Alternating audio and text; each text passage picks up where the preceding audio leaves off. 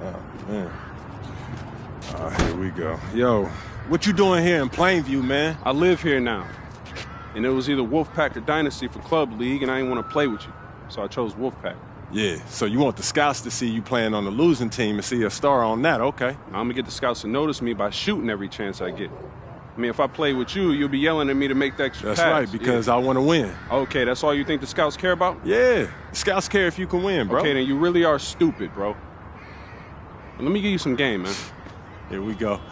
All right. Scouts only care if you got the skills that translate to the next level. Mm-hmm. That's it. Point blank, end of story. Well, you only prove that by winning. No, you prove that by showing how you can help them win at the next level. All right, I'm cocky, but I'm not stupid, MP. Mm-hmm. All right, I'm not a high flyer. I'm not a rim protector. So if I want to lead this broke down town, I have to prove I can shoot. That makes sense, bro. Because you're small. Man, you ain't got to be Wimby to shoot out the gym. But since you care so much, I'm going to give you that L you've been asking for. Yeah, right? I bet. All Let's right, do it. Bet.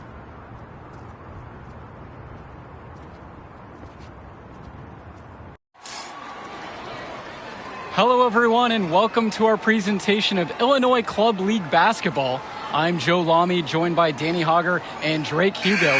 Some of the future stars of the region look to hone in their skills as we have the Wolfpack hosting the Dynasty. And to call this a rivalry might be underselling it. This is more of a feud than anything. These clubs really dislike each other. And the Wolfpack would love to play spoiler in this one, looking to put an end to the Dynasty's 11-game win streak. Yeah, Joe, and both of these teams have plenty of talent to get it done tonight. The Wolfpack are only 7-4 on the season, but this roster can play with the best of them and can pull out a win against just about anyone. And how excited are you for this one? This is about as intense a game gets at the club level. These teams genuinely dislike each other. Runs the defender right into the pick. Textbook play to get the lane he needs. Rebounded by James. Swings it to Stauffer.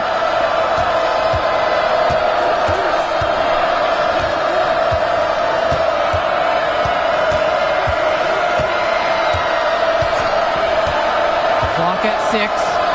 Robinson. And Patrick Wells outside. Buries it from three-point range. And Drake, you talk about the rivalry between the Wolfpack and Dynasty. They've both had their moments. They certainly have, and I would expect a very physical game here tonight. That's the bare minimum when these teams play. James covering. The shot from the low post is good. And we've talked about the heated interactions of these teams before. It's a result of history and proximity. Oh, yeah. The bad blood comes from getting in each other's faces way too often over the years. Certainly doesn't help they operate out of the same region in Illinois. That's a break for the D. He's not the guy to leave open out there on the perimeter. Yeah, that's a breakdown, plain and simple. But they got away with it. Now here's Dillard. Three-pointer. Sends it home from three-point land. Shooting is the centerpiece of Eric Dillard's game, and he sinks one there. Here's Wells. He's got 5. Robinson sets the screen. Three-pointer, Patrick Wells. Kept alive. Swings it to Stauffer. Now Timmerman. James. The fader. That one short off the rim. Well, the big name in the showcase has to be MP. He's a 5-star recruit and has a clear path to the NBA with his skill set and athleticism. And scouts want to see him take over the game. They want to see him be athletic. They want to see his instinct and moves on the floor. Because sometimes he can defer it a bit too much. Now Stauffer.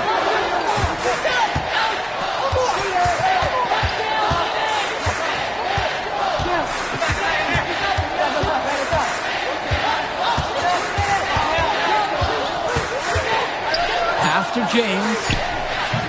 And once again off the mark by the Wolfpack. The Dynasty with the lead.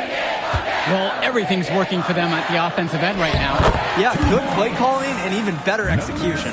Hawkins sees the floor so well, sort of like a falcon, spotting prey and swooping the ball for the score. Now here's Stauffer. Robinson sets the screen. To the middle. And nothing is falling for them right now. And for Eric Dillard, he's a standout at the high school level in the area, but most scouts have him as a middling recruit. He can just disappear from games too often, though. Great shot, but too many easy mistakes that he has yet to fix. Now Wells. He's got 5. They get it back. James, that's good. Not nearly enough energy on the boards there to prevent the putback. At the defensive end, they've got to be way more aggressive than that on the glass. It's in, and he's a very efficient 5 of 6 to start the game. Nice take. However, a little too easy if you're asking me. They are desperate for a score here, to say the least. Their last score getting farther and farther away. They need to get something going. Now Wells. Zagirko grabs a rebound. Guarded by Wells. And Robinson comes over to help.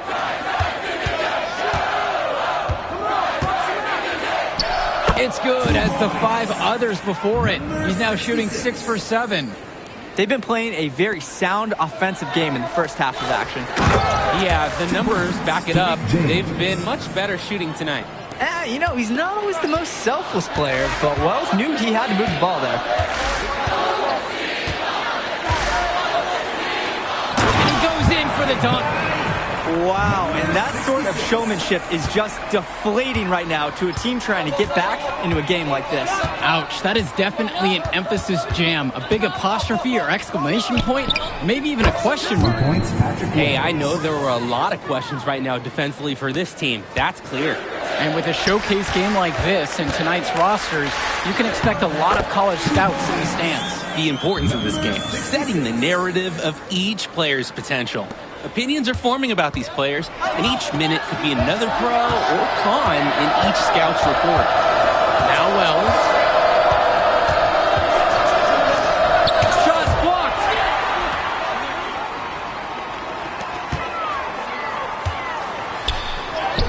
And the layup's good off the glass. MP has been something else this first half, well on its way to a huge game. The Wolfpack trailing here.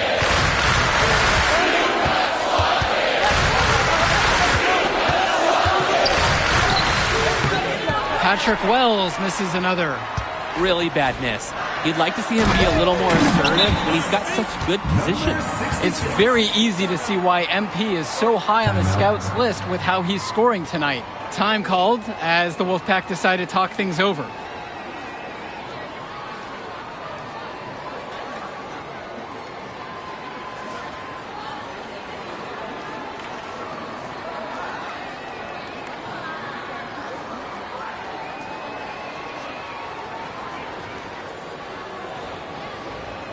Substitution for the Dynasty. Ricky Davidson, Eric Fisher, Jason Jr., Danny Cobb. Substitution for the Wolfpack.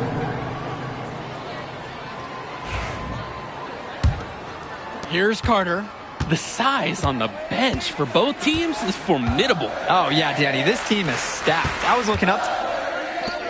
Substitution for the Dynasty. Substitution for the Wolfpack.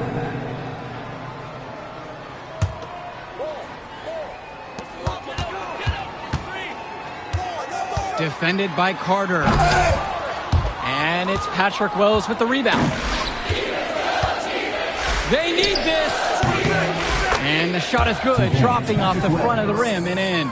It doesn't matter where he is on the floor. That's Patrick Wells. He's a jump shot specialist. And you love how MP has been able to put up the points with all the scouts watching.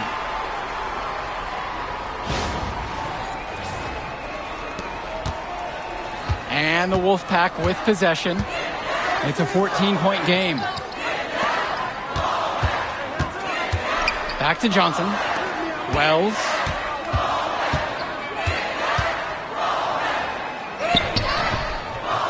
The Dynasty grab the miss.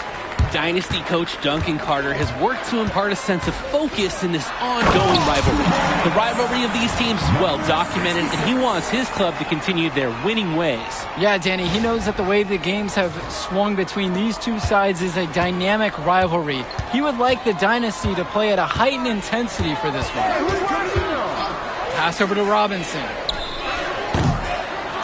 Offline with the 3. And here it's the Dynasty.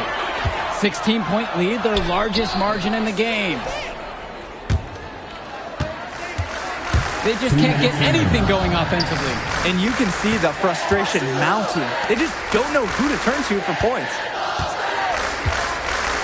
Wells, right side. 6 to shoot. Over Cobb. Wells, no good. Pass to Cobb. Baseline jumper. Knocks it again, the Dynasty. When I talked to Wolfpack shooting guard Deshaun Carter pregame, he had a tablet with some personal scouting notes, animated plays, and video highlights. Yeah, Danny, I was looking at his tablet, and he even had a My NBA franchise with creative players to represent each team. That level of dedicated planning makes him a database of information on these teams. And the basket is good. Got through the contact, so a free throw coming up to make it a 3-point play. At the line for the Dynasty, number 66 for 1.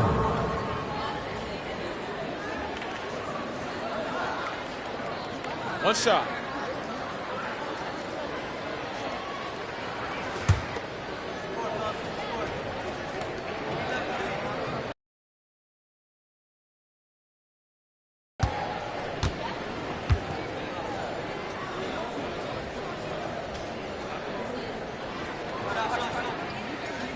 Well, you think about what sets MP apart on this Dynasty team. His athleticism you rarely see at the club level. He's been stunning, Joe. When he's driven, he's physically capable of explosive feats. Speaking of, I'm setting my phone up right here because I think we've got a great angle for some viral content. And that'll be the Wolfpack ball as it goes out of bounds. They're able to keep it.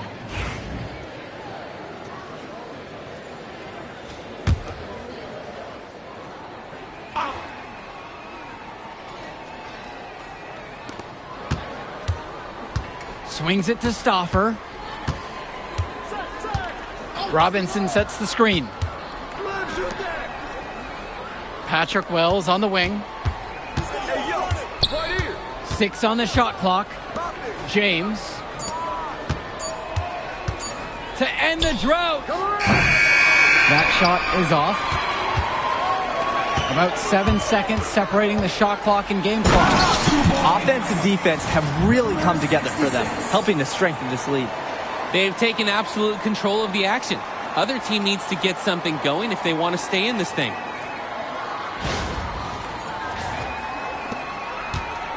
If they're going to make a run, it's no time like the present.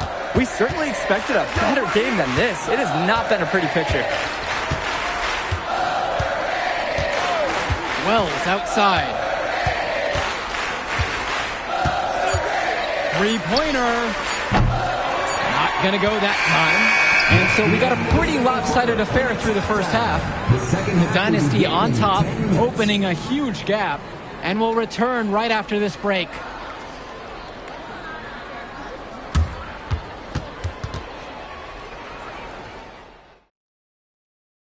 The teams have had their break, the Wolfpack and Dynasty getting ready to kick things off here in the second half of play. And in club play this season, the Wolfpack enter tonight at 7-4, while the Dynasty are a perfect 11-0. And I'd say we could throw out the record books, Joe. Whoosh! I threw mine right across the table. Sorry, Drake. Because of the history of these regional rivals is so complex. Both teams thrive on denying the other the chance to win in big games like this one. And what a game for MP. He is showing out with a 30-point evening. And here's Stauffer. He's been patient so far. Nothing yet on the scoreboard. Pass to James.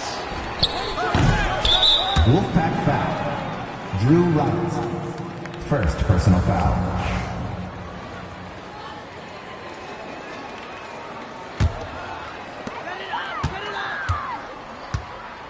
Dillard with it. They double him with James. Out of bounds, it'll go to the way of the Wolfpack. Wolfpack ball. Yeah, the pass, it seemed to catch him off guard, and it just clanked right off his hands. You look at this Wolfpack roster, a lot of players who will play college ball, but Patrick Wells could be the barometer. And they are ecstatic to have him with the team. Add some much-needed shooting. They're hoping he can change the fate of their season. Looking to get going. Wells, back to James. Solid shot from distance from about 14 feet out. Hey, when you're 5'7" like Wells, sometimes you have to make plays for others. And here it's the Dynasty.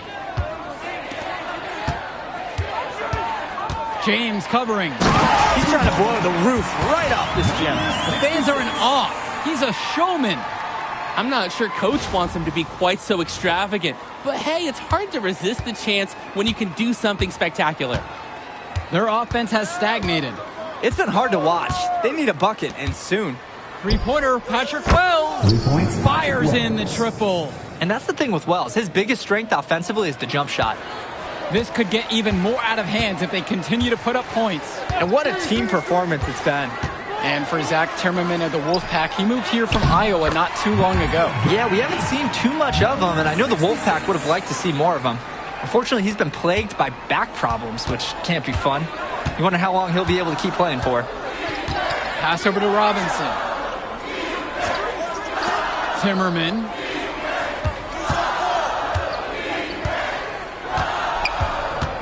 Stoffer with the ball. Just 5 on the clock. Robinson. Zadirko covering. Wells, no good. He fired with confidence from deep, just couldn't get it to go. Yeah, but you love that shooter's attitude. Shoot it when you can.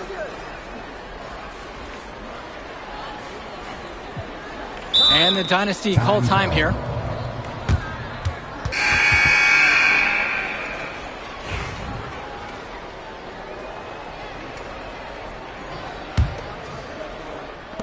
The Wolfpack on D.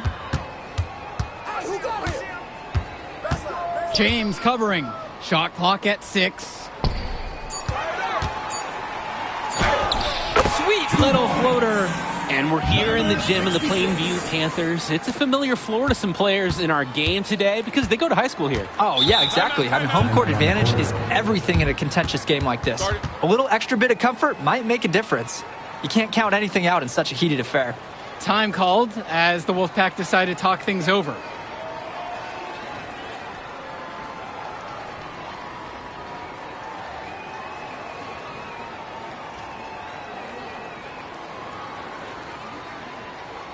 So both teams making some changes here.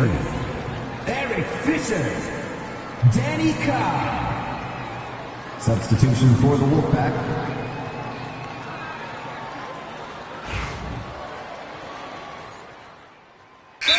Deciding to change it up. Timeout called by the Dynasty. Substitution for the Wolfpack. Timeout.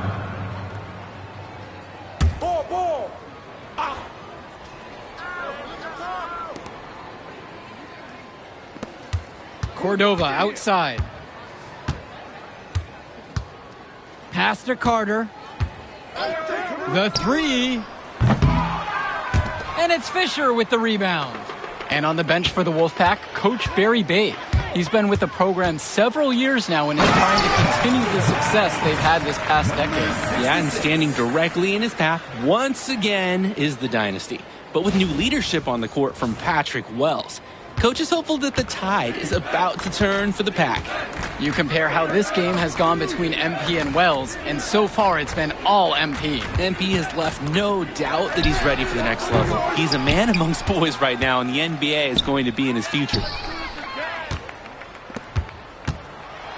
Cordova covering. If they're going to be successful, they need his scoring. And they've certainly gotten it today. And then some. Now here's Carter. Fires from deep. That doesn't fall either for Deshaun Carter. No way. And the dunk to finish it off. What a beauty. Oh my goodness. That was spectacular. He's having fun out there, ladies and gentlemen. And putting on a real show. And that one's going to add to the highlight reel. Well, all game long, we've seen the passion that these teams have played with. No let up, no quit from anyone on the roster. Yeah, passion is definitely one way to say it. Nothing that we can repeat on air, but it certainly seems beyond a little friendly ribbon. And it's good for 2. Sometimes you see old school elements in Johnson's game, like how he just aggressively attacked the inside to find the bucket. Solid play on the low block, and that one's good. He's been a force on offense all game long, at times carrying the whole team. He helped construct this lead, and he's making sure they maintain it. Deshaun Carter from the outside. The Dynasty grab the miss. This is a quarter I'm sure he'd rather forget.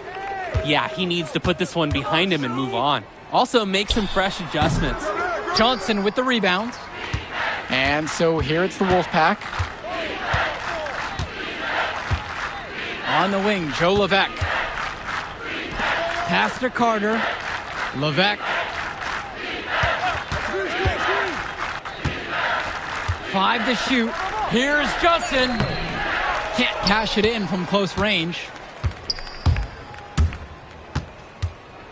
He's covered by Johnson. 2 minutes remaining in To the the game. paint. 2 minutes.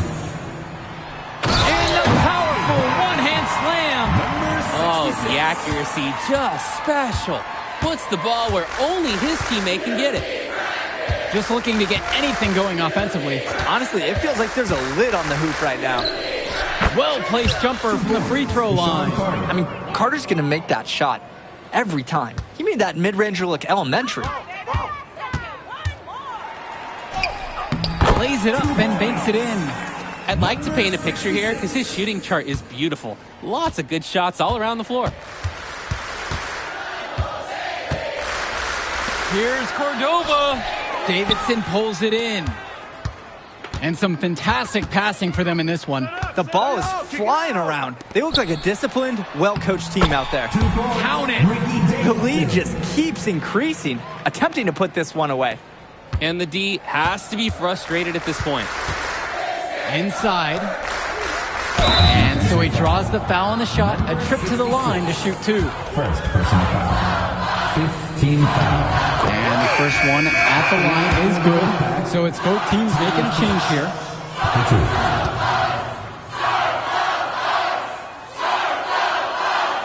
That one is no good. And the leader of this Wolfpack team, without a doubt, is Patrick Wells, a 3-star recruit who has a chance to play at the next level. Yeah, he's not the biggest or most athletic player on the floor, but when he warms up, I mean, look out. The kid can straight up shoot the ball. If he can bulk up and add some strength, he could be a factor in college. This run has really put them in the perfect position.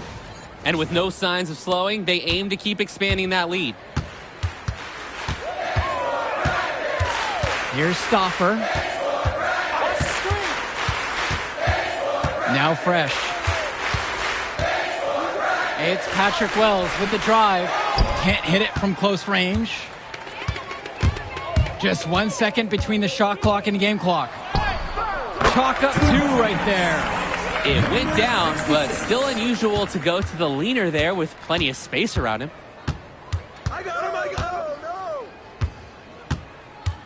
Back to Stoffer. Passes to Wells. Shoots the 3. Knocks down the triple. He got hung up on a great screen and gave the shooter some wiggle room. Yeah, for sure. If he sees any daylight at all, he's pulling the trigger. And that one drops. When you have that much of a size advantage, there's no doubt. Just take it to the hoop and lay it home. That will do it. Put it in the books. The Dynasty continue their amazing start to the season and now stand at 12-0. Great win for them here. A real gem. You could see why the Dynasty have been the team to beat. Great execution for them when it mattered most. Well, you know the Wolfpack would give everything they had. You could feel the intense tone of this rivalry match early on. Yeah, we've seen this before. Ultimately, talent just wins out. The Dynasty has a great group of players to build on, and they might have been tested here a bit, but they proved to be the better team. And for Danny Hogger and Drake Hugo, this is Joe Lamy. Thank you for tuning in. Yo, she was here. I didn't see her. Yeah, she came with her cousin. Oh, I can't Man, you mind if I talk to him real quick? I apologize, bro. Hey, look, I know we butt heads over the years, but we go to the same school now. Bro, are you thick in the head or something? I don't like you, man. Look, I ain't trying to be your best friend. I'm just trying to win some games. All right, that's fine. Yeah. How about we talk on the court? And off the court, you and me, we ain't cool. Great. That's a great attitude. We're going to win states like that. Yep, and I don't care about states. Yeah, that's because you playing for the scout. Right, and that's because you playing for the fantasy.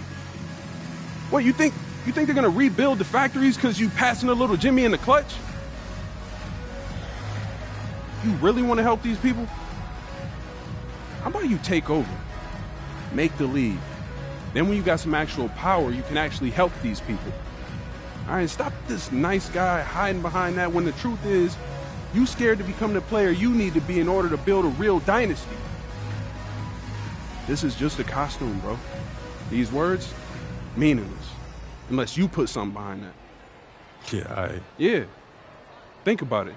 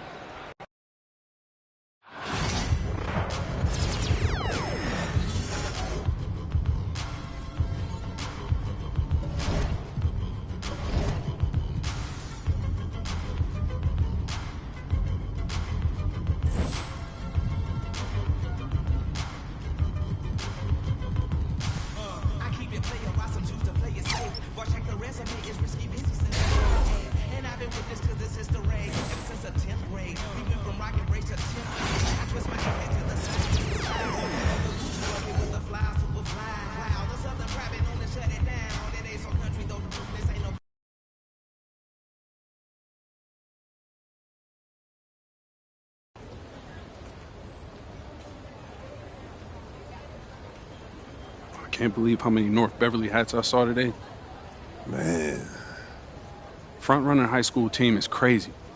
Yo, that's what happens when you win 8 straight titles and you're the most exclusive private school on the north side of Chicago, man. 5 assistant coaches. Full-time. Mm-hmm. That means they've been scouting you for months. Guess I'm gonna have to just go in there and do my thing, you know what I mean? Stop playing, MP. Do you want to win, bro? Of course I want to win. What you talking about? Then pass the rock.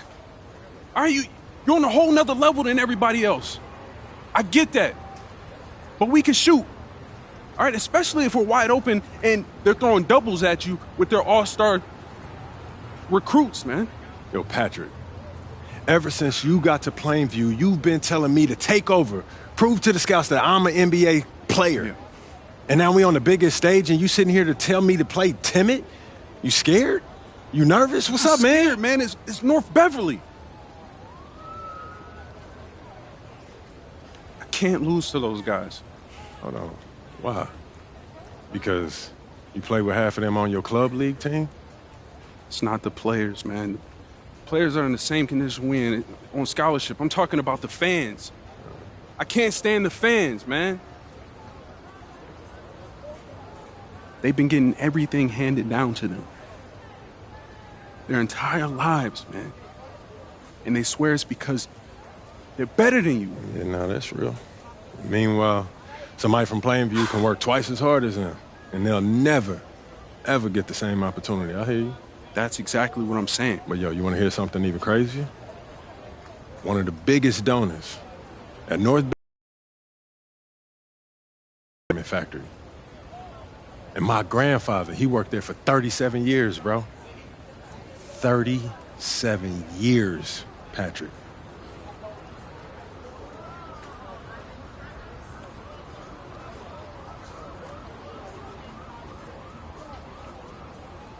Man. If you force up shots, we're gonna lose, man. The stock's gonna drop. Who's left for me to manage? Go with this managing thing, man. How about you just worry about knocking down your shots tomorrow, and then we'll talk about it, all right? That's not a problem. All right, then. Plainview. All right, man, let's get out of here, bro.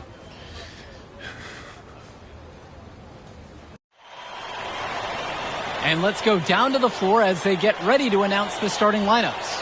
Welcome, fans.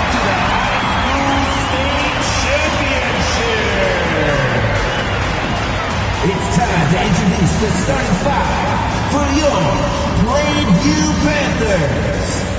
At shooting guard, number 16, Justice Rosenberg.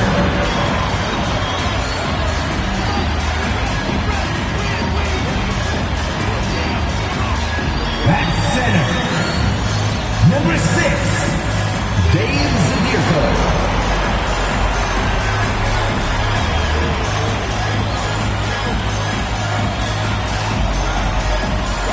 Small forward, number 15, Al Pachunsi.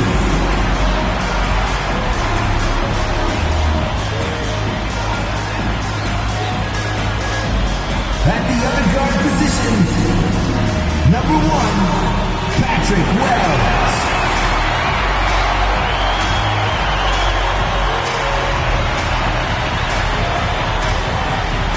At the other forward position, number 66. Number 66.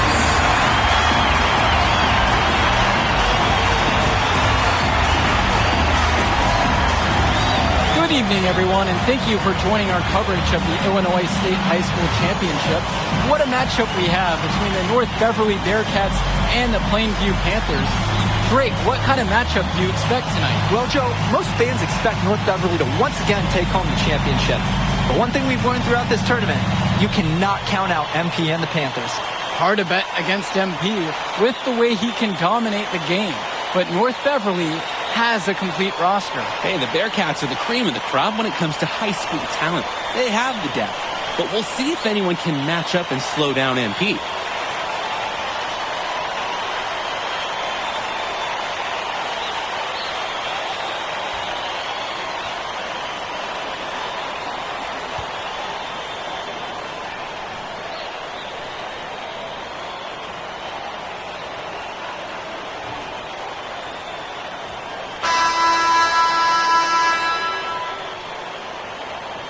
Well, no doubt MP is a legend for Plainview already, likely to be the first graduate to have ever seen the NBA. And for someone who's never seen him, MP's athleticism is something special. He's got great basketball IQ, and you can see the potential ooze out of him. This is just the start of what can be a decorating career. Now Germanenko.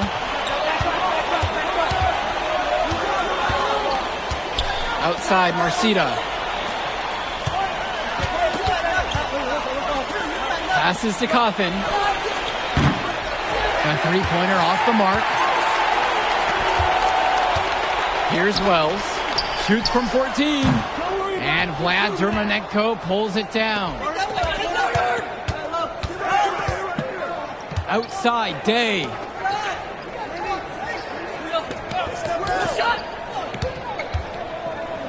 Coffin. And that one comes off the assist by Javar Day. Look, Coffin is someone who normally operates down low, but on that one, he showed off his range. And when you watch Germanenko on the court for North Beverly, he's as composed as they get at this level. He's the smallest starter for the Bearcats, but he's sort of like this conductor of a larger-than-life Bearcat orchestra. He moves the symphony, and he collects assists from the giants of North Beverly. A known entity, Patrick Wells has been capable of catch and shooting many teams right out of the gym. Shot from the wing. A shot from Dermanenko, no good. Passes to Wells. And another three for Plainview. This is Wells calling apart. Honestly, he is a certified dagger from downtown. Outside, Marcita. And first quarter of action, 2 minutes in. That's a break for the D. He's not the guy to leave open out there on the perimeter. Yeah, that's a breakdown, plain and simple. But they got away with it. And you hate to call him a one-man show, but it fits the bill for MP and Plainview. They win and lose as a team, but MP is at the center of it all.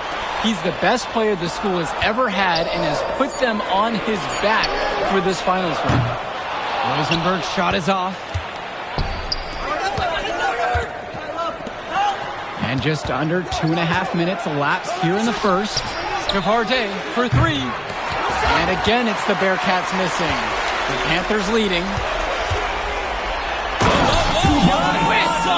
And he goes in for the dunk. Nice trip down the floor. Credit the assist to Perchumsey. Here's the Bearcats with the basketball. Outside, Marcita. Day. Danny Coffin for three. On target from long range. Let's talk about Danny Coffin for a moment. The Bearcats power forward loves to clean the glass. He's got a real pack mentality, too. So when a shot goes up, Coffin is nearly always in the picture, and he's either boxing out or snagging those boards himself for easy second-chance buckets. Knocks down the triple. Love how competitive Wells is, coming right back with his own triple. Here's Marcita. He's been patient so far, nothing yet on the scoreboard. To the right side. On the wing, Javar Day. Shot clock at 6. Goes up on the baseline. The shot off that time. To the inside. Zadirko's shot is good. They're off to a scorching start offensively. They've taken this game by the reins and are running out to an early lead. And Wells, a transfer to Plainview before the season, he's been a huge part of their success. Wells knows how to shoot, something you can always use more of. Likely won't make that jump to the college level, though, but he's a great high school player and a really solid 1-2 punch with MP. Passes to Wells. Now here is Zadirko. His shot falls, making him a perfect 2 for 2 from the floor. MP up to 5 assists now on the contest, doing a great job involving his team. The floater, that's a miss. His second after 2 shots. To the middle. North Beverly pulls it in. Pass to Dermanenko. Danny Coffin for 3. And an overpowering first quarter effort. Already a double-digit advantage. Plainview ahead. They lead by 13. And the second coming up right after this.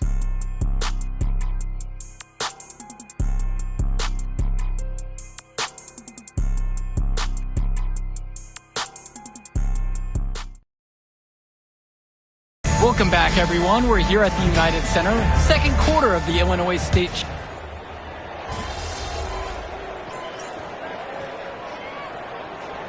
Substitution for the Panthers. Substitution for the Bearcats.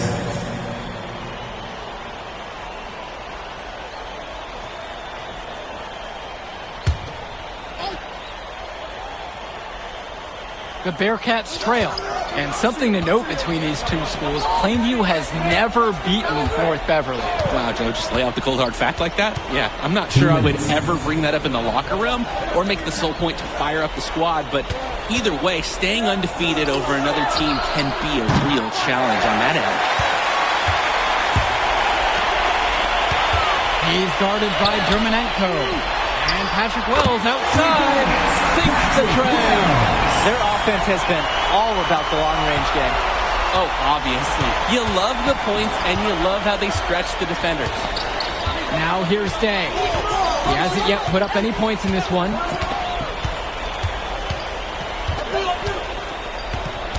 Up top, Coffin.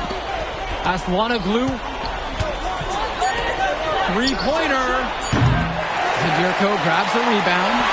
He can do that, just couldn't connect this time. Too much daylight for a shooter of his caliber. And Ben Bishop, the big man for the Bearcats, 7+ feet in the middle.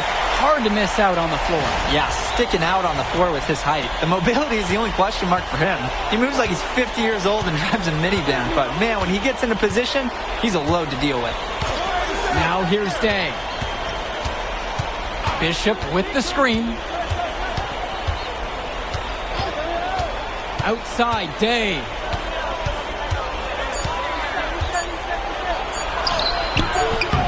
And it's Gibson with the rebound. Confident play we're seeing out of them right now. Yup, the scoreboard tells the story, that's for sure. And the basket by Zabirko. And what a half it's been for MP so far, who recorded his 7th assist with that last dish. Just looking to get anything going offensively. Honestly, it feels like there's a lid on the hoop right now. On the wing, Javar Day. Guarded by Gibson. Pass to Leftos. Back to Dermonenko. Danny Coffin for 3. That shot off. That'll count. And so that brings the first half to a close. It's the Panthers leading by 14. We send it to halftime now. Back with the third quarter right after this.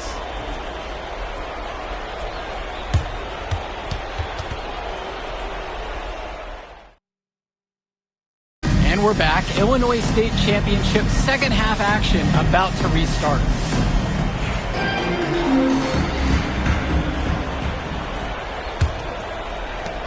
And it might be intimidating for some of these players, playing in such a hollow ground here at the Titans. I think it's safe to substitute the might for a definitely does. It's bigger here. The sights, the sounds, everything. It's a dream come true for many of these players. Now here's Dermonenko looking for his first basket, still in this one. Guarded by Day.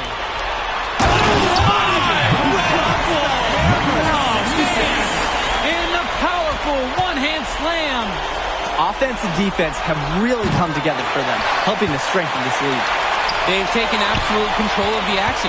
Other team needs to get something going if they want to stay in this thing. They've been so efficient on offense here in the second half. And since the break, these two teams have completely different shooting charts. Now here's Dermonenko. About a minute played here in the second half. James Marcita for 3. Coach Riley Altman has North Beverly prepared to play this game as if it's on their own home floor. Oh, Coach Altman is a living legend. He's the most decorated high school coach in Illinois State history. And what's great about him is he doesn't want his players to be overwhelmed by the environment. He wants them to stay focused and in the game plan. And yeah, it's good. And they're just scoring at will, getting whatever shot they want out there. Yeah, and the lead, it's only getting bigger. I'm not sure what the opposition is thinking at this moment. Now here's Dermonenko. It's tipped. Out of bounds, Bearcats ball as North Beverly will hold on to it.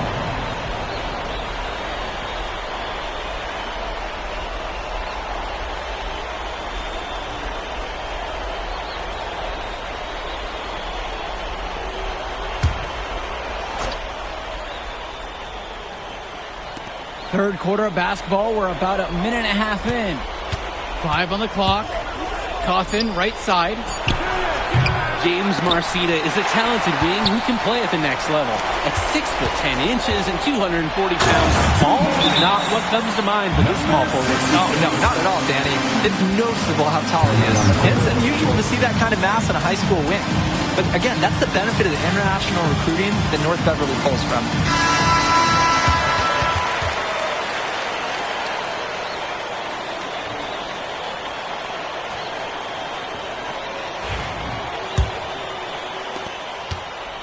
It would take a major comeback for them to get back into this game. And the chances of that happening are pretty slim. Dermonenko outside. Passes to Coffin. Tipped. And here's the fast break. Wells goes through. And suddenly, they're overflowing with offensive mojo, getting everything to drop. They're getting it all to go down, and what an ideal time. They're poised for a terrific crunch time run in this game. So many of the players for the Panthers have been a part of the Plainview community their whole life. There have been a lot of legacy names. Some of the kids have fathers and grandfathers that played for Plainview. It's not a large town, but they love their basketball. There it goes again. He's a perfect 9 for 9. What a run it's been for MP, and he has double-digit points in this quarter alone. And here's North Beverly. They're having trouble creating any kind of offense. And you can really sense them tightening up a little bit at this point. Throws it up high. Deft touch on the alley-oop. This is why this Bearcats team loves Dermanenko, a relentless player who relishes feeding his teammates. Pass to Prachumsi, and stolen by Marcita. On the wing, Javar Day, guarded by Rosenberg. Outside, Day. Clock at 6. Here's Coffin. Offline with the 3. Pass to Prachumsi. Wells. The basket's good off the assist from Prachumsi. They genuinely can't seem to miss a shot. This run they're on, it's just incredible. Every time when the shot goes up, I think, well, this has to be the last one. They do it again. They look unstoppable. Now here's Dermanenko. No scoring yet from him, but that's likely to change. Great communication on the alley-oop. Put the pass exactly where it needed to be. A highlight we'll be seeing on repeat. That was incredible showmanship. And Dillard, another shooter for Plainview. Solid jump shot, but this is a baffling amount of these points. They'll have a few head scratchers each game, Danny, and they have no answer for MP. He's pouring it on, willing his team to a state title. Now Chu. Lee, Zadirko covering. Off target with the fadeaway. It's Tad Gibson on the wing. Goes up high for the two-handed dunk. MP can smell that Illinois State title, racking up bucket after bucket. Swings it to Splitter. Takes the 3. Panthers pick up the board. Outside, Gibson. And he lobs it up. Well placed alley-oop pass into the layup. Get a load out of that one. Take that play and put it in the alley-oop textbook, boys. Perfectly done. He put it on a platter for him. And with quite a nice touch on the finish as well. And at the end of the third quarter, a huge lead. And this one may have already been decided. Plainview out front, just dominating this one. And plenty more to come right after this.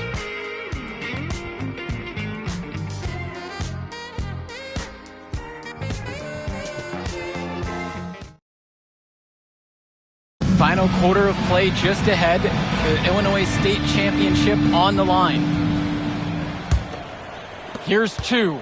And of course, high school basketball around Chicago as competitive as it gets. There is a legacy here. Yeah, players are chasing the shadow in the shape of the number 23. And it envelops.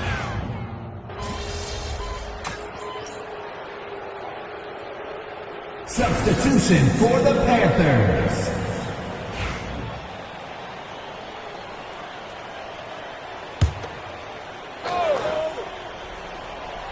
Here's 2. Outside Jones.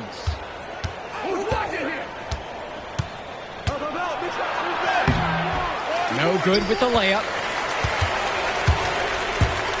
To the paint. Here's Little.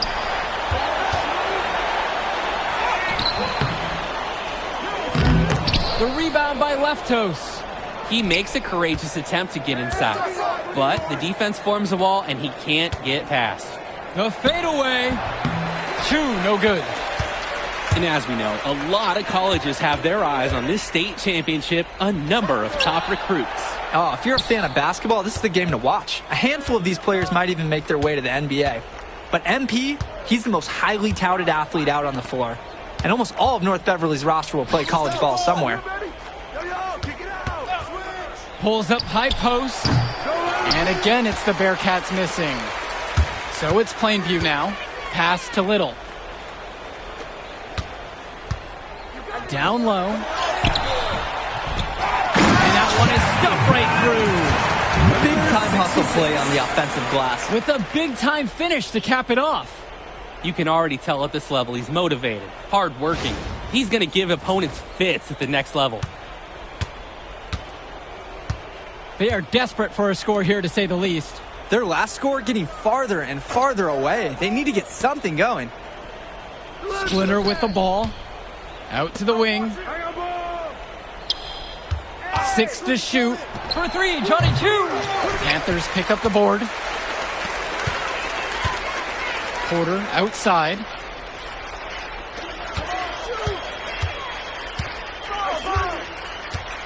Pass over to Dillard. Knocks down the long J.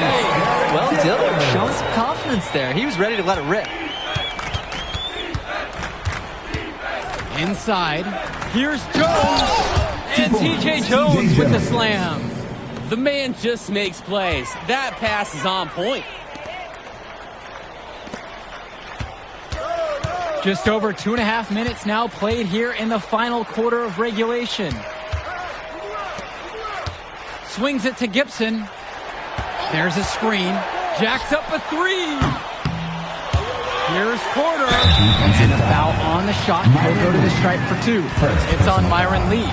Second team foul. First one for him falls. At the line for the Panthers, Duncan Porter. That one falls, so he hits them both.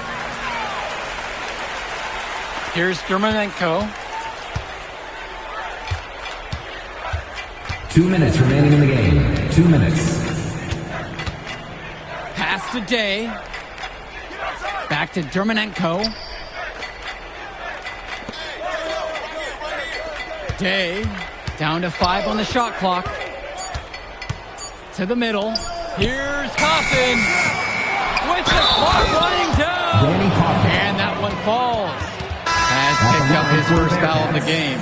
Well, if you're looking to understand why the Bearcats are undefeated, it's because of plays like that one. Coffin is locked and loaded. He's covered by Coffin. Outside, Gibson. Puts up a three.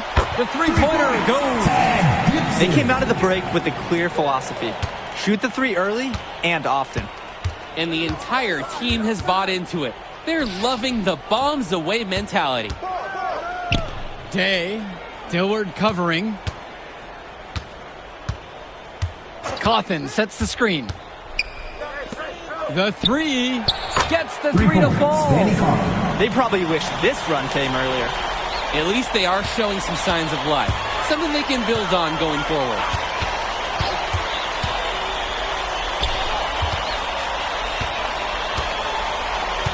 Now here's Gibson, guarded by Marcita. And here's Sean Lee for three. And the Panthers hit it again from deep. What a game it's been from MP so far with a 20-10 type of evening with the state title on the line. To the paint, here's Cawthon. And Danny Cawthon with the dunk. Oh, this kid has so much strength. Cawthon dominating the rim, and no one's going to convince him otherwise. Surging ahead at the right time. Gaining some separation and putting it out of reach. And here's Dermonenko.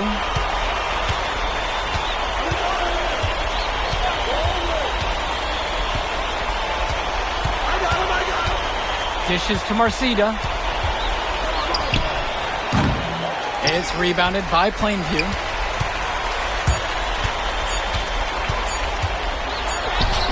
He connects. There's a reason he's a 5-star recruit. MP with a 30-point performance here in the state championship game. Put it in the history book. The Plainview Panthers have done the unthinkable and are Illinois state champions. MP has led his school to glory, and this is a season Plainview will never forget. And what can you say about MP and this team? You could never count them out, and they took down a Titan in North Beverly today.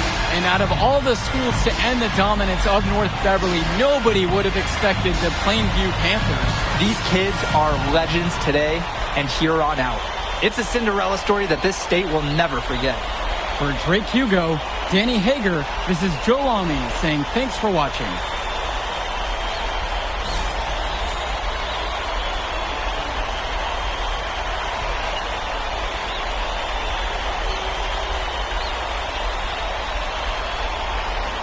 I told you we were going to get that W, bro.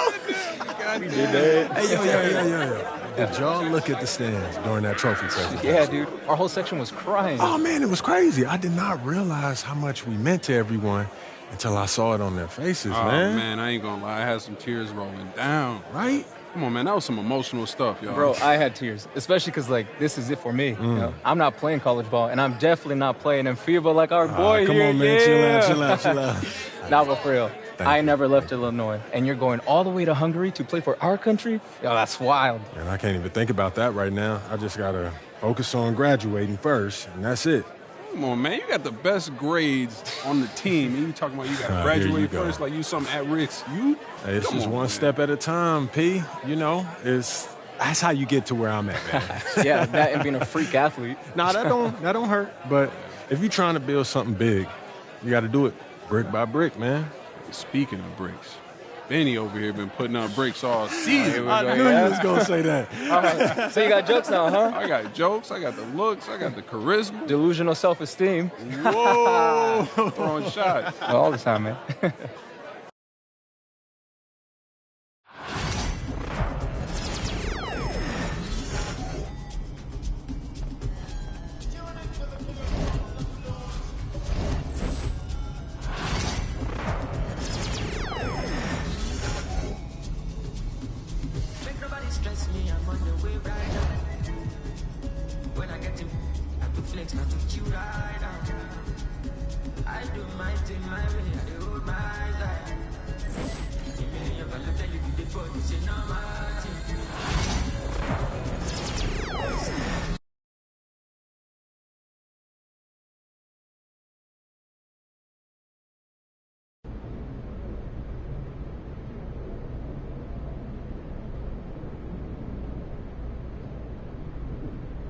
Hello, everyone.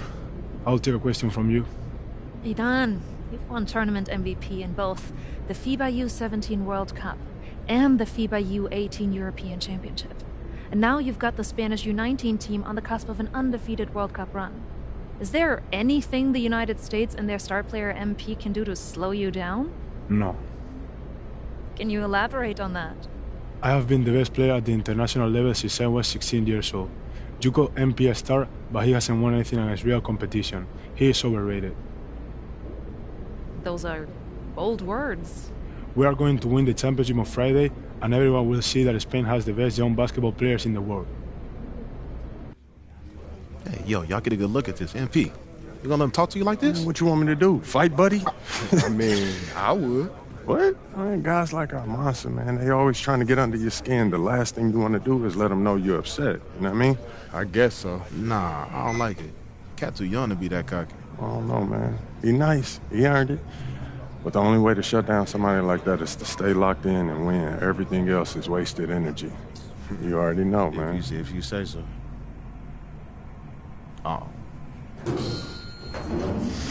You guys can fit. You're small. Let's go, man. Yep.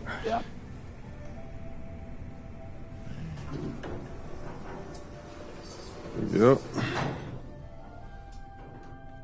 Have you ever heard the Spanish national anthem? It's beautiful, one of the oldest in the world. You'll hear it tomorrow when they give us the trophy. I think you will like it. Very catchy.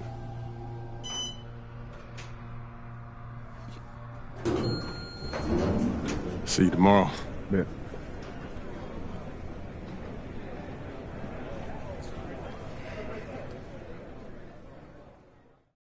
That's what he was saying when he was telling me his schedule. I'm like, bro, what? Like, you been doing it since a kid. Hey, yeah, everything good? Okay, I gotta take care of this. Excuse me, sorry. That had to be dope. Hey, when you guys get up there, I'll introduce you one by one, then open it up for questions.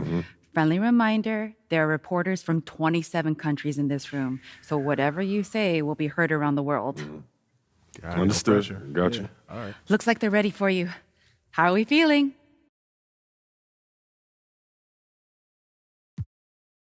Relaxed. Wonderful. Let's get to it.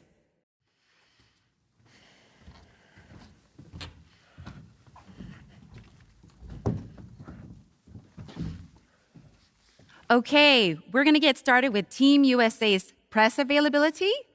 Representing Team USA will be Tim Fielder, Brandon George, and of course, MP. Hi, everyone. How y'all doing? Let's start with you, Edith. Edith Bauer, Sportmonatlich. I was wondering if you've had a chance to watch Spain's press conference from yesterday, specifically Ivan Almanza's comments. saying MP is overrated and hasn't won anything against real competition. Yeah, I saw it. And? He likes to talk. I like to play. So no thoughts at all? Like I said, I let my game do the talking. You know, so far it says that we have the best defensive rating in this tournament, and there's no accident to that. You know, we focus on what really matters over here, which is winning. You know, so he can do all that talking that he wants. But we're going to win tomorrow, and that'll speak louder than any soundbite that Almanza gives you. Thank you. Good evening, everyone, from Debrecen, Hungary. It's the FIBA Under-19 World Cup Final. Spain versus the USA in a winner-take-all game. I'm Kevin Harlan, and joined by Greg Anthony and Brent Barry. What a tournament, guys, we have seen so far. And some great games to this point, but this could be the best of them all. And Brent, Spain and the U.S. have been dominant thus far, and this is the title till everyone wanted to see. Spain has been a powerhouse, and it all starts with their star, Izan Almanza. The 6'10" forward has been nothing short of sensational. He's proven he's the real deal. I mean, Spain hasn't had to face someone as talented as MP yet, but with the way Almanza and MP were going at it in the presser, neither side seems worried. And at our table tonight, I'm alongside Greg Anthony and Brent Barry, and I'm Kevin Harlan. Welcome, everyone. Now, here's how the U.S. will take the floor. George and Fielder are the guard pairs. In the front court, it's Anthony at the 3 and MP going to work at the power forward position. Rounding things out, it's Barton in at the center. And you take a look at the starting lineup for Spain. You have Aguirre and Calderon in the backcourt. Out on the wing, it'll be Ceballos. Next to him, the star of the team, Almanza at the 4, and Fernandez bringing it all together as the center. Well, since this thing started, this is the matchup everybody anticipated and has been waiting for. These two teams head and shoulders above the rest, and we're talking winner take all in this showdown. Nice effort taking the early lead. Here we go. Take a nice deep breath. You score on that first possession. Gets the game started the right way. Now, here is Aguirre. Lopez outside.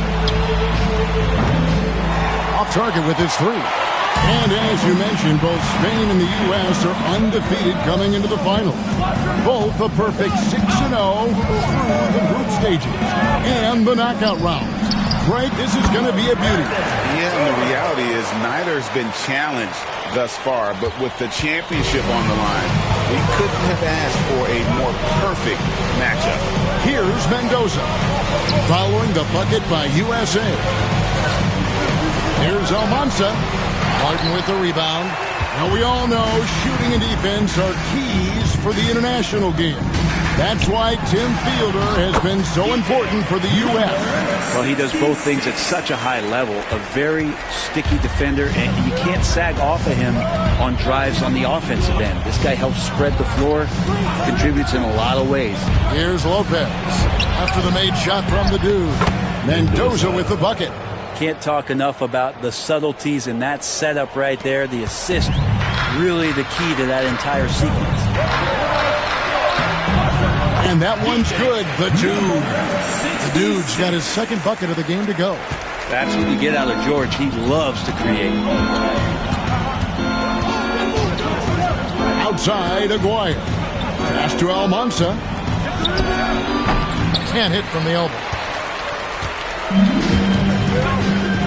George against Aguirre. To the paint. Here's Campbell. That falls. Nice feed that time from George.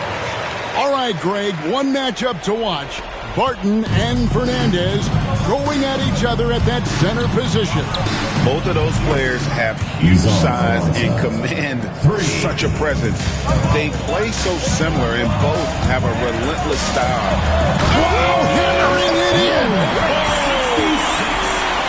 Wow, and that sort of showmanship is just deflating right now to a team trying to get back into a game like this. Ouch, Greg, that is definitely an emphasis jam. A big apostrophe or exclamation point, maybe even a question mark. Stolen. Here's the dude. Aguirre covering. And stolen by Aguirre. And here in the first, about 3 minutes in, there's Lopez with the three. It's hauled in by USA. The dude passes to Campbell. They set the pick. Again, USA. And you know what, Brent? Something that has stood out all tournament long.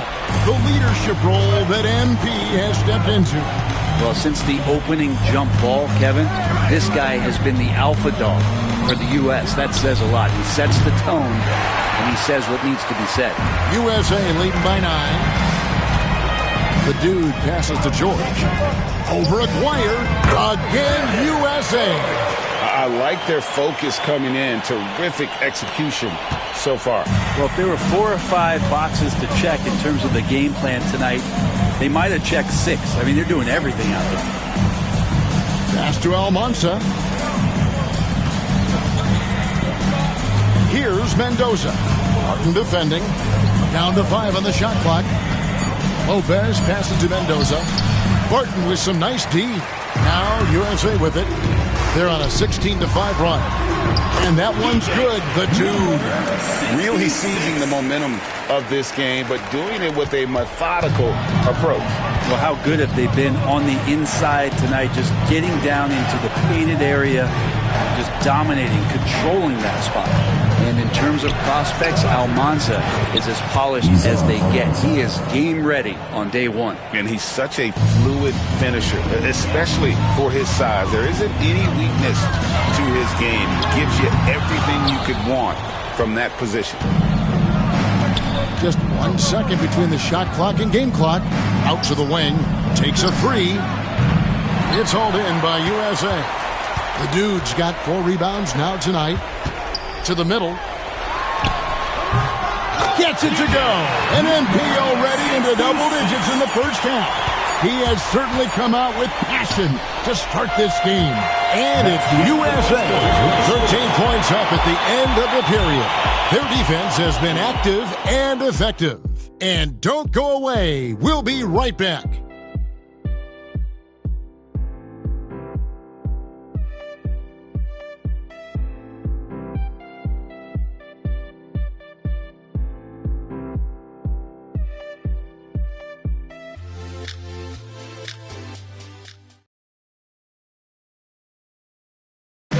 Championship game for the under-19s here. Second quarter getting started.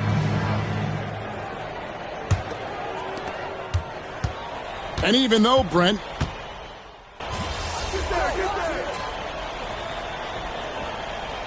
and a new group getting ready for Spain.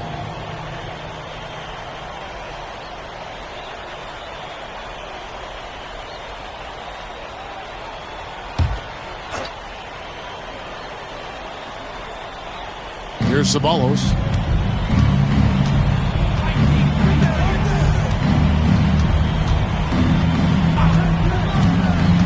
To the inside. Mendoza. A great 1-2 punch. Beautiful pass and nasty jam. And that's a little lack of fight at the defensive end. Absolutely. At least on that slam, you're right. That's one way to let a team back in the game. You have to credit the aggressiveness offensively because that's when you make a play when you really need it. Here's Ceballos. Down low. Up it goes, and the USA lead is cut down to just 6 points and the bucket from Mendoza. And Sean Babb for this USA squad is a guy you got to squeeze because he's the glue that keeps them together. And the ability to facilitate and create out of the post or elbow, critical. Babb has great court awareness and helps the U.S.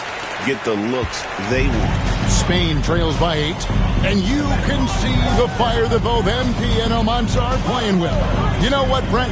Neither of them getting an edge so far. Well, they haven't been forcing shots for themselves and they're relatively equal in scoring. I wouldn't be surprised if that changes in the second half. And this sort of awesome dunk is one of the reasons this team is in charge of this game. Well, there's a swagger out there. You can see it on the court that they possess and are not afraid to show it either.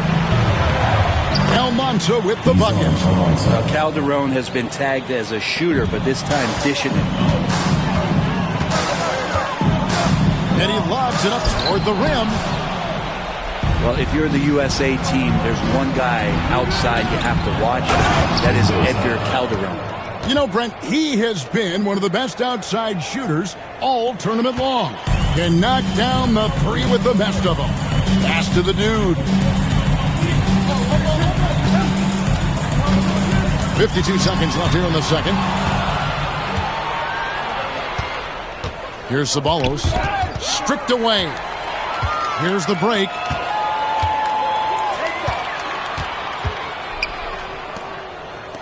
USA moving the ball around. Inside. Here's the dude. Plays it up and takes it in. The dude's got 14 points. I mean, the number of points they've scored in the paint already here is eye-opening. 3 seconds separate the shot clock and game clock. Pass to Almanza. Shoots over Campbell. Knocks it loose. Here's the... That's an old-fashioned rim wrap. Just a remarkable jam. These fans' jaws are on the ground right now. And it's USA ahead by 9 as the quarter comes to a close. They've set the tone. They love their tempo. They're going to be very tough to stop. We'll get you back to the action after this break.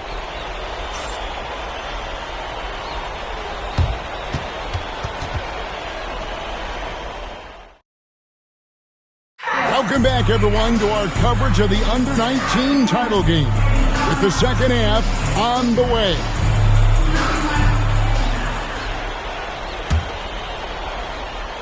Here's George. Well, Brent, tonight, no greater example of how global the game of basketball has become. Well, Spain has especially embraced the sport, but all over Europe, basketball is ingrained in the sporting culture. The NBA ecstatic about how things have taken off across the pond. Outside, Aguirre. Pass to Almanza. No good with the triple. And they had some botched coverage. That was incredible. Most players would give anything for that kind of vertical. But he's not giving it away. He wants to keep it all for himself. Maybe we should call the maintenance crew. He's trying to tear the rim off. And it's Lopez penetrating. It's hauled in by USA. And a minute played as the second half gets going. Pass to the dude. Takes it up with both hands and rips it down. And Greg, the way that Aguirre can navigate the floor, he is as elusive as they come. And he has a great sense of how to set his teammates up. So much of Spain's offense comes from Aguirre's ability to create out of thin air. There's the drive. Oh, and that one, no question, powered it down. And everything is dropping for them. Terrific second half run. Well, with the confidence growing, that's one thing, but they seem to be getting more intense, and that's helping the quality of their play here. And stolen by Barton. Here's the dude. He's got 22. And he makes no mistake on the slam dunk. Yeah, letting it rip. They're just having fun right now. Yeah, some of these nights you got to enjoy yourself. Not too much at the expense of the other team, but right now this team is balling. And they just can't find a way to end this thing. Nothing falling right now. Frustration seems to be mounting here, and you can see not just in their faces, but right now in their quick and hurried shot selection. To the inside. Here's Barton. And that one is good. Barton's got his second bucket tonight. The last time the USA squad won this tournament was in 2021. We went all the way when France was the host. And you can see some of those similarities between that team and this one. Even with their recent success, you know Team USA expects nothing short of a championship. And with that basket right there, it brings an end to that 12-0 run by USA. Here's the dude. And it's Almanza with the rebound. Spain trails by 19. To the paint, here's Mendoza. Powered down after the assist, let him into the lane. Well, that just scrambled the defense all kinds of ways with that great initial pass. 2 minutes. Here's the dude. Oh, look out, and it's MP. Throwing it down over Almanza. And how about he takes on the defender head on and then throws down the two-hander. Guys, straight power there, straight power. Pass to Lucas. Down low. Here's Almanza. No good on that one. Excellent D there from the dude. Campbell with it. Here's Barton. And the bucket is good. Three-point play chance here for him. Oh, I mean, Barton just too strong. Sky is the limit for this kid. USA shooting their first foul shot of the night.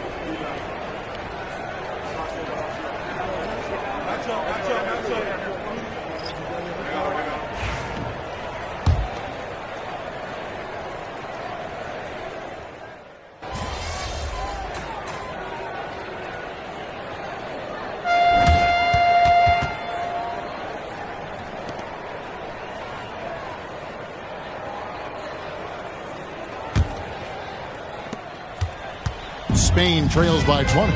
And what an absolutely lovely city hosting this final. Brent, I know you've enjoyed it as much as me. Debrecen, Hungary, our location this evening. And the culture that this city has sitting in the Great Plains of Hungary. Some incredible museums can be found here. A tremendous experience. This is good. I'll tell you what, I don't know what he did in the locker room, but he needs to do a little bit more of it because he's on fire.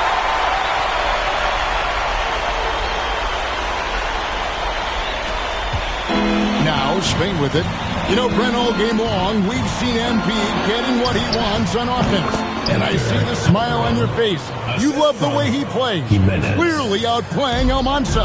And this is exactly what Almanza should have been afraid of. MP is cooking him and looks anything but overrated. You saw he altered his release, allowing him to get around his defender and then laid it in. Guys are looking for a spark here. Yeah, a cold stretch offensively, for sure. Tries again. Fernandez kicks it out to Garcia. And it's off from three-point range. And really, however this game goes, how great is summer basketball. International play always scratching that itch. And, Brett, for whatever reason, summer ball hits different. That's especially true for international competition. Ceballos passes to Fernandez. It's hauled in by USA. And not a way to get out of a funk. He needs to be looking for good, solid, more efficient shots. Not the wild one he took there. USA moving the ball around. Pass to Coleman. Good. MP is playing with a chip on his shoulder. 30-point night for him when his country has needed him the most.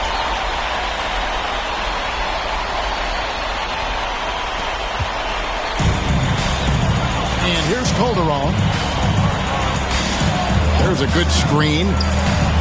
Sinks the three-pointer. Well, this Spanish team leans on Calderon's shooting. He can light you up from deep. We're about 2 minutes into the fourth quarter in this one. Here's the dude, defended by Fernandez. Pass to Calderon. To the middle. And it's Fernandez missing. USA leading by 21. And he drives in. And a bit of a battle here for the ball. The official signals a jump ball here. You've got to keep a tight handle on the ball in the low block. I mean, much tighter than that anyway. And USA making a change here. Hanson's checked in. And Spain with a change here too. Jaquez is checked in. And Spain going with a whole new group out there.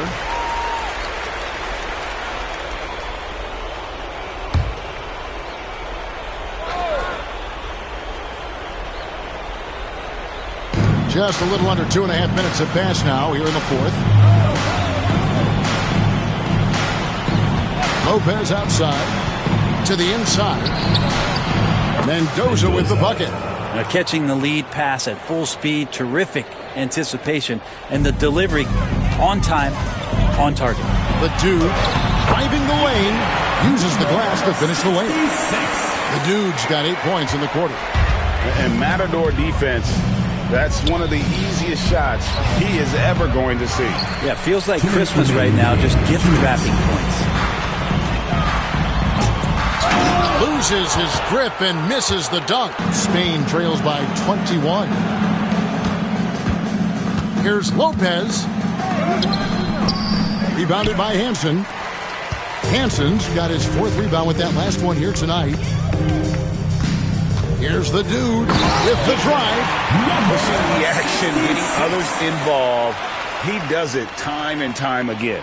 Nice to play with a point guard that takes pride in playmaking. It makes you move around just a little bit faster to get open spots. Team foul. Substitution on the Well, if you're just tuning in, welcome. We've got about 3.5 minutes gone here in the 4th quarter. There's the pick. Ceballos passes to Fernandez, and he makes that one. Well, Fernandez setting up shop there, and for good reason. He's so effective in close. Here's the Dude. That is not possible. What we just, is that possible? I think it is, Greg. Not probable, but like possible, like you said. Here's Ceballos. 1:09 left here in the 4th quarter. That shot is off. USA leading by 23. Down low. Hill plays alley pass into the layup. Finishing strong. This is how you want to close things out. Yeah, definitely putting a stamp on this one. A very, very decisive victory for the club tonight. Now Spain with it.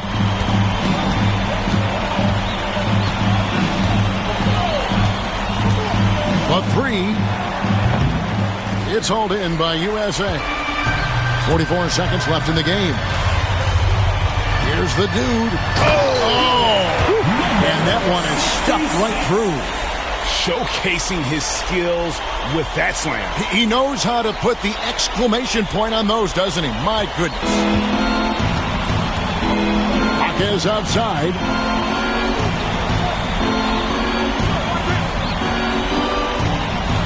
Inside, here's Ceballos. The layup off target. Now USA with it. They're on a 10-2 run here. 1 second separating the shot clock and game clock. A nice shot by Dixon. Well-rounded effort, and they show no signs of letting up. Coaching staff probably most proud of the effort of this team on both ends of the floor here tonight. Outside, Garcia.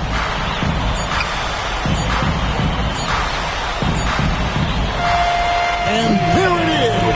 The USA gets it done. And they win the Under-19 championship with a perfect 7-0 record. Brent, what an incredible tournament for them. Well, you talk about a complete team. That was this USA group. Dominant on both ends of the floor. And they came together at the right time to cap off this historic run. You said it, Brent. What more can you say about the play and leadership, too, of MP? He was phenomenal all tournament long, and he backed it up with his guarantee that the USA would win it all. Big words from a young man. And Kevin, it's not bragging if you can back it up. MP put a lot of extra pressure on himself and Team USA, but he knew what they were capable of. Incredible job of performing under pressure. This is Kevin Harlan thanking you for watching. Good game. Who's overrated now, man? Still you. Come on, you did your thing now. Hey, enjoy my anthem, man.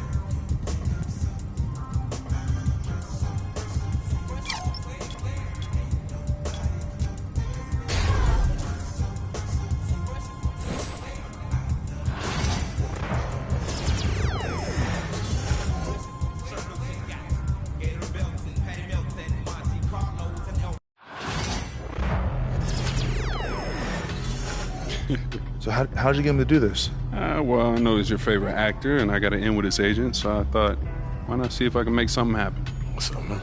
MP, what's up, my man? Jalen, man, thank you for the invite, man. I appreciate it. You got a good group here. Yeah, of course, man. Your manager did most of the work, though. He's a good guy. Yeah?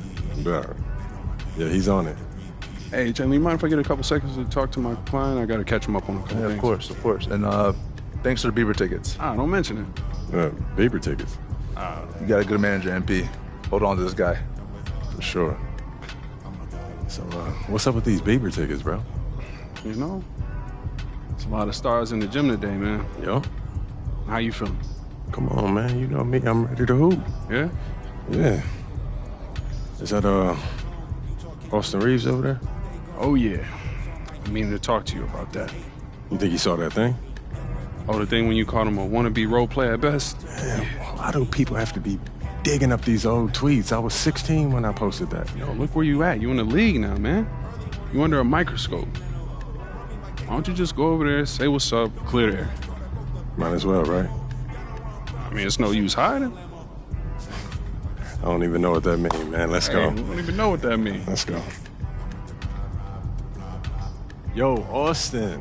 What's up, man? I'm MP. Okay. Nice to meet you, man. Okay. I've been a fan of yours for a minute now. You've been doing your thing. How you went undrafted to now starting with LeBron? That's super inspirational, man. I thought I was a wannabe role player at best. Look, I was 16 when I posted that. I got caught up in the moment, man. Well, now you're in this moment. Are you going to back all that talk up?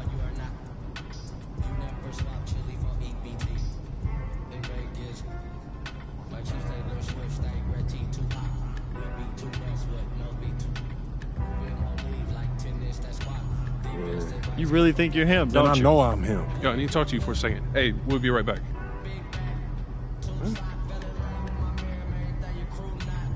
Yo, what you doing, man? A lot of guys talking this late. You sure you know what you're doing? Pete, it'd be worse if I back down. Okay, I don't know about that, all What you talking about? You forget how we met? You was trying to get up in my head just like Austin, and then I had to shut you down, earning your respect and then your friendship, bro. You kind of went along those lines. Man, that's exactly how it happened, man. The real ones don't respect you if you back down. Look, well, just make sure you back it up, all right? Because nobody respects somebody who can't put their money where their mouth is. Pete, I got this, right? All right. Go on, man. Make me proud, all right? Plainview. Go get it. Got it.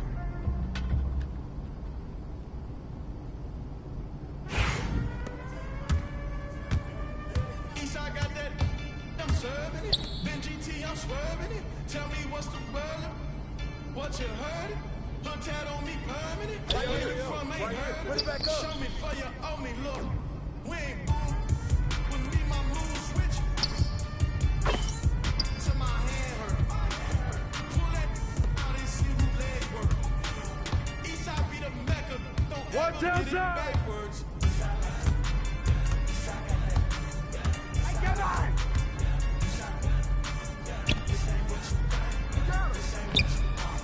Box up, box up, box up!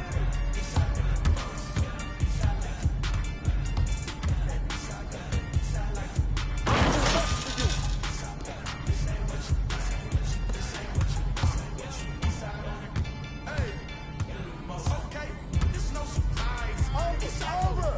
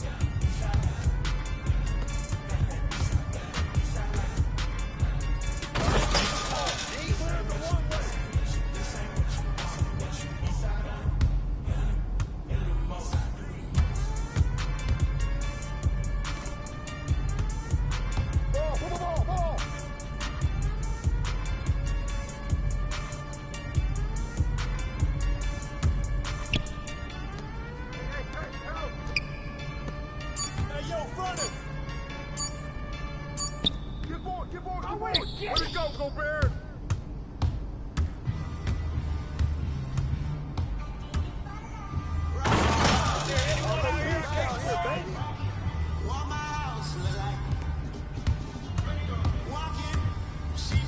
Stay on him!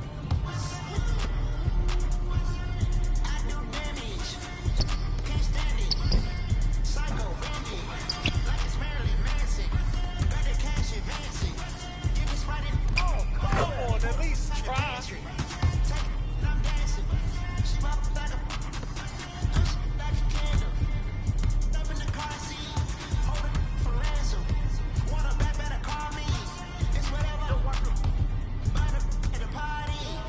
Get bored! Get bored! Push fast, Gobert!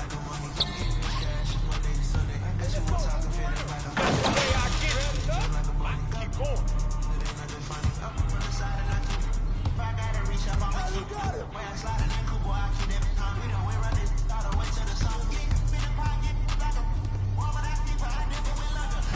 Good boy.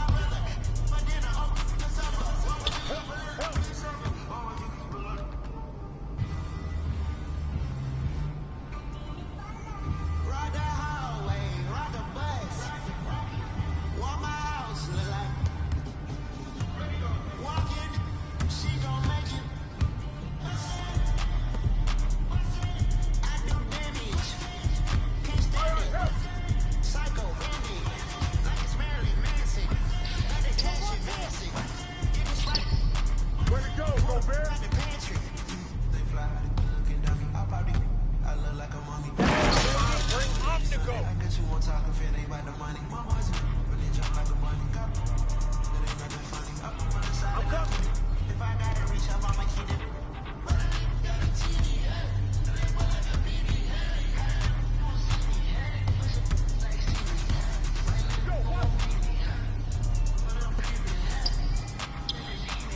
That's your shot, Derek.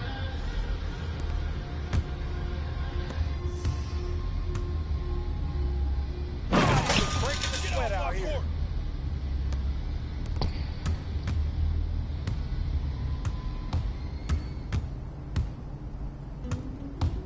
Get outside, get outside. Get mine. Mark, mark. Way to go, Gobert. Good board, good board.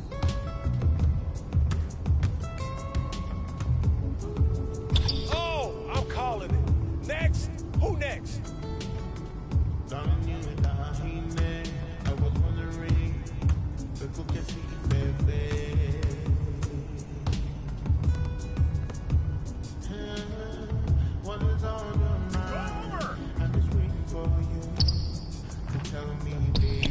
Ball, ball.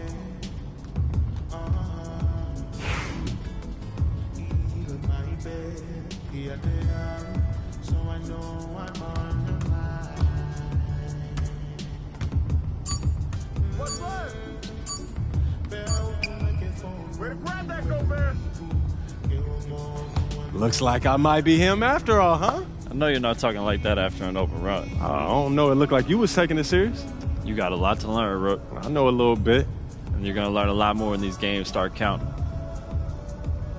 Hey, not exactly building bridges. Come on, man. When you get scared of a little friendly trash talk, man. I'm just saying, now the dude's gonna be gunning for you. And you know I want all that smoke. Look, man, you come a long way from that kindergarten teacher I knew in the 9th grade. And I'm still him. I just know when to dial it up a little bit. You know what I mean? All right. Finding your balance. I like that. Yo, if we're going to create that dynasty that we've been dreaming of, it's going to take everything. The good, the bad, and the ugly, bro. Carrot and the stick. Yes, sir. The league ain't ready for you, man. Not by a long shot. Plainview. All right, bro.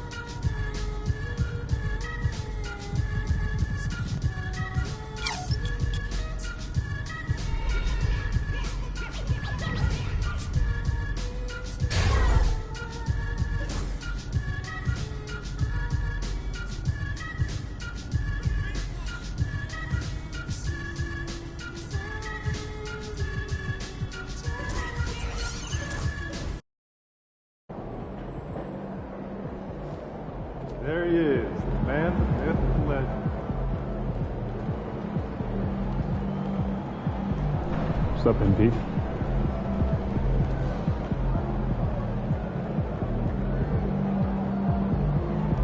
Again, MP.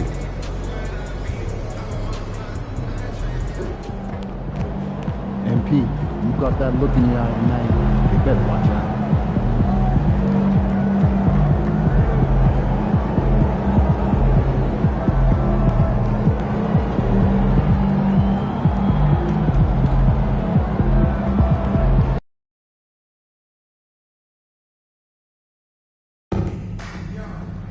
Come on, MP, you got this. And visit us online or at the ticket booth for any availability on future games.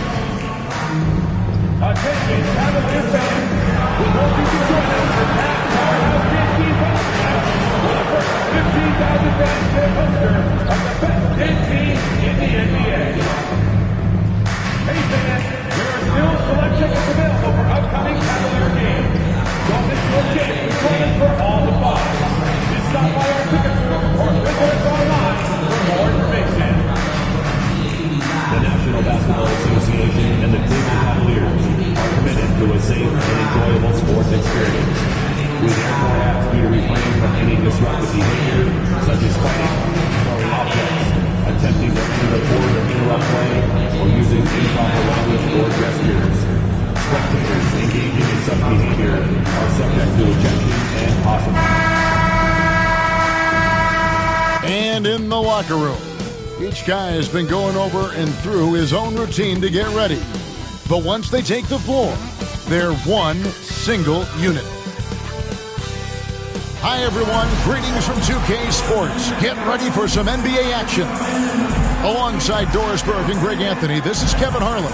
And on the sidelines, Hall of Famer David Aldridge. And now the Golden State Warriors starters.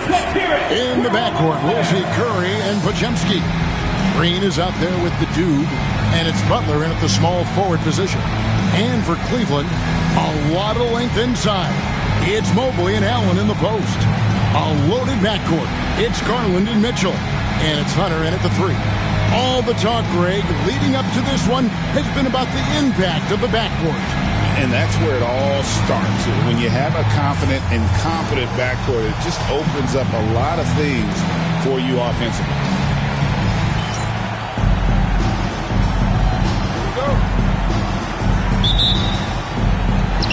A tip-off goes to Cleveland. Curry against Garland. Mitchell left side. Pass to Allen from the arc. The dude grabs the miss. And we have to mention, Greg, the utter dominance MP has shown recently, right? A huge scoring night for him on insane efficiency. The numbers, you can't even believe what you're reading.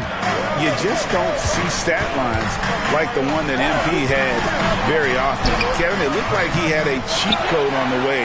He was making everything from the floor. The Cavaliers again can't hit. Butler passes to Green. Golden State moving the ball around. And guys, that's not as easy as he made it look. You've got to have some skills to pull that off. Well, he's got plenty of those, that's for sure. And Doris, the Cavs had a very successful 23-24 season. 47 wins and the number 4 seed in the East. And Kevin winning a playoff series, their first one without LeBron James since 1993. Most of the players on the floor weren't even alive back then. Incredible to think of it in that context. And that one, good. Just setting the tone with an aggressive move to the rack. And where's the help defensively? To me, that's a complete lack of communication on that side of the ball. These guys need to be talking to each other. Here's Garland after the made shot from the dude. Garland with the bucket. They needed that. Just 1 for 5 to start this ball game. The Warriors have gotten their first 3 shots to go in for to start off this game. Here he goes. And there's the slam dunk to finish it off. Well, and he breaks out the tomahawk. No soft finish there. Pure power. Now we could feel that one all the way over here. Now, here's Mitchell. He had 15 points last outing. Pass to Hunter. Mobley outside. 6 to shoot. Mobley a screen on Kirk. The 3 from Garland. Jimmy Butler with the rebound. Warriors have gone 4 of 4 to start, so a nice offensive rhythm to start here. And Garland comes to help. And so the ball goes out of bounds. Garland touched it left. And let's take a moment here to see some of the numbers for Draymond Green. A very nice season for him last year. Averaged about 8 points a game last season. 6 assists and 7 rebounds. And you talk about defensive presence, he's the real difference maker on that end.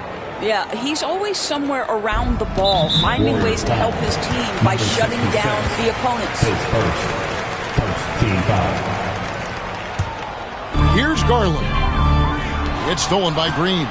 You know, I can't say I'm all that surprised that pass resulted in a steal. That was a 50-50 chance of getting through at best. And with an update from the sideline, let's check in with David Aldridge.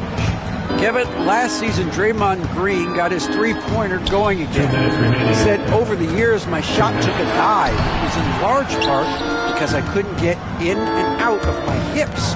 They were messed up. It was getting my movement patterns right. 66. Kevin, my hips haven't been the same in years, but Draymond's are good, and now they've made him tough to deal with. Back to you. Your hips are pretty good, David. I've always said your hip. Floor spacing, always critical. Good point, D.A. Here's Allen after the made shot from the dude. And here is Mitchell. No scoring in this one. Buries the long-range jumper. Well, we know Mitchell can hurt you from outside the arc. The defense better recognize this moving forward. When Donovan Mitchell, Greg, is on the floor, he is the offense. Yeah, and that goes beyond just his ridiculous scoring. It gets overlooked that he's also a skilled passer. So one way or another, Mitchell is finding points out there.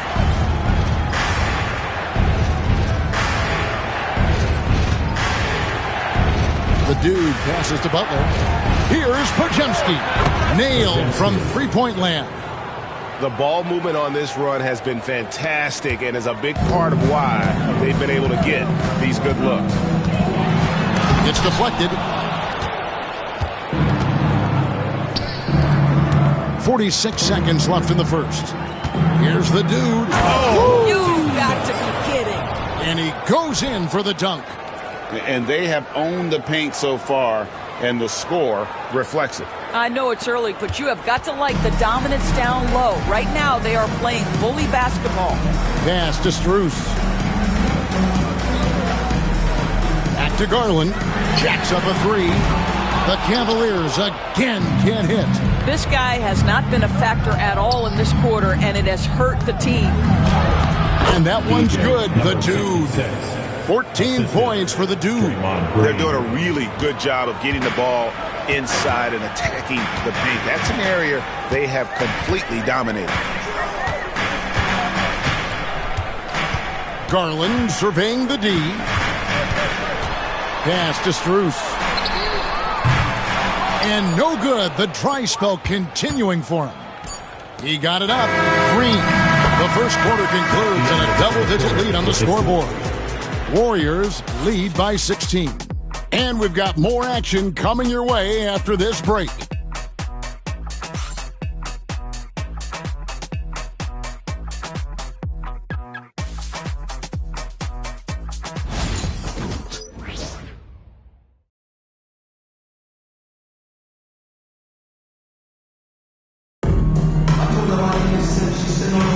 And welcome back to the second quarter of action. Plenty of basketball left to play, but this one has been one-sided so far. And for the Warriors, this has been the game they wanted to have. Well, when you control the glass, you control the second chance opportunities on both ends. And that's how they controlled the first quarter. I thought they were the much more physical team.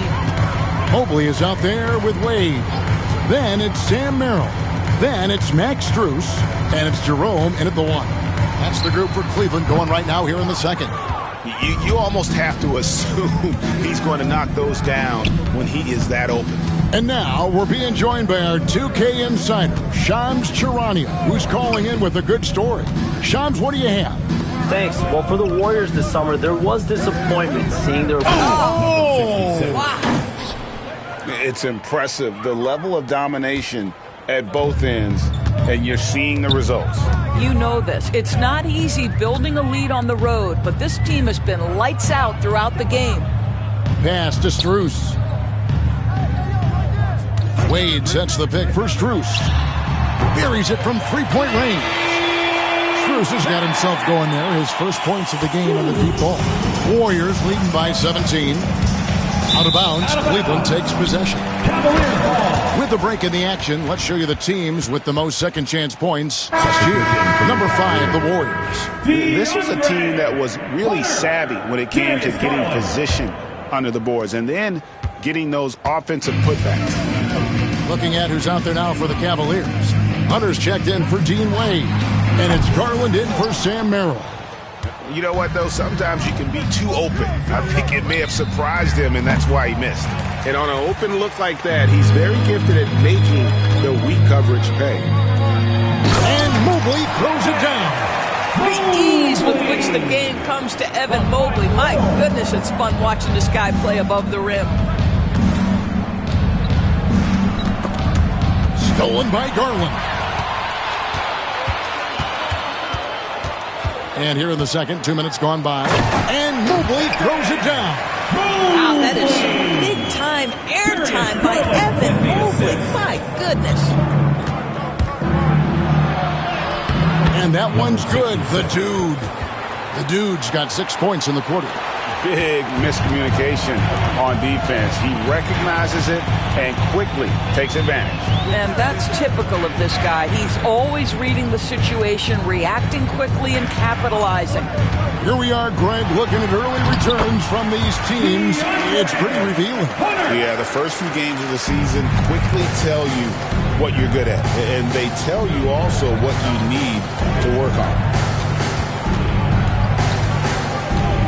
Here's the Dude. Curry is inside. And it's Stephen Curry with a 3. Curry's got himself going with the triple, his first basket of the game. 2 minutes remaining in the first half. Pass to Jerome. Cleveland moving the ball around. Healed against Strus. For 3, Hunter. Warriors with the rebound. The Dude's got 6 rebounds here tonight. Kuminga the pass to the Dude. Outside, Kuminga fires away from outside. Evan Mobley with the rebound. And he's a good shooter from outside, but not sure from that deep. Boy, we're seeing it more and more. Guys looking to create additional space by stepping back further from the line. Curry is inside. His shot is good, making him a perfect 2 for 2 from the floor. Excellent touch by Stephen Curry. What a smooth offensive player. And Kenny Atkinson calls timeout here. He wants to check in with his team and regroup. The Powerhouse Kicks team.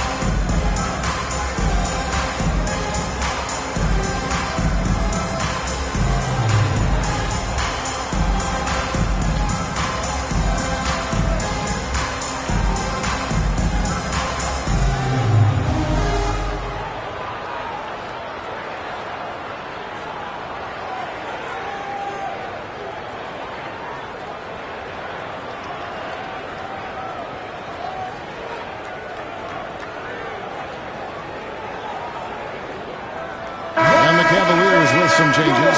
Allen comes in for Max Strus. And Donovan Mitchell subbed in for Ty Jerome. Different look here for the Warriors.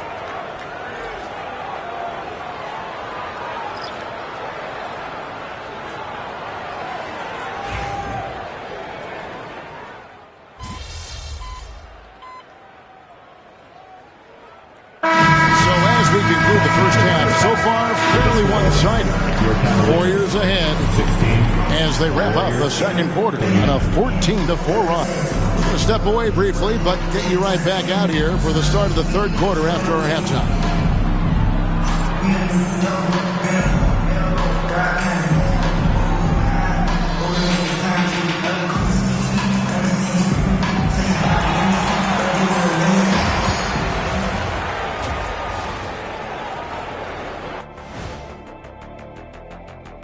Welcome to this early season edition of the NBA on 2K Sports. Before we analyze that first half, we get to check out the power rankings. I think for Cleveland, they're still trying to find their direction. A little too inconsistent for me, and, that's why they're not ranked that high. Yeah, we've seen glimpses from them. The consistency hasn't been there, but we're just getting started. Now we'll take a look back at that first half. What an all-around performance it was for Golden State. When you could dominate on the boards like that, this is how it's going to be. Physicality and determination are a winning recipe, Ernie. Yeah, the rebound margin really does tell the story here.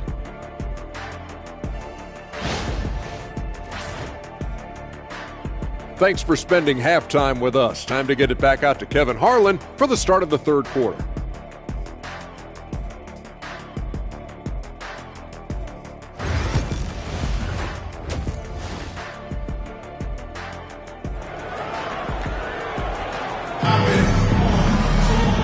Wasn't too much drama in the first half, but maybe things will tighten up here in the second. We're seeing a tremendous game from the dude.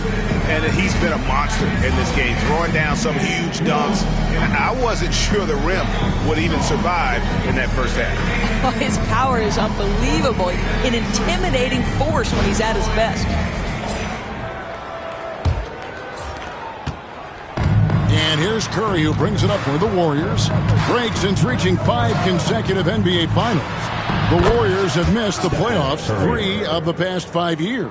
And to be fair, they did go 46-36 last season. They were 10 games over 500 last year. So they weren't a bad team, but Golden State doesn't just expect to be in the play-in. They want to be a contender. Setting the floor for the Warriors. In the backcourt, we'll see Curry and Podziemski. Dude out there with Draymond Green, and it's Butler in at small forward. Yeah, this is what happens when you give Jimmy Butler a lane. He's going to make you pay. For 3, Mitchell. And the rebound goes to the Warriors.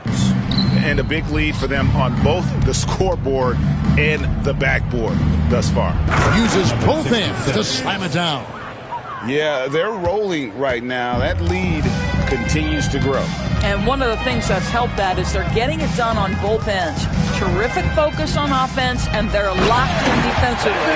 There is an imagination, a creativity. This guy's passing drives the offense. Outside Curry. And they immediately answer back with the dunk at the other end. I think you simply have to admire the way Stephen Curry distributes the basketball. His vision, his court awareness is simply insane. Pass to Hunter. Mobley sets the pick for Hunter. Back to Mitchell. Here's Mobley. Second chance effort, and he lays it up and in. Mobley's got 4 points in the quarter. I'll tell you, what a night. He has been efficient. He's been strong. Unfortunately, they're still fighting an uphill battle.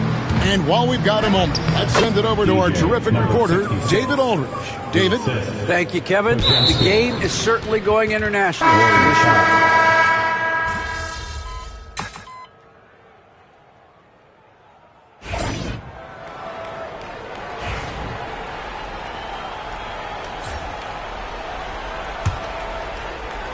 Warriors leading by 23. They've got Hunter.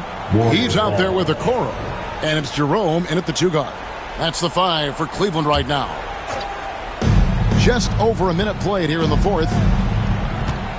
To the paint. Here's the dude. And he hammers that one down right in the face of DeAndre Hunter. And how about just floating to the rim on that slam? Boy, when he gets up, I mean, he gets up. Awesome display of athleticism captured by our AT&T 5G Slam Cam. Pass to Garland. This one for three. Bangs home the trifecta. Garland's got 9 points here in the second half. Their three-point percentage has taken a big leap here in this second half. Curry passes to the dude. You know, Doris, I'm not sure many people take into account what a grind the NBA season is. I couldn't agree more, Kevin. And listen, these guys have the best of what's available. They stay at top-quality hotels. They have incredible professionals that take care of them. But there is no making up for a lack of sleep when you've played a game at 8 o'clock at night, you leave the arena at 1, and you may arrive in your next city at 4 or 5 a.m. and tip off that night at 7, and this goes on week after week. It is not easy. Golden State's gone 0-3 so far in the fourth quarter from long range. The dude passes to Green, throws it up high. Hunter with some nice defense. Cleveland's gone 3 of 4 from downtown here in the fourth. It's Garland. From the left block, he sends it through. Garland's got 8 points in the quarter. What a game so far for Darius Garland, and he's just getting started, folks. He takes it in, and he dunks it down. Not surprised at all. He's shooting it well and scoring points in bunches.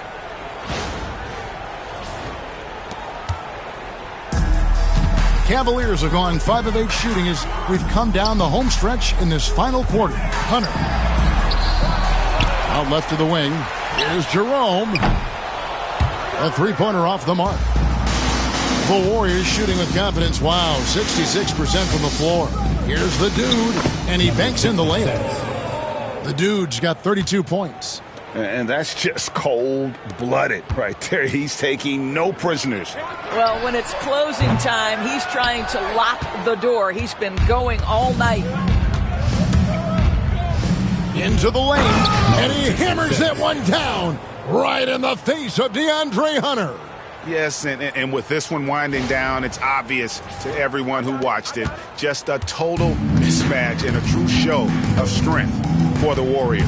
It was a standout performance across the board. I mean, it was like watching a cat play with a mouse. They were able to do more or less whatever they wanted.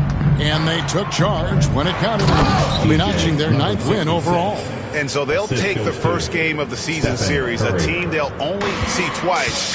They're certainly happy to start it off with a win. The one player that really stands out, of course, in this one, it was a dazzling game for the dude. There wasn't much they could do to slow him down as he was converting every good chance he got. Here's the dude. Nice concentration to hit the double clutch layup. The dude's got 38 points. Saw the opportunity to put this away and did not turn it down. Yeah, playing with great energy and great effort. And as a coach, you'd love to see this from your team every single night. The three from Garland. Traps in the tray. And they have been relentless from deep. And you see the defense trying to react, but to no avail. Well, that's the whole point. Oh, that was worth the price of admission. Spirited performance. You love to get this kind of win, especially on the road. You've got to be able to block out all distractions in enemy territory. This team did a tremendous job staying focused on the task at hand. 7-second difference, shot and game clock. Here's Jerome. Pass to Hunter. 4 on the clock. And he could not get that one to go. A lot of contact, and he'll go to the line for 2. And they're just...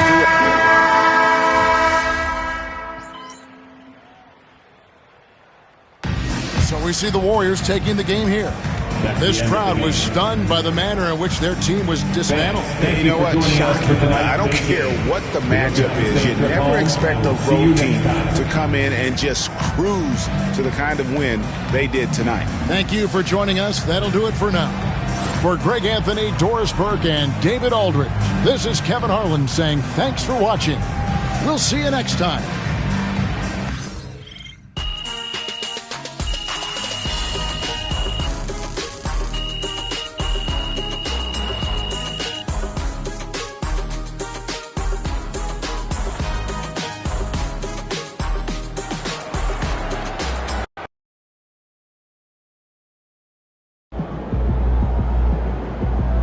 Way to bring the effort tonight.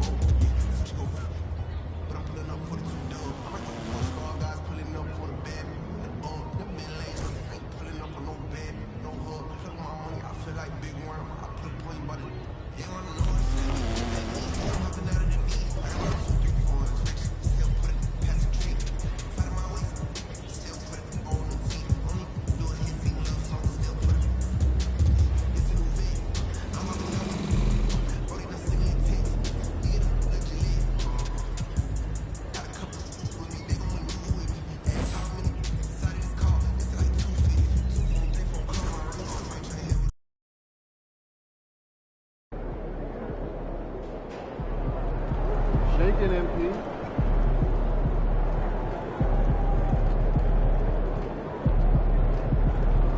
MP, you're about to go off.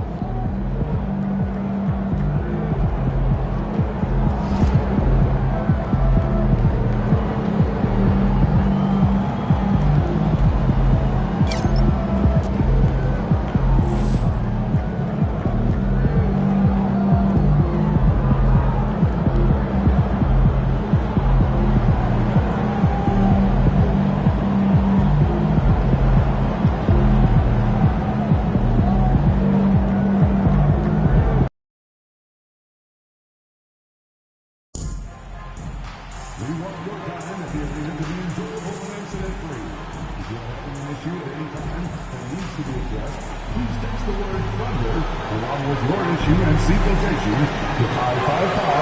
A member of our guest relations team will respond to you. We got on this Saturday at Focus Center fans. Bring your friends because everyone is sitting there very on Thunder Girls Tasty Calendar. What better way to pass to you than pictures of your favorite mascot, Brother License, and the Thunder Girls. Attention, Thunder fans, we will be doing the next giveaway at our next home game. The most 10,000 fans will receive a raffle for License Calendar. A great way to show off your Thunder prize. Thunder fans, join us for the special event giveaway. The first 10,000 fans in attendance.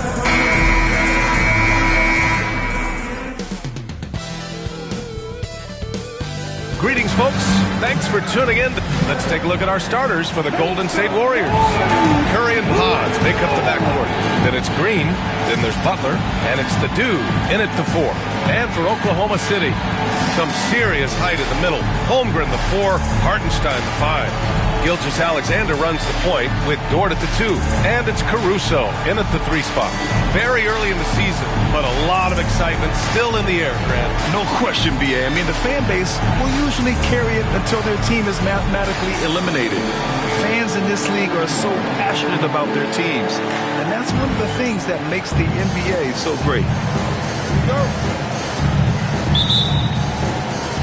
Tip-off goes to the Thunder.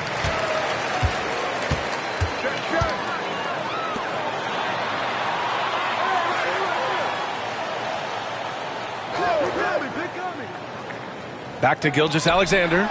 Shoots over Curry. Yes, it's good. Yeah, and Gilgeous-Alexander is a fighter.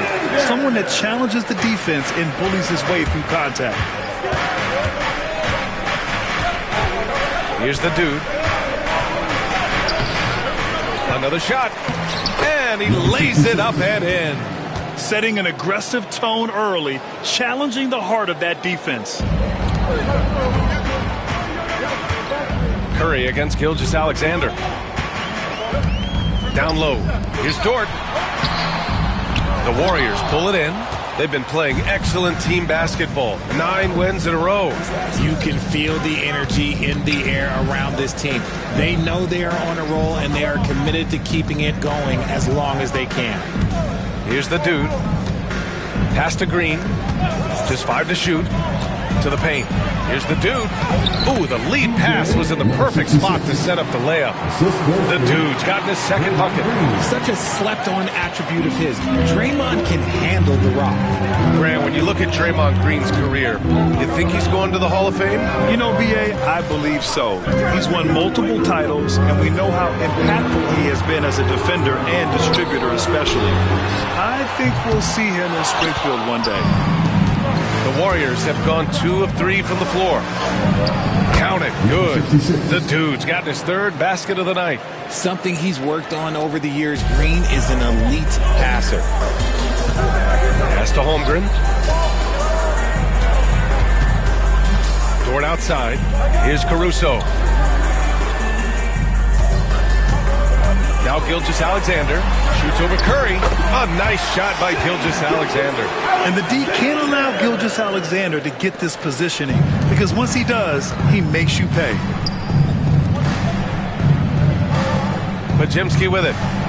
Inside. Green in the post. He's guarded by Hartenstein. Here's Butler.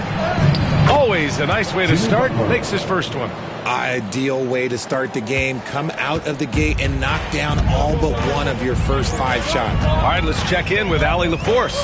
A bit ago, Mark Dagnall and I were able to chat, and we spoke about how he plans to deal with the 3-point king, Stephen Curry. He said the biggest challenge, honestly, it's not the shooting, it's the playmaking. Steph is an incredible passer, so you can't double team him. He'll find the open man. As always, it's not easy fixing Steph. Brian? As always, Allie, we thank you. Pass to Hartenstein. From deep, Holmgren. Podziemski grabs the board. The Warriors have gone 4 of 6 in the first quarter. The dude passes to Green. Here's the dude.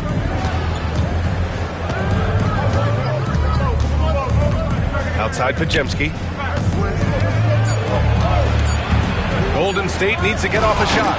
And that's how you lead a team. Literally. Thunder trail by 3. Richard, it comes as no surprise that Golden State is routinely at the top of the league for made threes.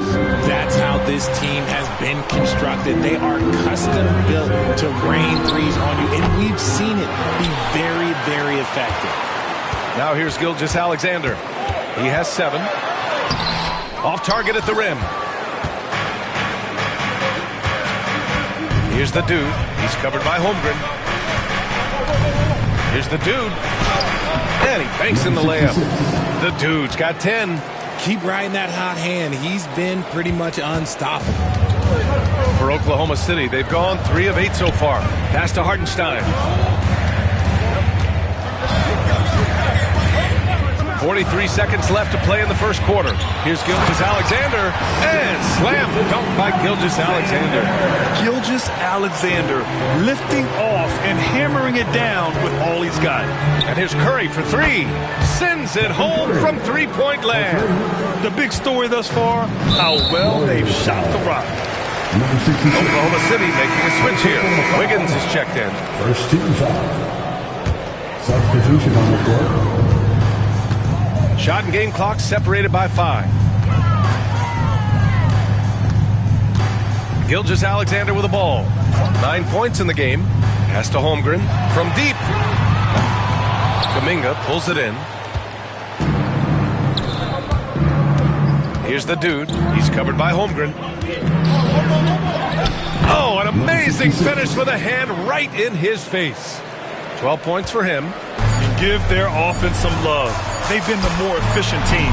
Yeah, coach has to be thrilled. You can throw all the X's and O's you want, but guys have to go out there and execute with enthusiasm. And so it's the Golden State Warriors, up by a healthy 8 points at the end of the period. What has them in front right now? By and large, they're taking great shots. Time for a quick break, then back to the action.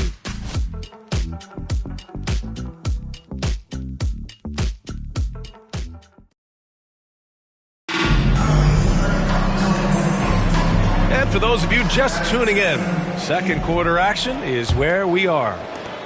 And a chance for just a second to check. So on the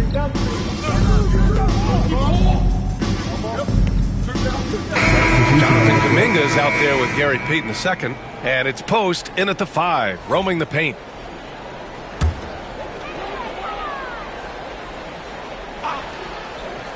And here in the second quarter, about 3 minutes played. Hartenstein finds Holmgren. Hartenstein against Looney. Pass to Holmgren. And here's Gilgeous-Alexander. Holmgren. Gilgeous-Alexander from outside. And another miss by Oklahoma City. And it's Butler with the ball for the Golden State Warriors. Looking ahead, they've got the Mavericks coming to town for their next one. And that's the first of just 2 home games for them. For 3, Jimmy Buckets with the tray. A guy you have to guard at range. Butler isn't a volume three-point shooter, but he can hit them when the mood strikes. Hield has bounced around for a while now, but he's still a deadly shooter, Richard. Hield is the definition of a shooter for hire. He's a mercenary. When he's on the floor, he's looking to pull up from deep. That's what he's paid to do. He's been an elite shooter his whole career. Here's Hartenstein. And another miss by Oklahoma City. Oh, he really wanted that triple. Even though he missed, I really like the competitiveness I'm seeing. Balanced play has given them the lead and also quieted this crowd. They've played fantastic ball, and you can feel the hush that's come over this crowd. And here's Hartenstein. Still no points. Pass to Holmgren. Beyond the arc. That's no good. He's 0 for 4. And I'm surprised that didn't go down. I mean, I'm sure he is too. And stolen by Holmgren. 8-second difference between the shot clock and game clock. Here's Hartenstein from about 19. Looney grabs a miss. And they're up considerably because of their efforts on the glass. The dude passes to Looney. Basket's good. And the Warriors lead by 18. They're really dictating the tempo on both ends of the court. You love it. And guys, to go on a big run, get some breathing space, it has to be a great play on the... Oh, it's good! At the buzzer, that is how you finish it. Whoa! The heave to beat the buzzer. Yeah, that's 1-100 type shot. But hey, that is why you just throw it up there. And so it's the Golden State Warriors liking their chances, ending the quarter with a 15-point lead. They've had incredible success defensively, taking away good looks and pressuring shooters. We'll be back in a moment.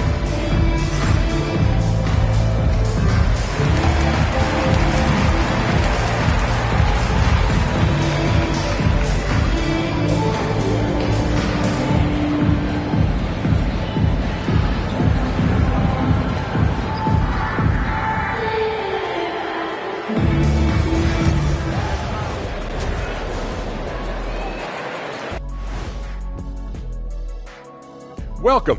First up on the agenda tonight, let's see how the Rookie of the Year race is shaping up. Fellas, I was just wondering if you played in the league these days, what do you think would be different compared to when you did play? Oh, my goodness. I make a lot more money, Ernie, than I did in my playing days, especially if you consider that all guys do is dunk and shoot threes, and as many threes as I did, oh, my God. Yeah, and I'd be out there getting every rebound and slamming Kenny's bricks for the putback slams, because none of these bigs today want any piece of prime diesel. So let me get this straight. You would both be amazing. What a shock. And now, how about that first half? Talk about a dominating display for the Warriors. I couldn't tell the difference between their second unit and the first. That's how top to bottom together they've been, man. Yeah, the others are shining like stars. Bench points have put this team over the top tonight. And that's it for halftime. Thank you for joining us. We send you back to Brian Anderson for the start of the third quarter.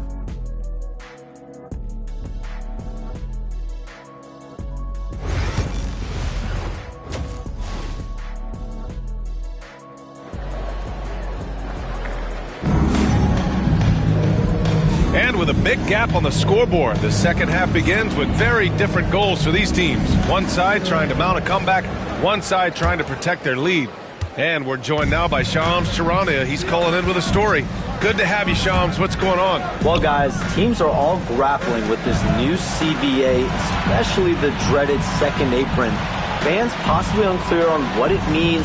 Honestly, even front offices are still navigating the complexities of the new restrictions. But basically, it has become harder for teams to spend big and acquire new players under the current systems. We'll see, guys, how this impacts everyone moving forward. Something to keep an eye on, no doubt. All right, Shams, thanks a lot. Some serious height in the middle. Holmgren, the 4, Hartenstein, the 5. Gilgeous-Alexander runs the point with Dort at the 2. And it's Caruso in at the small forward position. That's the lineup out there for the Thunder. Pass to Butler. Here's the dude. Here's Green. Good work defensively by Hartenstein. Fantastic defense, giving full effort. And let's swing it over to the sideline and hear from Allie. Hey, Brian, the Thunder have some grit. Coach Mark Daigneault said we compete, and on nights we aren't, we get back to that very quickly. The competition level and the willingness to do it together is the foundational piece. Brian? All right, Allie, good stuff there. Thank you. Butler passes to the dude. And here is Green. Green on the attack. Pass to the dude. Just 5 on the clock. Now Curry. Goes up from the top of the key. And he gets the bucket. Curry's got 5. And another great assist. The offense is really clicking now. Thunder trail by 17. Grant, how about the rise of OKC? In just 2 years, transforming from a 24-win team to the top seed. Incredible, B.A. The Thunder drafted well and gave those picks lots of playing time. Plus, they made some fantastic trades. And of course, don't forget, OKC still has a boatload of picks. Out of bounds, the Oklahoma City's ball. And taking a look at last year's stats. Here were the players that led the way in terms of steals. You look at Gilgeous-Alexander, active hands. He's second in the NBA in steals. And, of course, Alex Caruso, he's a menace to any ball handler and loves to jump passing lanes. These two struck fear into their opponents last year. Able to force so many steals, they're a problem for opposing offenses. And again, Oklahoma City, no good. 1 for 4 in the second half. Just trying to get into a rhythm. Here's the dude. Bucket. He's now 9 for 11 after that one. And this has been a nice start to the second half. They're 3 out of 4 in a rhythm on the offense right now. Dort, a screen on Curry. Here's Gilgeous-Alexander, and the rebound goes to the Warriors. The dude's got a rebound number 5 here tonight. Oh, he cranks it in! Right on Shai Gilgeous-Alexander. Goodness. That'll be a move to remember. Wow. Yeah, great creativity in the air. And we've got a timeout called by Mark Daigneault. We might see him looking to make some tweaks to the strategy here.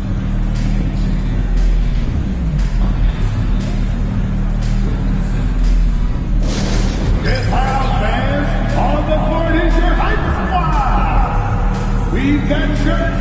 You got the noise. Let's hear it.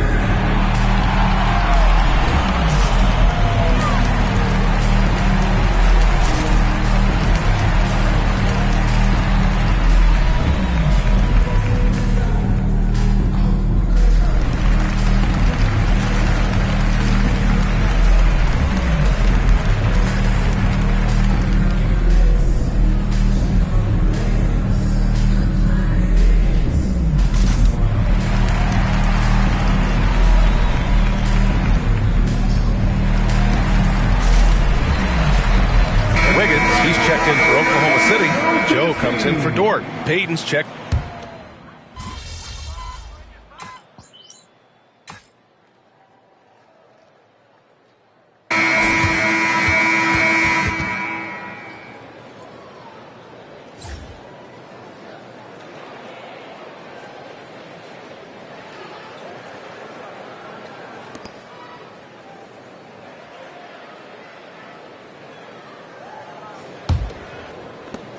The Warriors lead by 20. On the court for Golden State to start the fourth. Curry and Pods make up the backcourt. Then there's Butler. Then there's Draymond Green. And it's the dude in it, power forward. And it's Oklahoma City's ball. Joe, the pass to Wallace. To the inside. Here's Williams.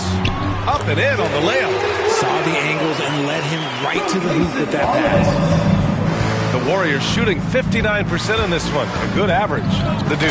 Oh, there's a killer two-hand slam. Ooh, he's earning his keep offensively, a key part of their winning effort at this point. Now here's Wallace. He's covered closely. Pass to Jang. The three ball. He can't get that one to fall. The Warriors have gotten just one shot to fall out of 3 attempts in the fourth. Here's the dude. He takes it in. Boom! He jams it straight down. He's shaking the hoop. He's actually shaking the whole building. Oh, what a slam. Look here. The fans going crazy right now. Pass to Jang. Now here's Joe. Wallace outside.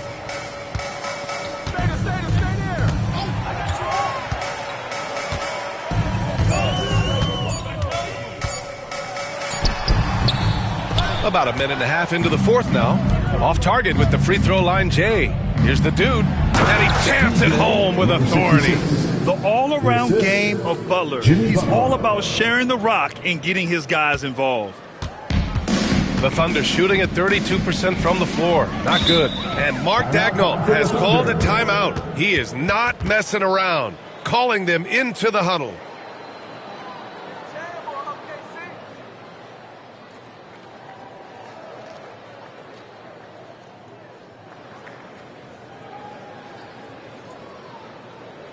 Get up and get loud for your Thunder Girls dancing.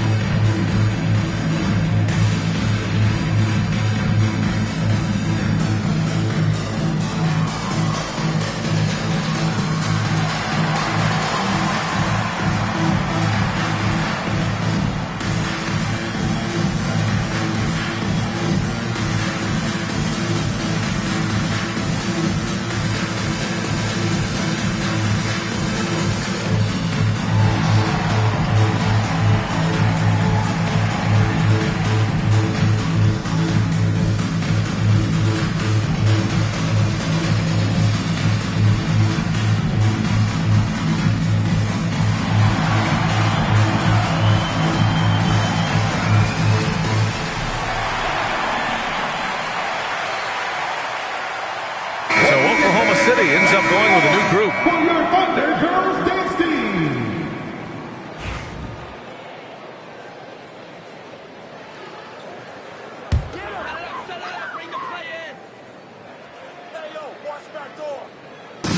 So it's the Thunder now. Here's Gilgeous-Alexander. Ooh, he's now 7 for 12. Sweet-looking jumper from the mid-range. I mean, Gilgeous-Alexander just making it look easy. The dude gets the bucket.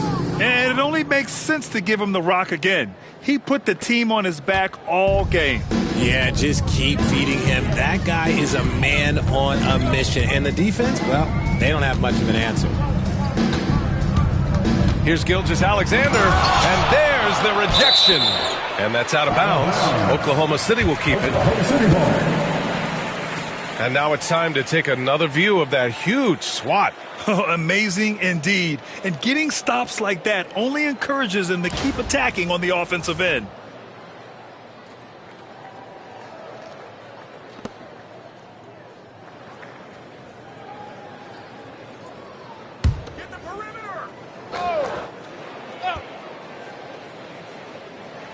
Oh, it's stolen away. Here's the dude. He's guarded by Caruso. That's a fantastic decision by Curry. Defense too focused in on Steph.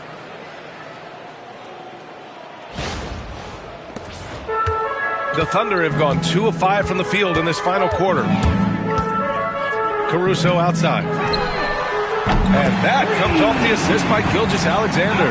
When he gets a quality look like this at the perimeter, he can almost be automatic. The dude's shot is off. Oklahoma City has gone 1 of 2 from deep in this quarter. The shot by Dort, no good. The Warriors lead by 23.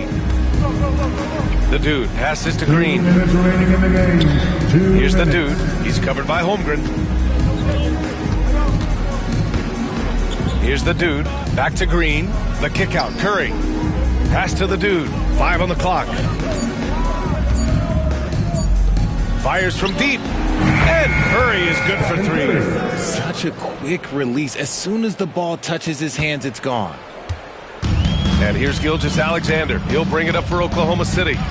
Here's Hartenstein. And Hartenstein slams it in. It's harder to thread those passes inside, but the reward is evident. Here's the dude. And he drops in the layup off the glass. The dude's got 18 points in just the second half. And let's face it, this one was never really in question. They came out with purpose and just overwhelmed the opposition. A great win for the Warriors. And the disparity in the talent was obvious by the end. Sometimes you just don't have enough ammunition to compete. Yeah, B.A., just a total beatdown. And the next time these teams meet, I can't imagine it'll be any different. And with this one, they go double digits in the win column. Always good to start a season series off with a W. They show tonight they take this team seriously, and the next 2 matchups between these two should be fun.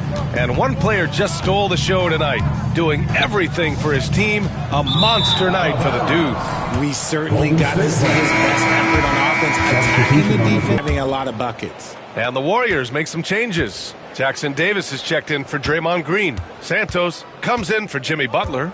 And Spencer's subbed in for Pajemski.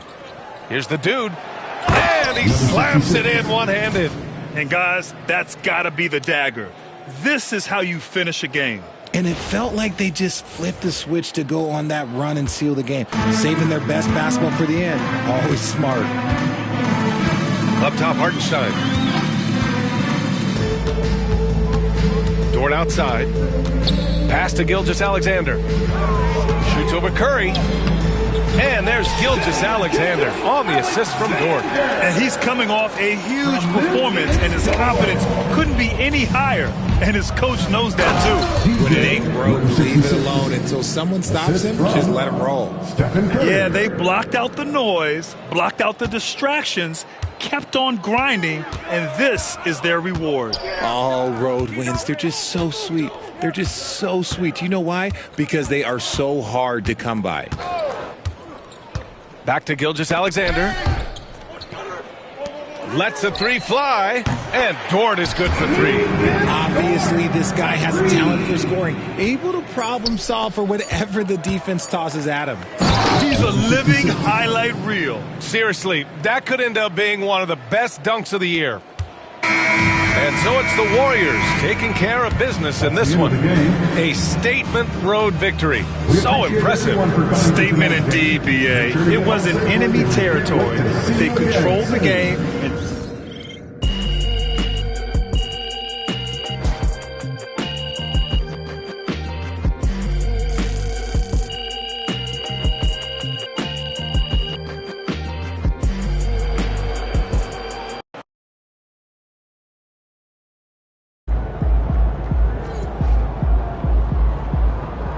You earned that one.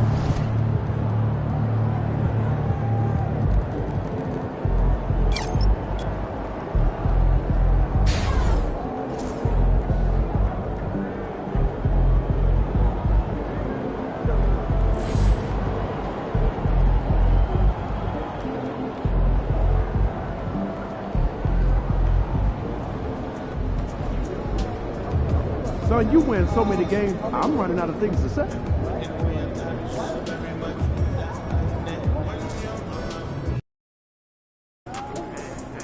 You ready to give these fans what they paid for?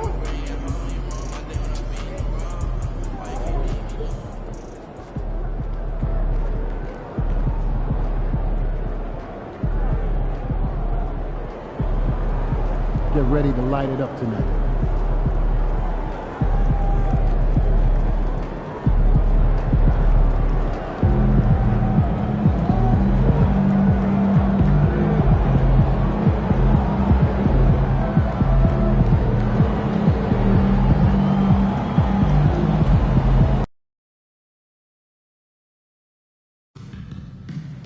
Just a reminder, folks, to make certain to be here for our figurine giveaway. Come to the game and get a figurine of your favorite mascot. A reminder, fans, we hope you'll come and join us for free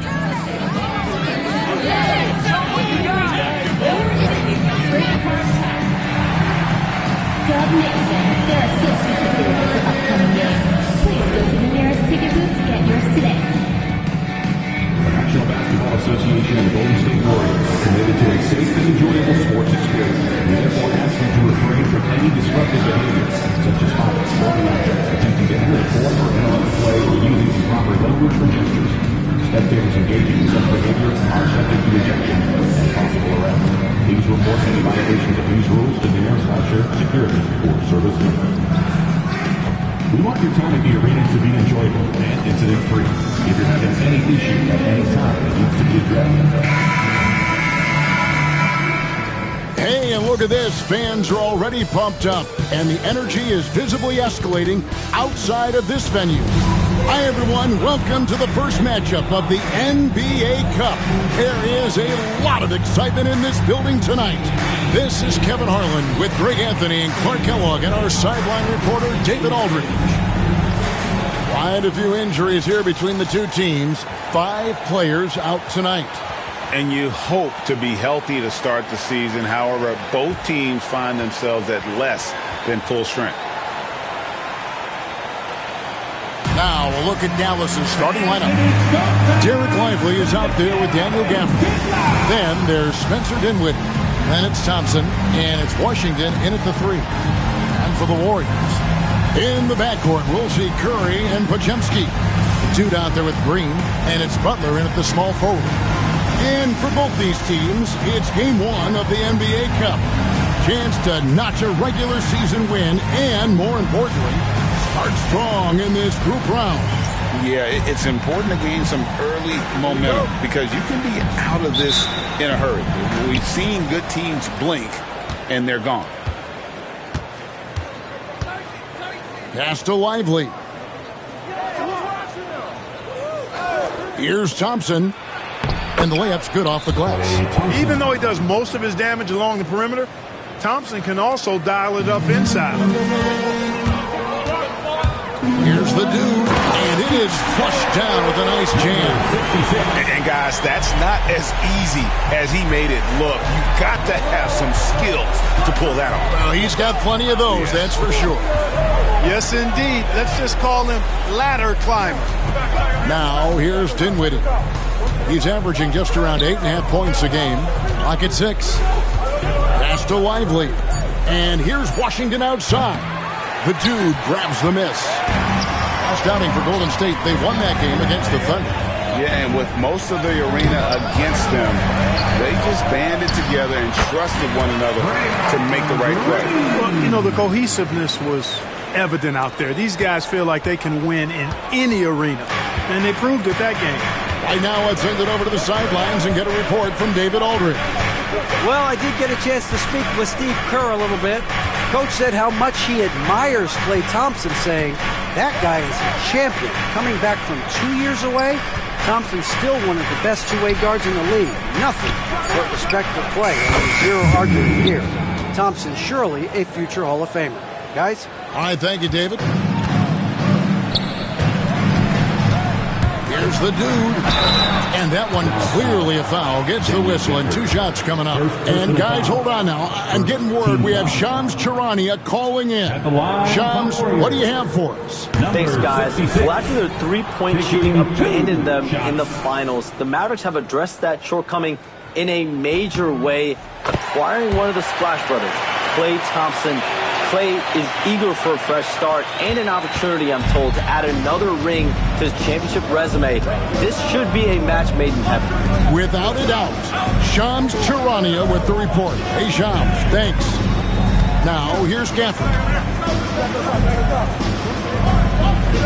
Thompson looking for an opening. From deep. That's tipped. That's out of bounds. The Mavericks able to retain possession here.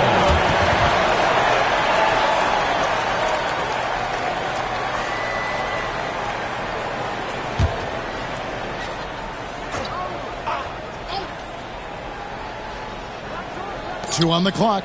Dinwiddie. Warriors with the rebound.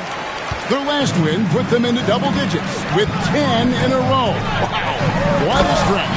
Just playing really solid basketball right now. They're trusting each other more out there and attacking as a group.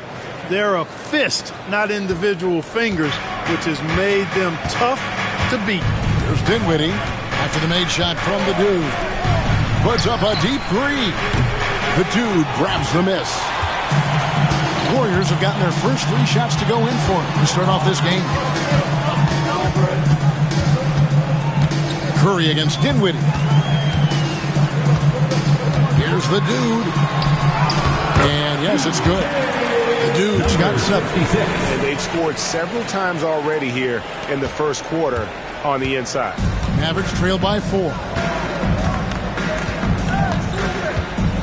Dinwiddie outside. Pass to Lively. Here's Washington. Defended by Butler. Dinwiddie wide open. Dallas again missing. The Warriors have gone 4-4 to start. So a nice offensive rhythm to start here. Here's Podziemski. Off target from outside. We know how good a shooter he is. It's frustrating for him when he's not able to knock down that kind of wide open look. And this quarter, he has clearly been off the mark.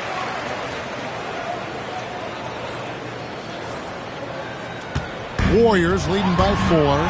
When it comes to players who like having fun, Jimmy Butler has to be way up there. You see his media picture for the 23-24 season. He looked like he belonged in an emo band with that hairstyle. Jimmy is definitely one of those guys that likes to troll and have fun. Here's Lively. After the made shot from the dude. A shot by Thompson and no one's around. No good. They had a chance to end the run there. Podziemski with it. Picked up by Thompson. I love the ball movement here. He put that on a silver platter. Just served him up. With the assist.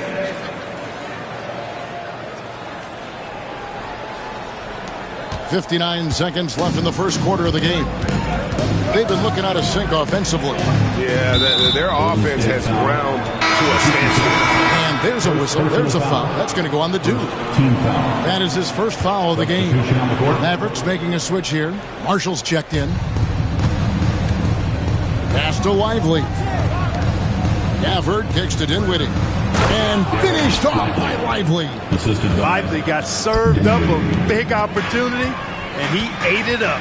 Here's the dude. And he uses the glass on the way. He's got 13. And they've repeatedly probed inside in the first half, guys, and it's paid off. Dinwiddie passes to Marshall.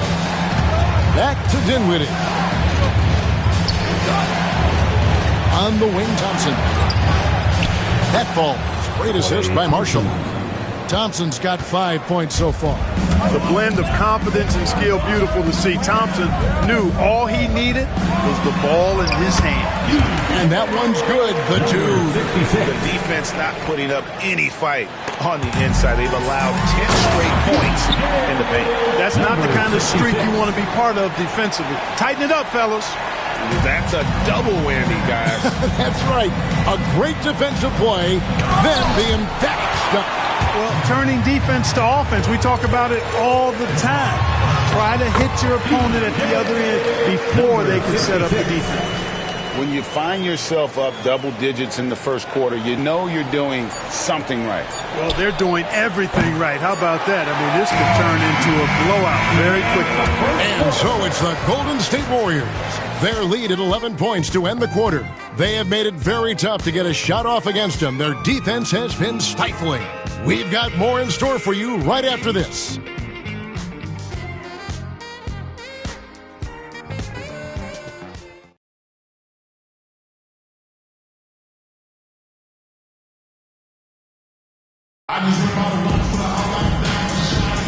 And if you're just tuning in, we've got a wide margin on the scoreboard, but plenty of time left for a comeback. And guys, we've seen the Warriors really take control of it. Well, when you control the glass, you control the second chance opportunities on both ends. And, you know, their rebounding advantage has been glaring, simply outworking them on the boards for that entire first quarter. On the court for Dallas here in the second, Williams is out there with Christie. Then there's P.J. Washington. Then it's Martin. And it's Marshall in at the small forward position. Drills the three-pointer. You cannot leave him alone like that, especially from long range. Here's the dude, and there's the drive. And Curry isn't just a lights-out scorer. He's also efficient at moving the ball and getting it to his teammates. Now here's Williams, coming off a solid outing against Denver. And this is game one of the group play stage of the NBA Cup. Teams are divided into 6 groups of 5. And while those groups are randomly selected in the drawing, there is an attempt to kind of keep them balanced with teams slotted from different tiers based on their previous season record. A moment now to hear from our sideline reporter, Hall of Famer David Aldridge. David. Kevin, a couple of seasons ago, Steph Curry first brought out the night-night when he put a team away. Asked about his inspiration, he said, I have no idea. I don't choreograph any of that stuff. I was just having fun. You know how kids' bedtime routines are important? It's the final signal for a job well done that day. Kevin? Well said. He is a 1 of 1, D.A. Williams looking over the floor. Washington with this screen on Curry. For 3, Williams. The dude grabs the miss. The dude's got rebound number 7 for him tonight. And the shot goes down. And the Warriors lead by 18. Fantastic ball movement. They're picking them apart with their passing. Purposeful passing it is, partner. Their last 10 points have all come off assists. Again, the miss by the Mavericks. Warriors have gone a sensational 5 of 5 from the field since the start of the second quarter. Throws down the alley-oop slam. Offensively, defensively, they are in total control. And don't leave out the coaching staff here now. I mean, their game plan has been perfect. And Jason Kidd has called timeout. He's made the decision he wants to huddle up with his guys.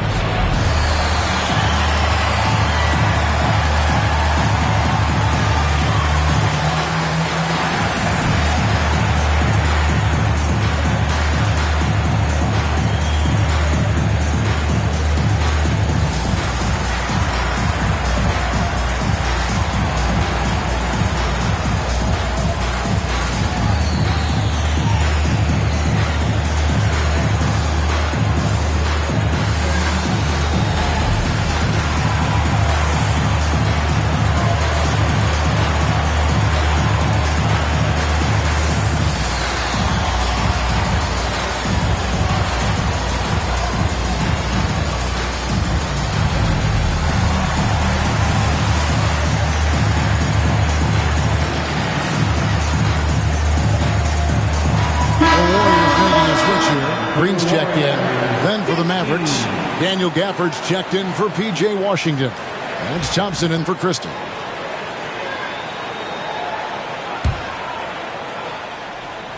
And for those of you just joining us, we're almost 2.5 minutes into the second quarter. Pass to Mark. Will it go? The Dude grabs the miss. The Dude's got 9 rebounds in the game, getting it done. And stolen by Williams. On the wing, Thompson. Outside Williams. From outside the arc. Warriors with the rebound. The Dude's got double-digit rebounds now in the game. And he's going up for the alley-oop. Marshall with the steal. Now the Mavericks moving it up. 2 minutes remaining in the first half. And he's fouled pretty hard on that shot, but he's got the chance to pick up the points at the line. The Mavericks shooting their initial free throws in the game right here. And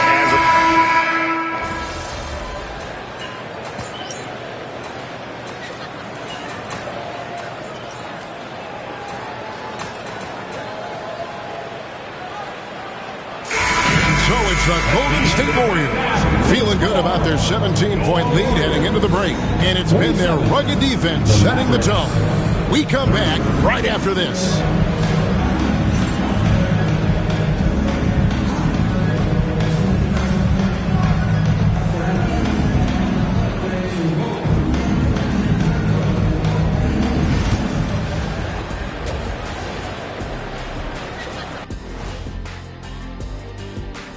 Welcome, everybody. This game revealing a big disparity in play.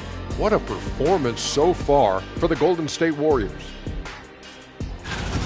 Dominant performance from this offense. As a fan, you just have to admire it and see what they're doing.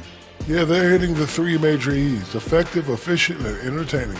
I like the way you did that.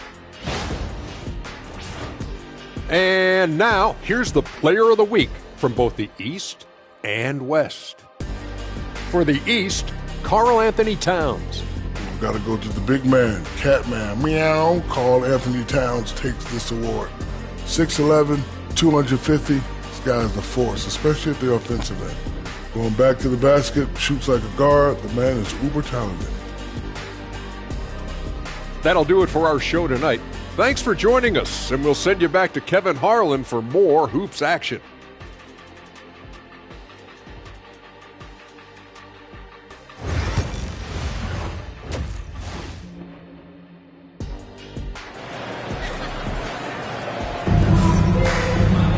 And with a big gap on the scoreboard, the second half begins with very different goals for these teams.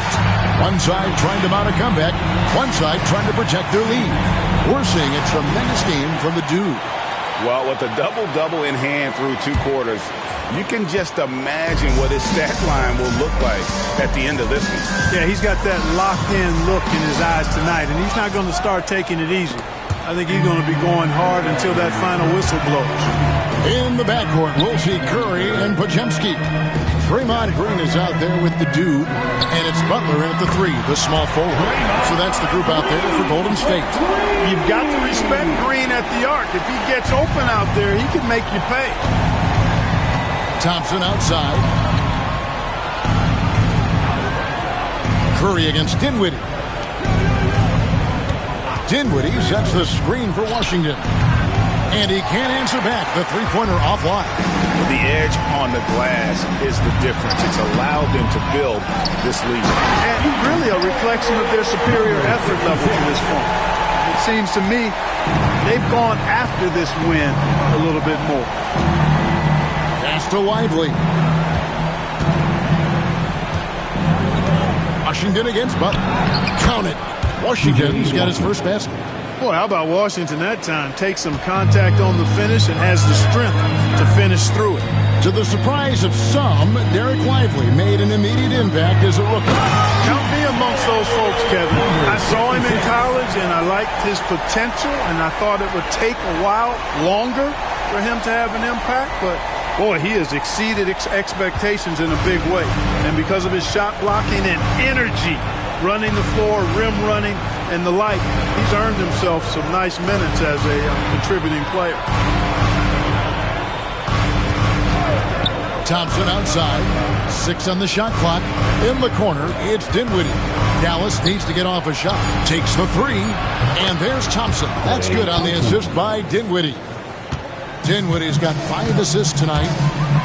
Pass to Butler. And he drops in the layup off the glass. And the Warriors lead by 21. Butler challenges the opposing team everywhere on the court. Never afraid of any situation. He'll battle you down low. And Thompson kicks to Gafford. They get a hand on it. Now the Warriors moving it up. Here's Green. Basket counts. Green's got 5 points now this quarter. Changing ends quickly, getting the advantage in numbers and finishing. They've been doing it all night long. You know, they've been the more up-tempo team, clearly. It's helped them gain the advantage in this one. Pass to the dude. The Mavericks pull it in. It's off to Utah after this game where they'll face the Jazz. That'll be the 3rd game of this 3-game road trip. Dinwiddie outside. Thompson outside. Shoots over Podziemski. It's no good. He's now 4 of 9 from the field.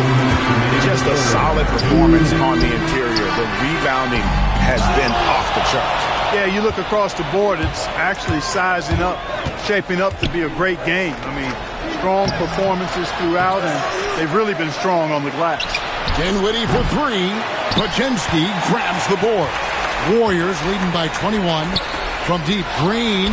It's in, and he's a very efficient 5 for 6 in the game. And great offensive instincts from Green. Goes into the shot the moment he catches the ball. And we've got a timeout called by Jason Kidd. He wants to make some adjustments to the game plan, clearly. Different look here for the Warriors. Here's Jack.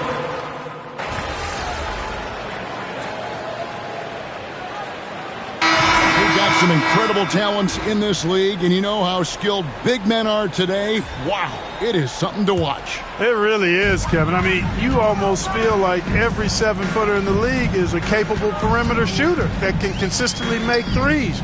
Man, the game has certainly changed, and I actually enjoy it. I mean, the evolution of big guys being able to stroke it that consistently is pretty fun to watch. And over time, he's been a work in progress, but Butler has developed a solid jumper. I mean, when he's got his feet up under him, he's a knockdown scorer, folks. On the floor right now for the Mavericks, they've got Daniel Gafford.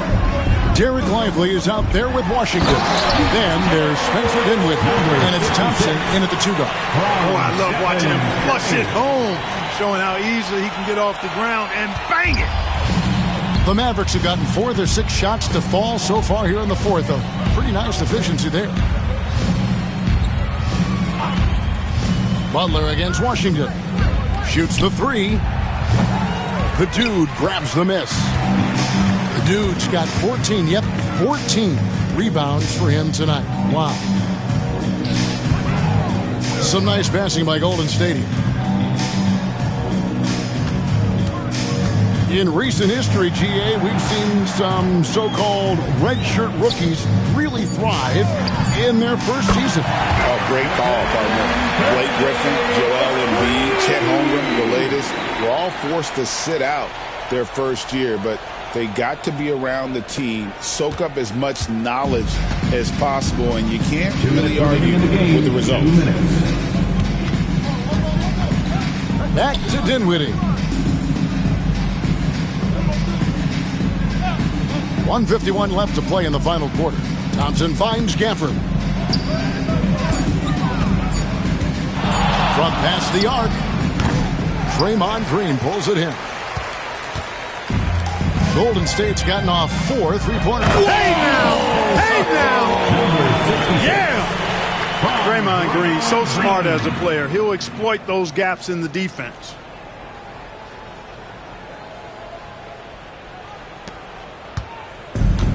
Dallas has gone 0-3 so far in the 4th quarter from long range. And a little over 3.5 minutes in the books so far here in the 4th. Gafford sets the pick for Thompson.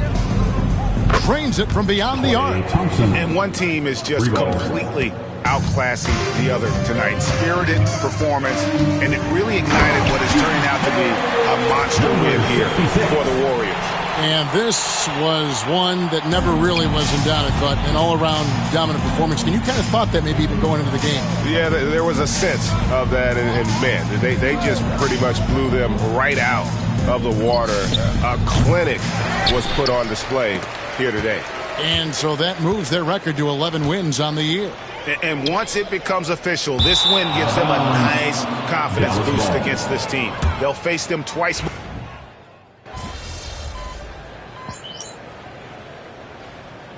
So we see the Warriors taking the game here. And tonight, not just a regular season win, it also counts in the NBA Cup standing. And if you look at the teams that advance in the Cup, you normally have to win this first game, so they're off to a strong start. And that about wraps it up. For Clark Kellogg, Greg Anthony, and David Alden, this is Kevin Harlan along with our terrific 2K Sports crew, thanking you for tuning in. So long.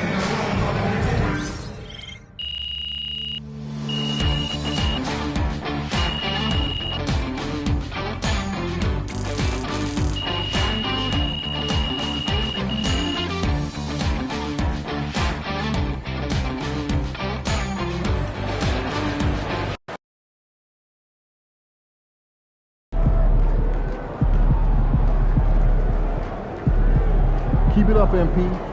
Keep chopping wood. Not even Shaq could dominate a game on offense like that.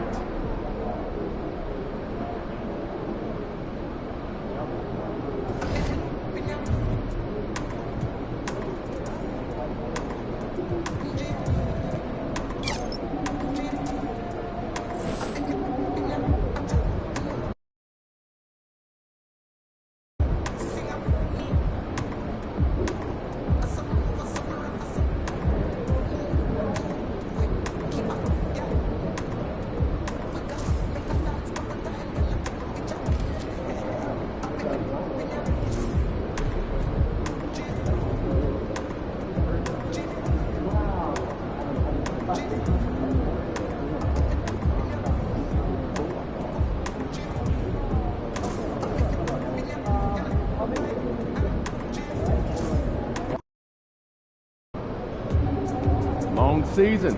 Time to grab that lunch bell and go to work.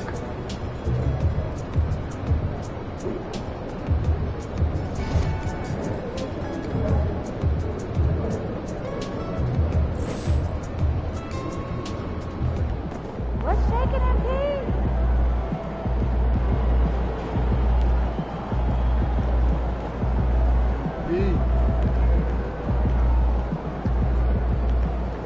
Objects in motion stay in motion as long as they win.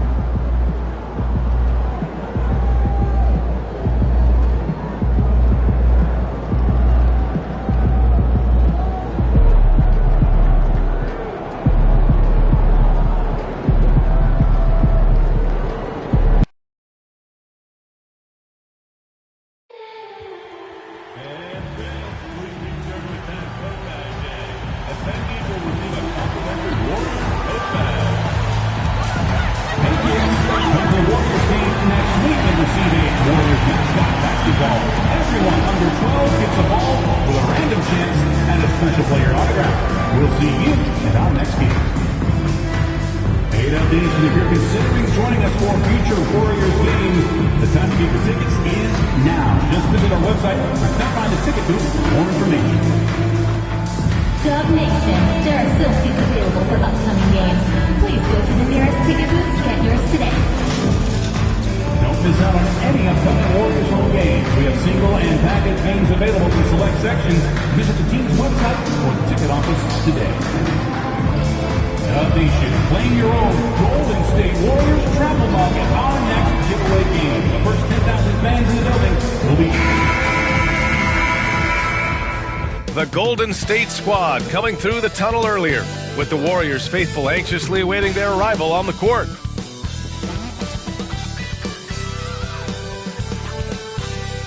And we welcome you to a special night of regular season hoops. This one counts as part of the NBA Cup. This is Brian Anderson. Stan Van Gundy and Grant Hill here. We are now into November, so let's check in on the standings in the Western Conference. You look at the Warriors, they're sitting at the top of their conference right now with the #1 record. And, of course, Memphis behind 9.5 games. The starters for the Memphis Grizzlies. Manning the backcourt, we'll see Morant and Payne. Edey out there with Jackson, and it's Wells in at the small forward position. And for Golden State, Curry and Pods make up the backcourt. Then it's Green, then there's Butler, and it's the dude in at the power forward position. And when it comes to establishing rotations at this stage, Stan, what's something you're zeroing in on? Well, you're just trying to figure out which lineups work the best together and trying to develop not necessarily a starting lineup, but a rotation that works for you, and especially trying to determine what's your closing lineup. When it's on the line, who do you want to go to? And it's going to be the Grizzlies off the tip. And coming into the season, MP was very open about his motivation. He wants to prove he's the best rookie in the class. We know full well how much hype there was behind MP coming into this league. And he was bold to suggest in public that he wants to be the best in his rookie class.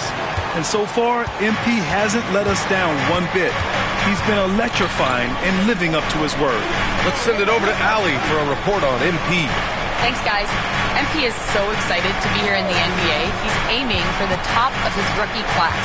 He told me pregame, growing up in Plainview, I dreamed of playing in this league, so just being here is special. We'll see how he performs. Brian?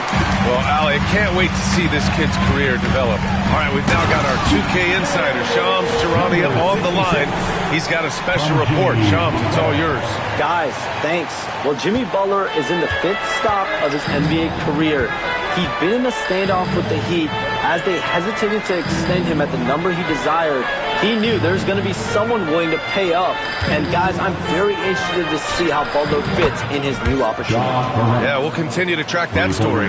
All right, Shams, thanks a lot. Wow. When Morant is hitting the three, he becomes basically unguardable.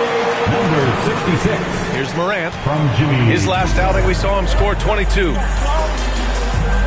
Pass to Edey. Soft touch off the glass. Edey's got his second basket. Well, the threat of Ja scoring really opens up the opportunity. Oh, he packs it down. That is incredible. Already 5 lead changes here. Speaks to how evenly matched these teams have been thus far. There's the AT&T 5G Slam Cam, capturing the moment. For Memphis, they've gone 3 of 4. Off to a nice start. Outside Payne. And about 2 minutes into the first quarter here. Curry against Morant. Nice move. It's rebounded by Golden State. And it's now 11 consecutive wins for them. They are clicking right now. Well, you look at the discipline, the way these guys play under control. They never get out of balance when they find themselves in a hole. They just continue to fight, play their game, and enforce their own pace. And down it goes. Jam that one home. He was gripping the rock on the weight of the slam. No way he was going to get stripped on that one. Right wing. Wells, the pass to Jackson. To the wing, right side. Clock at 6. Memphis needs to get off a shot. It's deflected. And here in the first, about 3 minutes in. He gets it in there. The dude's got 12 points in the game. Strong pass there to set up the basket. Grizzlies trail by 5. And one thing you can say about the Memphis Grizzlies, they are disruptive defensively, Stan. Yeah, Brian.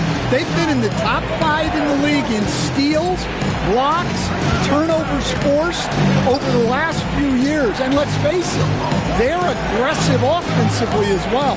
This team attacks at both ends of the court. Jackson can't get it to go. And you just can't afford to give up that kind of look very often. And it's hammered home by Green. They're really settling into a nice rhythm now, starting to gain the upper hand. Yeah, you're seeing their offense in a flow. Now it's time for their defense to turn up the heat a little more. The way Morant sets up his teammates is as good as any guard in this league. Here's the dude. That drops, and it comes off an assist from Curry. Curry's got 4 assists in the game. And setting the tempo with an assertive move. Like, where was the defense on that play? Well, when you are the aggressor this early, it is intimidating. Timeout call, Memphis. And now that they have some time to get a little bit of rest, it's time for these players to regroup while hydrating themselves with some Gatorade, looking to gain a boost of energy as they continue to play in this game. And staying hydrated is the only surefire way to do it. An athlete's body doesn't have the same power and stamina without proper hydration. These guys will be sure to use this timeout wisely. Bane, no good. It's one thing to prevent the layup. It's another to do it without fouling. Just terrific defense. Here's Kuminga. And he's in the books. Now 1 for 2. This run has been fueled by their Matador defense. Warriors foul. Peyton check.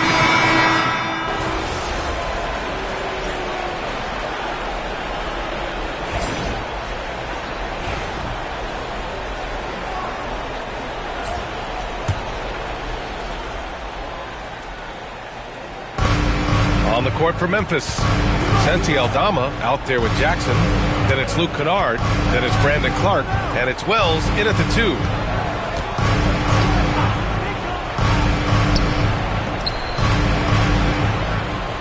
Clark in the post. Working on Green. Clock at 4. Kennard outside. Here's Jackson. And again it's Memphis missing. This has been a close game in a lot of ways, but they do have an edge on the boards. And how about Jaren Jackson Jr., another second-generation player that we have here in the NBA? Yeah, Brian, and his dad was a winner at every level. He was a high school champion, had the #1 team in college, and of course was part of a championship team with the Spurs. And he gets that one. Well, we know he can space the floor, but Jackson is still at his best in the paint. Going inside, and there's the slam dunk to finish it off. B.A., I'm not sure he should be flaunting around the rim like that with this game so close. Oh, it's risky, but it sure did look good. Aldama outside. Kennard outside. From downtown, and that one's good. That makes him 2 for 3. Well, some of the most solid mechanics in the league. Kennard has complete trust in his motion. Outside Kuminga. The 3, and it falls. 2 for 3 from the field so far. Way to rise to the occasion and snatch back the momentum. Yeah, plenty of lead changes in this game. It's gone back and forth. Clark outside. Kennard for 3. The dude with the rebound. And this is exactly who you want taking that shot. He just missed it. And Stan, you got into coaching right after college. When did you know you wanted to be a coach? Brian, that's easy. As soon as I figured out that I didn't have much of a future as a player, I knew I wanted to stay involved in the game. I wanted to coach. And the Warriors make some changes. Looney's checked in for Green. And Butler is subbed in for Kuminga. Bane, he's checked in for Memphis. Ja Morant comes in for Kennard. And so it's Bane who brings up the ball for the Memphis Grizzlies. It's a 5-point game. A tough loss coming against the Lakers in their last game played. It's always hard to get a win on the road, especially when you show zero energy on the defensive end. Yeah, when you have a defense that's showing this poor, it's normally due to an overall lack of effort. And force feeding the ball inside. I mean, no reason to go away from what's working. Tipped away. Here's the dude, guarded by Aldama. They're simply not missing. Unreal. Well, as a coach, this is when you enjoy what you're watching. Your team playing well and everything just flowing. Yeah, Grant, despite the Warriors' success over the last decade, it hasn't always been this way for this franchise. Yeah, they didn't have many winning seasons before they got Steph, Clay, and Dre. And you know, BA, from 1978 to 2012, they made the playoffs just 6 times. The dude. And a strong finish with 2 hands. Attacking the rim with power. Tremendous finish. Grizzlies trail by 9. Let's check in with our reporter, Allie LaForce. Brian, the Warriors play a unique style predicated on passing and cutting off the ball. Stephen Curry said the main goal is to just force the defense to make as many decisions as he can. So with all that ball movement and body movement, they're going to mess up at some point. Brian? Well, it helps having a weapon like Stephen Curry. Thanks, Allie. Well, there's Butler making the right play, as he so often does. Pass to Wells. Back to Morant. There's 42 seconds left in the first half of this game. Out left to the wing. Here's Aldama. No good with the triple. Good job hitting the glass. They're +8 in rebounding. Here's the dude. And there's another one for the Warriors. Well, when you have a guy scoring like he is, you redraw every play to be about getting him the ball. Now Morant. Consistent production from him, averaging just over 26 a game.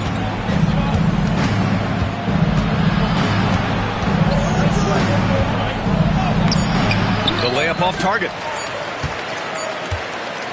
And so it's the Golden State Warriors. They lead by 11 as the quarter comes to a close. And it's mostly due to their superb shooting. They've wasted very few possessions. We'll be right back after this word.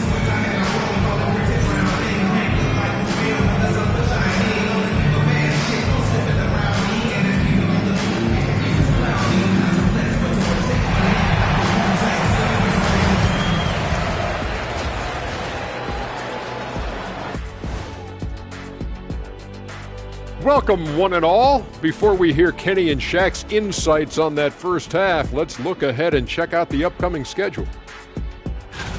And that game against the Nuggets, this will be a good challenge. If they could come in, play with intensity, and sustain that, they'll be right there at the end, Shaq. I want to see how they play.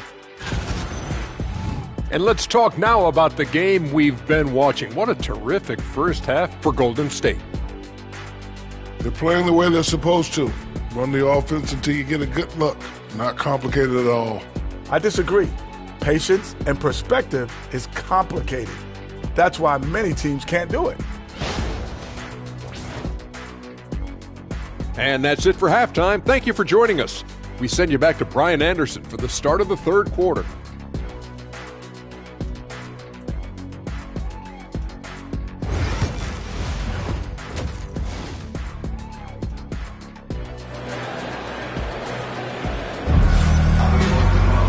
And with the second half upon us, we'll find out if this game becomes the rout that it's threatening to be. Curry and Pods make up the backcourt. Then there's Butler. Then it's Green. Oh, my goodness! What a dunk! With all eyes on Steph when he has the ball, his teammates find openings, and he finds them. And that was our AT&T 5G Slam Cam, bringing you the sauce. Here's Morant. And Grant, once again, Stephen Curry hit 300 threes last season. Man, he's in a class of his own.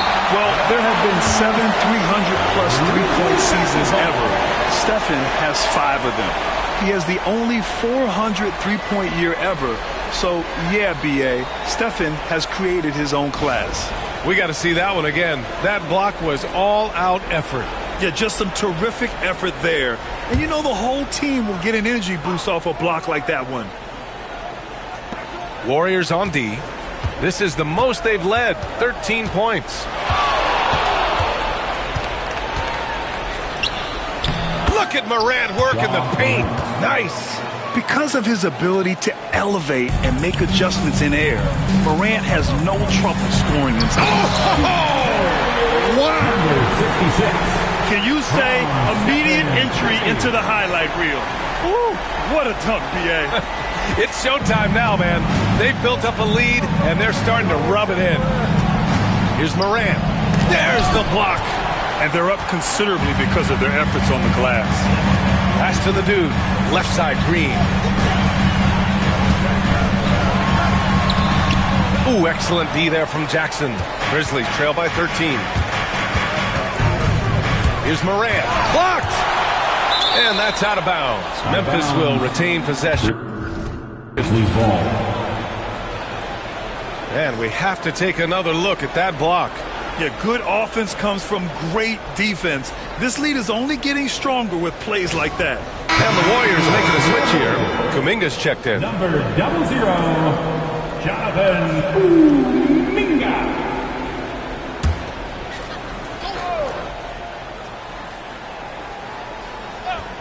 Here's Bane. No points yet. Here's Wells. And another miss by Memphis. And I'm sure this isn't how they drew it up at the half. Only 1 for 5 here in the third quarter. Curry at the rim. Zero fear from Curry inside. 2 more points in his Hall of Fame career.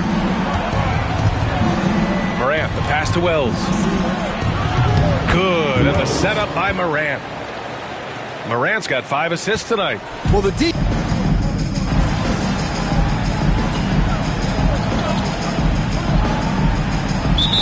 Deciding to change it up, and Steve Kerr calls timeout. He wants to make sure everyone is aligned, given the situation right now. On the court for Memphis. Manning the backcourt, we'll see Morant and Bane. Jackson out there with Edey, and it's Wells in at the 3. The dude gets the bucket. Absolutely ruthless. He's not about to start showing mercy now.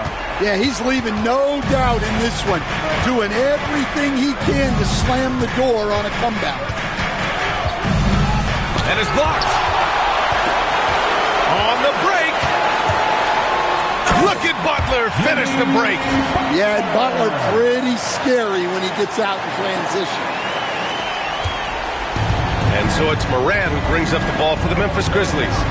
They trail by 11. The leaner. The Warriors pull it in. The dude's got 6 rebounds in the game. To the middle. Here's Green. Well-timed pass, and he goes straight to the bucket for the layup. And it gets even worse for them. I mean, he just waltzes down the lane, extending their advantage. Not good. Well, it's not going to get any easier if they can't improve their defensive intensity. They got to show some fight. Here's Morant. Kicks it out to Jackson. Out of bounds as Memphis keeps possession. He was all over that pass. That's a cautionary tale. Yeah, and you know they're tracking the tips and deflections because that tells you who's affecting the game. I mean, he's trying to shoot his way out of what's becoming a prolonged cold streak. Yeah, I get it, but you don't want him forcing things. It's better to get your shots within the flow of the offense. Here's the dude. 6 on the shot clock. Here's Green.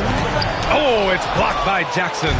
Great defense from Jackson Jr. He's a former league leader in blocks.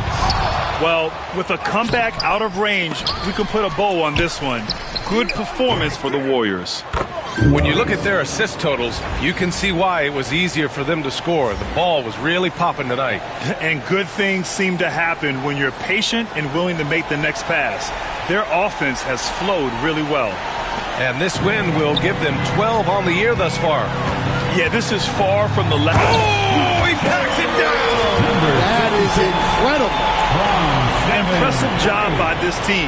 And you really can't discount the impact of this crowd here. No, I'd be lying if I said the crowd doesn't have an impact. It's certainly felt from the head coach all the way down.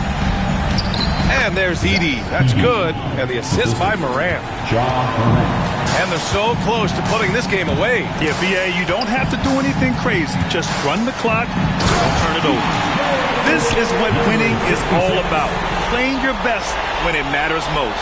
Yeah, they've got clutch guys on this team, and they never let up.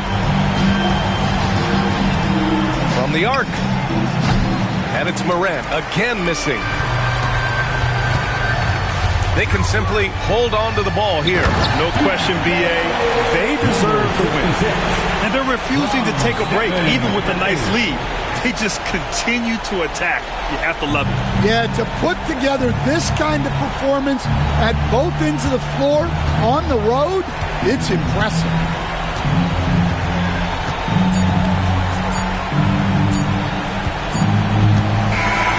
So Golden State takes this one, and by a big margin. And with tonight's win, they're now 2-0 in the NBA Cup. Yeah, just a fantastic start to the group stage. They're in the driver's seat in this group. A strong finish, and they'll advance. Well, folks, that's going to do it for now. For Grant Hill, Allie LaForce, and Coach Dan Van Gundy, this is Brian Anderson. Thank you for watching the NBA on 2K Sports. We'll see you next time.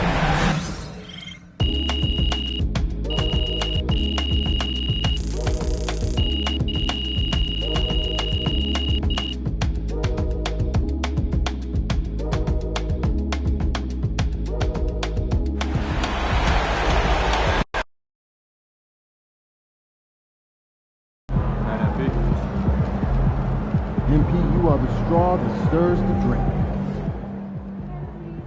Yo, crazy game, MP. Man was blocking everything he had in sight, like it was personal or something. Salute. Not even Shaq could dominate a game on offense like that.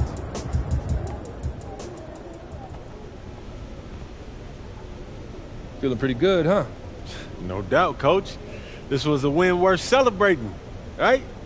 Keep celebrating and it'll be our last. What? The teams that win and keep winning rediscover that hunger night after night. You linger over any one game and you give whoever's next on the schedule the edge. You want to enjoy that result? Responsibly? Win the next one. That's how winners celebrate.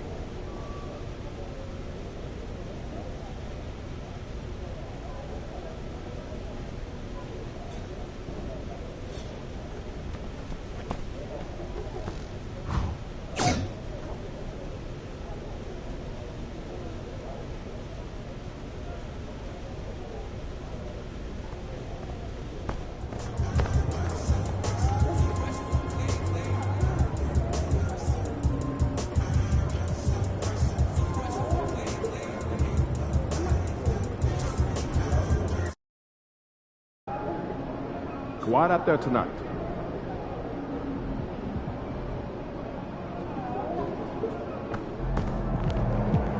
We know MP came ready to play.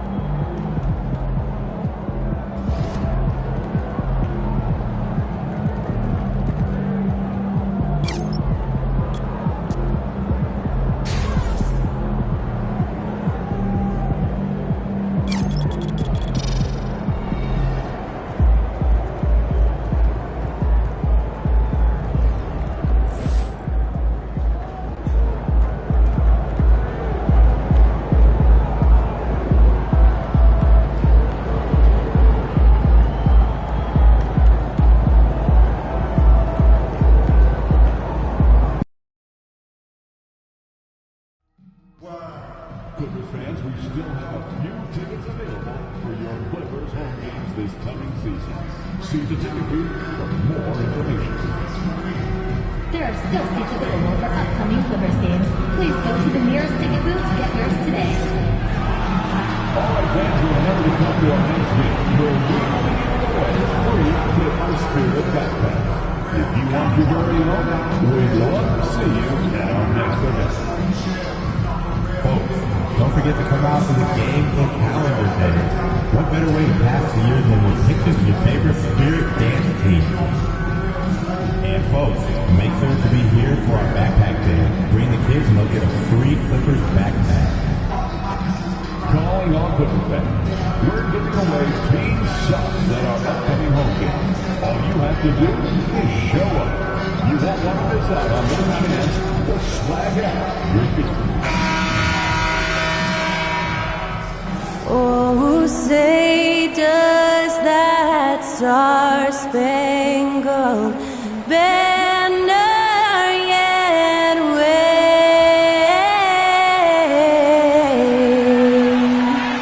o'er the land of the free?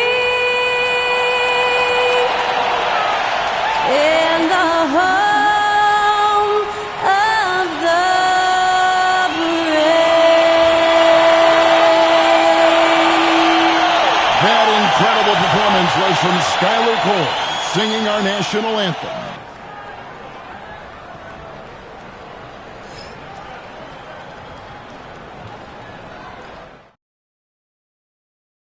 Welcome, folks. Thanks for tuning in to 2K Sports for the latest presentation of our NBA basketball.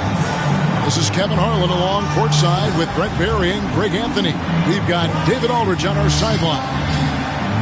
And checking out some numbers for Kawhi Leonard. He's been playing a much bigger role in their offense over the past 5 games. It comes across at his usage rate, which has gone up during that stretch. We'll see if they continue to lean on him here tonight. And now the Golden State Warriors starters. In the backcourt, we'll see Curry and Podziemski. Draymond Green is out there with the dude, and it's Butler in the forward spots. Harden out there with Chris Dunn, and it's Zubac in at the 5. How many games? Your identity, the pace you want to play at, obviously the development of the younger guys, and your chemistry is always ongoing. Now, here's Dunn. Foul for 3. It's not going to go for him. Butler deciding where to go with it. Takes the alley-oop pass and dunks it down. No doubt that Butler continues to improve his passing. An excellent playmaker, really wants to make his teammates better. And here's Harden. Coming off a stellar performance against Utah. Dunn kicks to Harden.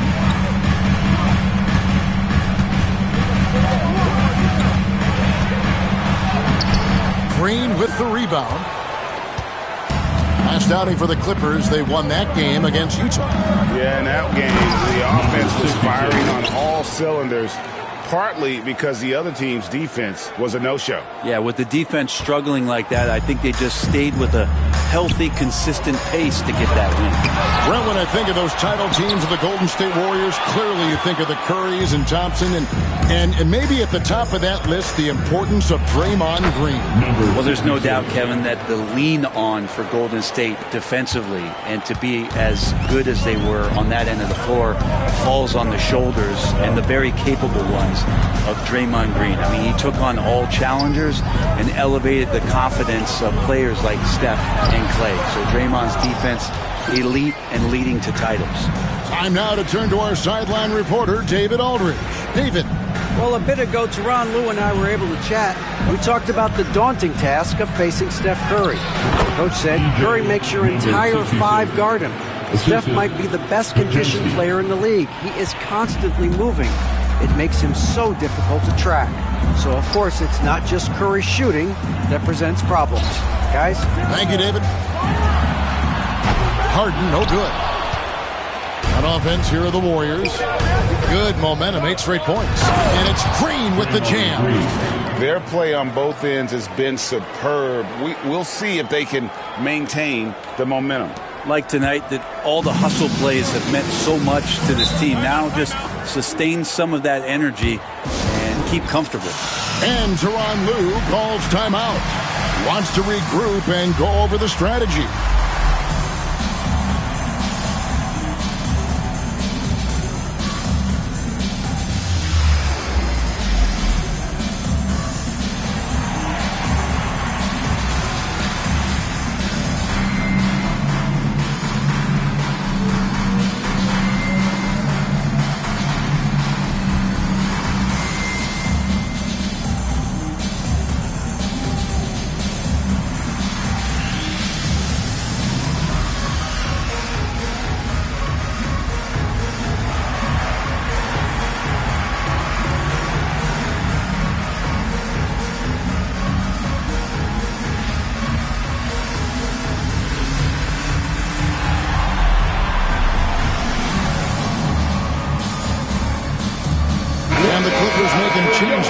Jones has checked in. A fantastic string of games for him. Your Western Conference Player of the Week, the Dude.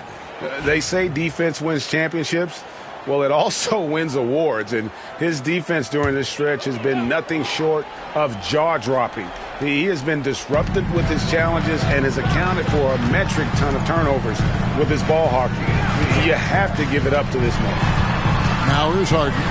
Scoring-wise, he's definitely making his mark right now. He's averaging about 19 points a game. And we don't see a lot of James Harden in the mid-range, but he is capable of knocking them down. Here's the dude.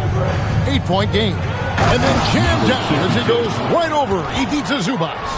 When you find yourself up double digits in the first quarter, you know you're doing something right. Well, dominant so far. That's the responsibility of the starters. Now let's see if everybody else who plays in this game makes the same kind of high-level contributions. Here's Powell, following the score by Golden State. Back to Harden. In the first. Shot clock at 6.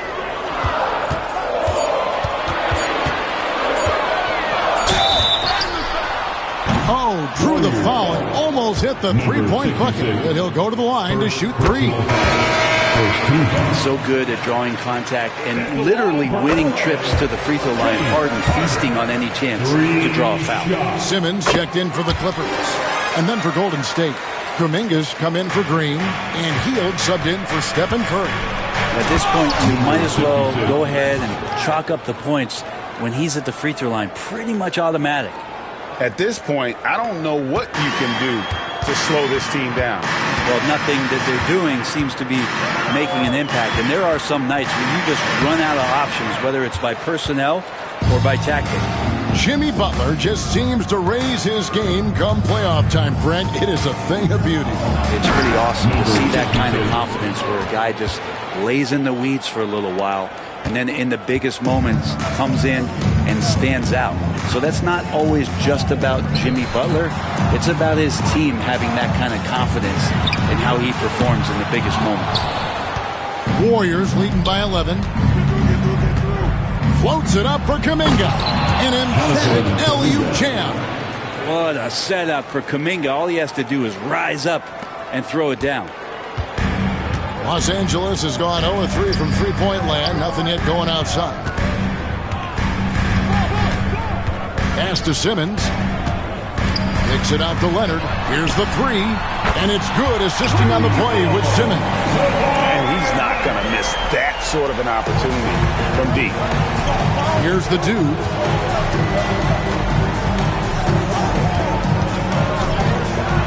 Majemski on the wing.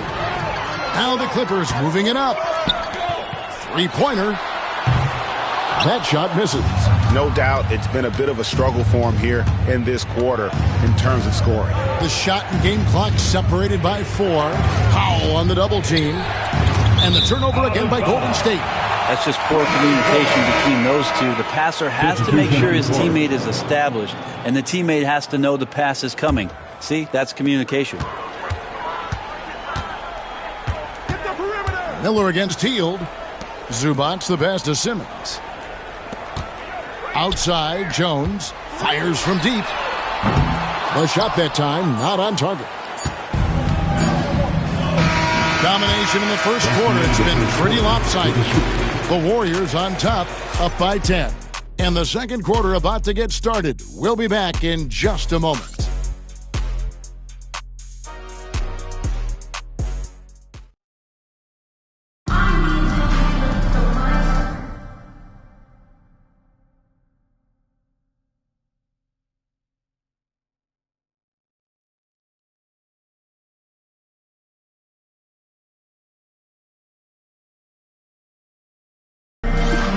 And so far through one quarter, it's been a lopsided game. We'll see if that changes here in the second.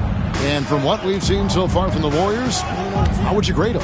Yeah, in that first period, they looked to push in transition at every opportunity. It felt like they knew that there were openings in transition and just wanted to keep trying to feed that, get out quick. So with Butler sitting on the bench, here's the group that Steve Kerr has on the floor. Some kind of shooting in the backcourt for him. It's Curry and Hield. The dude out there with Kuminga. And it's Post in at the pivot spot, manning the middle.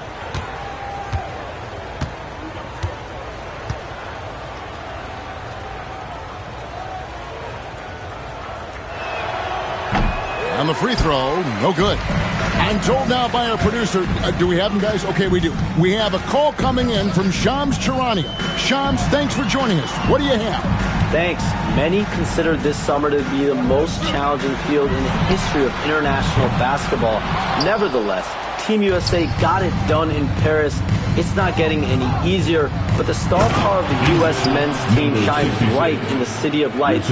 Guys, a classic ending for a stacked U.S. roster. You're right. What a performance. Hey, Shams Charania with the report. Thanks, Shams. Clippers trail by 14. Mills looking it over.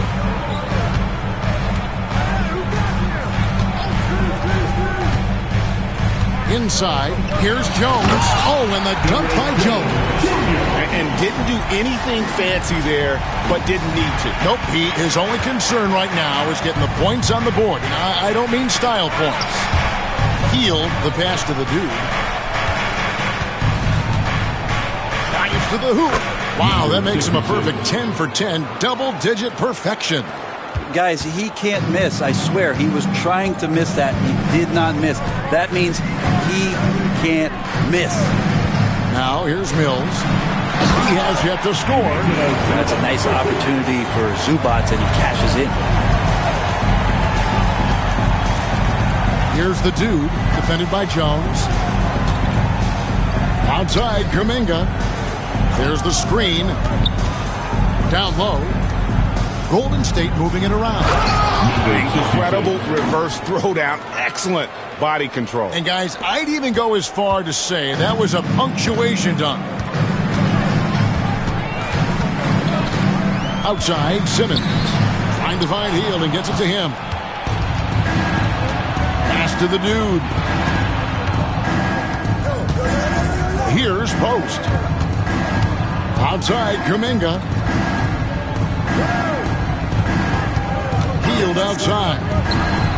Knocks down the three ball. And the Warriors lead by 17. Wow, Hield has a beautiful release on his shot right there. Just barely off of his fingertips. And buttery soft. And the timeout called here by Tyronn Lue. He wants to talk to his guys.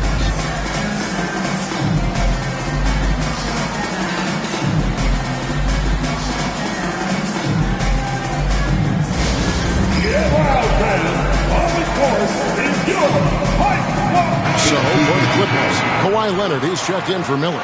This Dunn comes in for Patty Mills. And James Harden subbed in for Ben Simmons.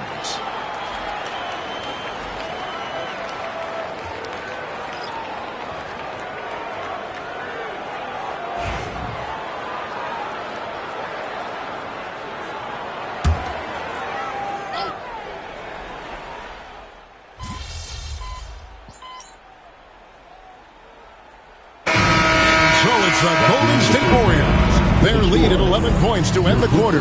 They've been playing some ferocious defense. We'll get right back to the action when we return.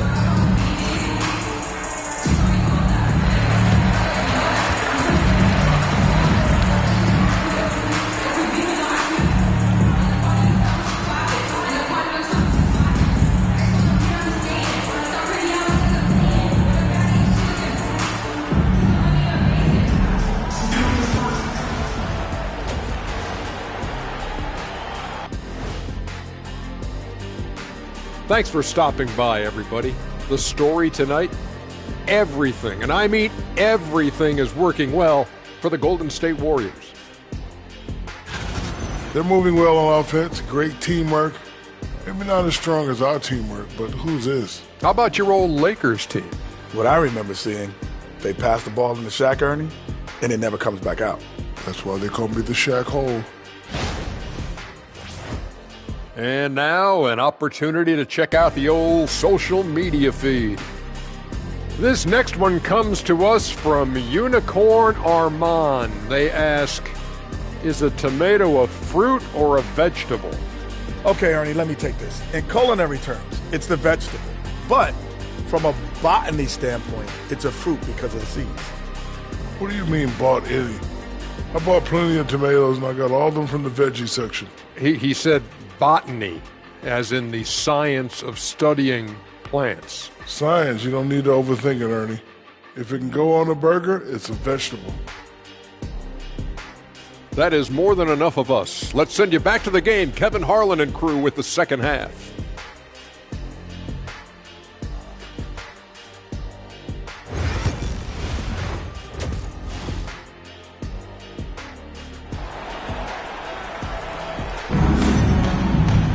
And as we dive into the second half, we'll find out if the next two quarters are any different from the first two.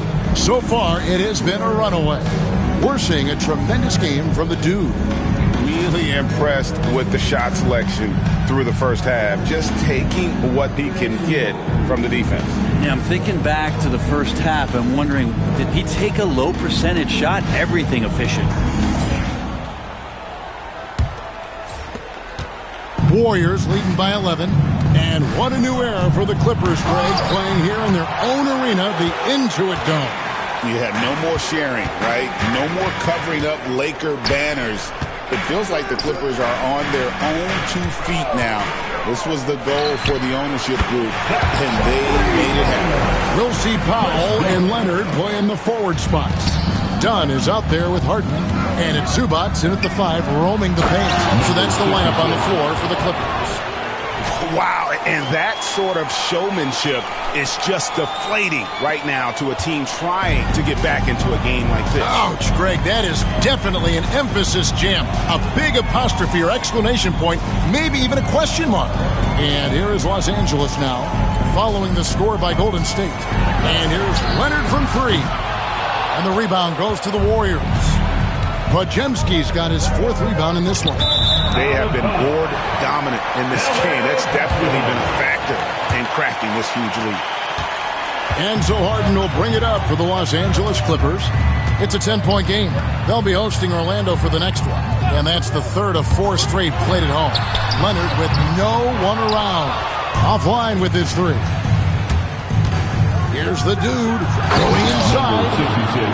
He is a highlight reel unto himself, guys. That could be a contender for the dunk of the year, I think. Clippers have gone 1 of 3 since starting the second half. And it's Dunn in the corner. Pass to Powell.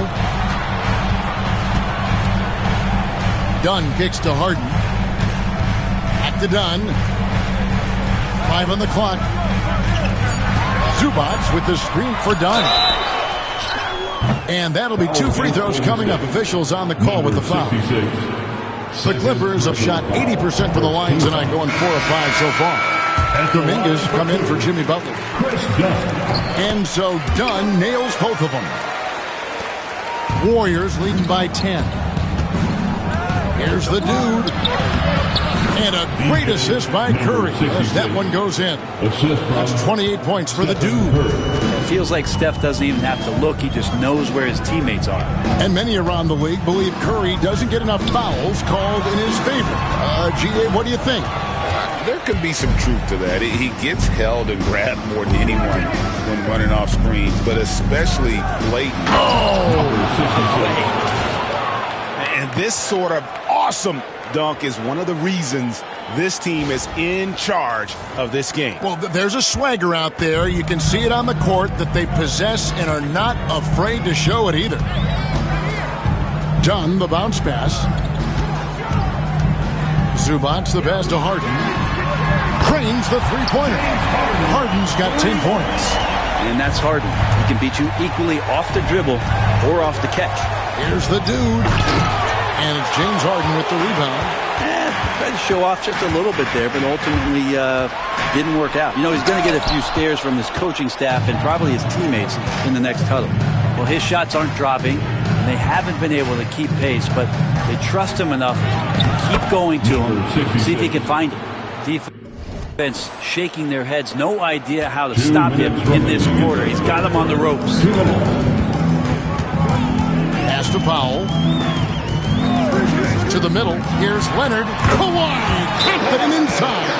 The wingspan of Kawhi is a bit sneaky, longer than you think. Makes him effective down low. And so Steve Kerr calls for the timeout. He wants a minute here to get things straightened out with his team. Jones checked in for the Clippers. And then for Golden State, Kevon Looney is checked in for Draymond Green. Payton comes in for the dude. And Hield subbed in for Brandon Podziemski. Warriors leading by 11. Now here's Curry. 5 points in the game. On the wing, Hield. Misses the three. LA's gone into the three-point range 4 times since halftime and buried 2 of them. Pass to Zubac. It's a nice passing here by Los Angeles. Here's Harden. Had a chance there to cut it to single digits, but it's off target. The Warriors have gotten 5 of 8 shots to fall for them in the third quarter. A nice 62% from the field. Here's Hield. And 2 free throws coming up. Unable to get that one to go with all the contact. It's going to go on Norman Powell. Buddy right there trying to score and forcing the issue a bit. The Warriors have shot 2 of 3 from the free throw line tonight.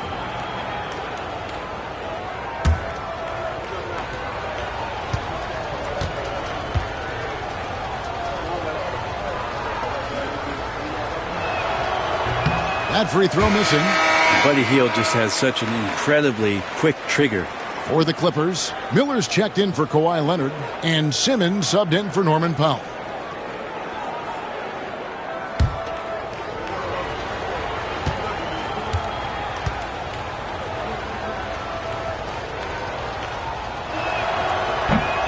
He hits the second from the line. And very quietly, Hield is one of the best three-point shooters in our league, as dangerous as they come. Miller outside. Back to Harden. That's good, and it's Miller with the assist. Harden's got 5 points now this quarter. Yeah, here's a list of things I don't want to do, and right at the top is guard that guy. Kuminga, screen on Simmons. It's Curry outside. It's hauled in by Zubac. Rare you'll see him miss such an open look. Harden scanning the floor. Zubac with it. The scoring numbers have been solid for him. He's averaging just under 14 points a game. Warriors leading by 10. And really the smart thing would be to hold for the last shot. Every second right now is valuable to you. That should be their strategy. Unwilling to let up even for a moment. That's his killer instinct, just fanning the flame. Yeah, he's the guy that you want to go to right now, trying to put this one away. And a deep three from Harden. And that shot was up in time, but doesn't go in. And so it's the Golden State Warriors. 13 points up at the end of the period. They've got their field goal percentage to thank for that. They've been hot from all over the floor tonight. And we'll be back with you shortly.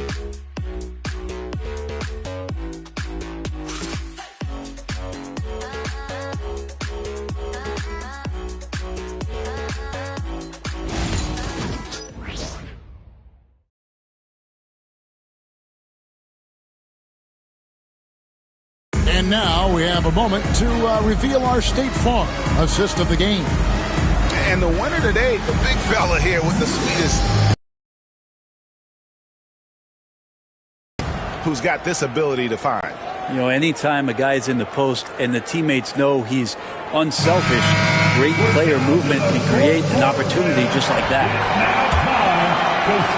And there may not be a lot of drama down the stretch as we head into the fourth quarter, but stranger things have happened on the court for Golden State here in the fourth.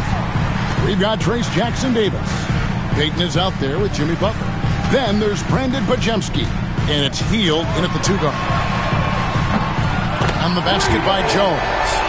Leonard has the ball in his hands a ton, and those are some big hands. Comfortable handling the rock and making plays. Pass to Butler. There's a screen to the inside. Jackson-Davis can't get it to go.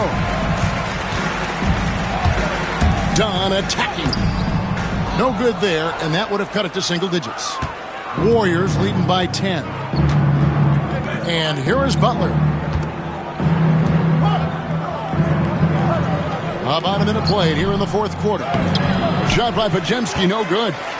For him, it's harder to miss that shot than it is to make that shot. I think he was anticipating a bit of a bump there. And it's slammed in by Jones.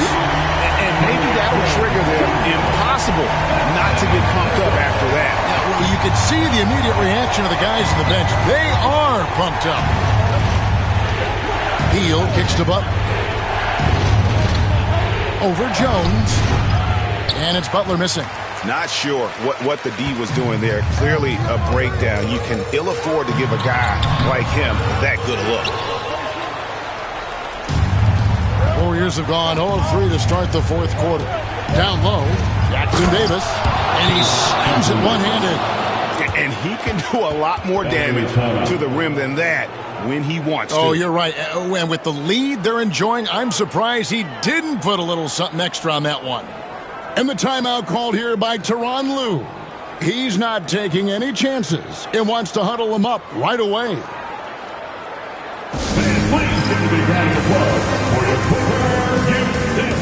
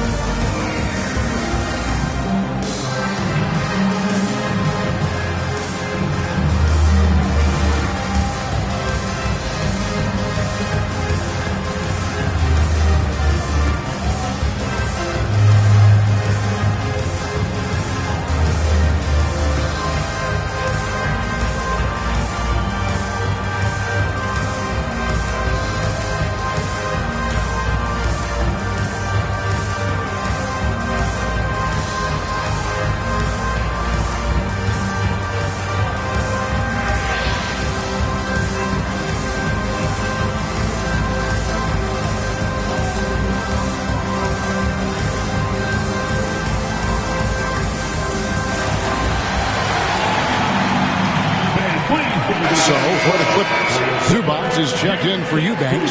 Powell comes in for Derek Jones. And it's James Harden in for Simmons. Golden State also making some changes. Green is checked in for Trace Jackson Davis. The Dude comes in for Gary Payton. And it's Stephen Curry in for Buddy Hield. And the latest now from our sideline reporter, David Aldridge. David, it's all yours. Take it away. Kevin, during the last break, I heard Tyronn Lue talking with his team. He said, hey, we're still in this thing. We just have to trust each other out there. Be aggressive, stay together, and play as a team. We're coming back and winning this one. Pretty confident words, Kevin. Thank you, David. Leonard looking around. Trying to break that ice-cold streak, and it's blocked. And he's able to get it back. And he gets it back. Yeah, it's been about the rebounding. Really, that's the dividing line in this game. And there it is for him. And the Warriors lead by 14. And a moment here to take a look at some of the hustle stats for the Warriors. They've been active defensively, rotating well, and then also closing out on shots. It's resulted in a number of blocks. Well, if we add another thing to it, it's about the urgency they've played with. I mean, you look at the eyes of these guys. They're focused, wanting to get up tempo. That's helped them score on the fast break. Here he comes, and there he goes. Oh, look at him punish that rim. We're in the final quarter of play here. 3 minutes in.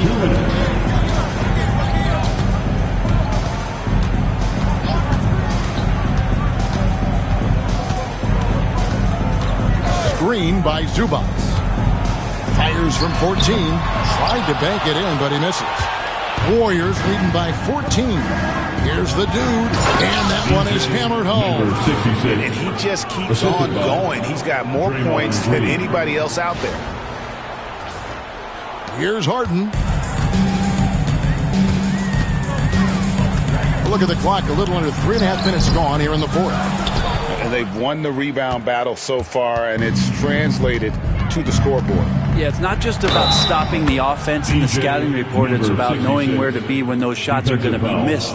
And they're doing a nice job on rebound. And the league trying to get a bit more competition in the All-Star game. You got any ideas there? Well, cash prizes seem to work well for the in-season tournament. Even a little something might help up the ante just a bit. And it's a completely new group for Los Angeles.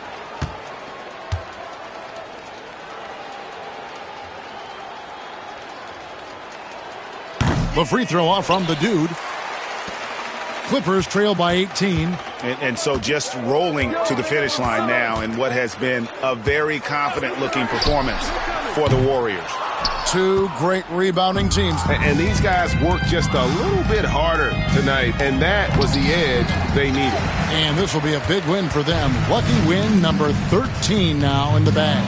And continued dominance against this team, winning both of their matchups this season. And we watched one guy all night long, guys, and looking at the stats just confirms what a dominant game he had. What a night tonight it was for the dude. He came out and let everyone know that points would be hard to come by with the way he swatted away shots and protected the rim. 41 seconds left in the fourth quarter of this one. Jones, the pass to Eubanks. Back to Jones. Over in the corner, Batum. Clock at 4. And Simmons kicks to Jones. Off the mark there with the three-point shot. And it's the Warriors' ball. They're on a 14-4 run. Pass to Jackson Davis. Oh, he's going up for the alley-oop here. Batum with the steal.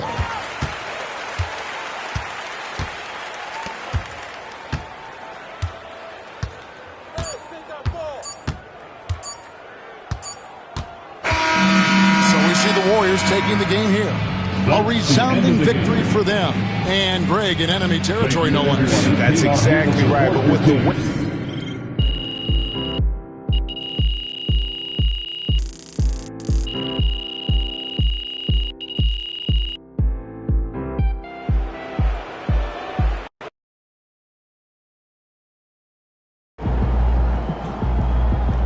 MP, you are the straw that stirs the drink.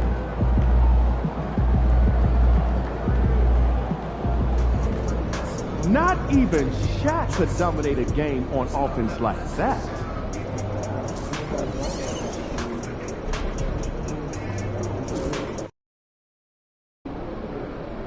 Get ready to rumble, young blood.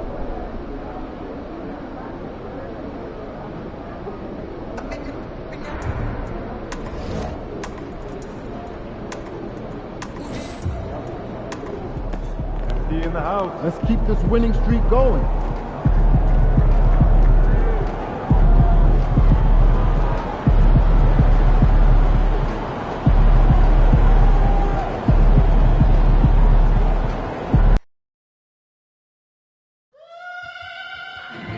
If you're considering joining us for future Warriors games, the time to get your tickets is now. Just visit our website or stop by the ticket booth for more information. We want your time and experience to be enjoyable and incident-free. If you're having any issues at any time that needs to be addressed, then please text the word DUBS along with your issue and seat location to 55555. A member of our guest relations will respond and address your concerns immediately. Just a reminder, folks, to make sure to be here for our figurine giveaway. Come to the game and get a figurine of your favorite mascot. You can be part of the Warriors game day experience this upcoming season. Visit us online or at the nearest ticket booth for available tickets. Raider Nation will be doing another special giveaway at our next home game. The first 10,000 fans will be on their very own calendar of the Warriors mascot. Dub Nation. At power forward, 6'10", number 66, DJ, number 66.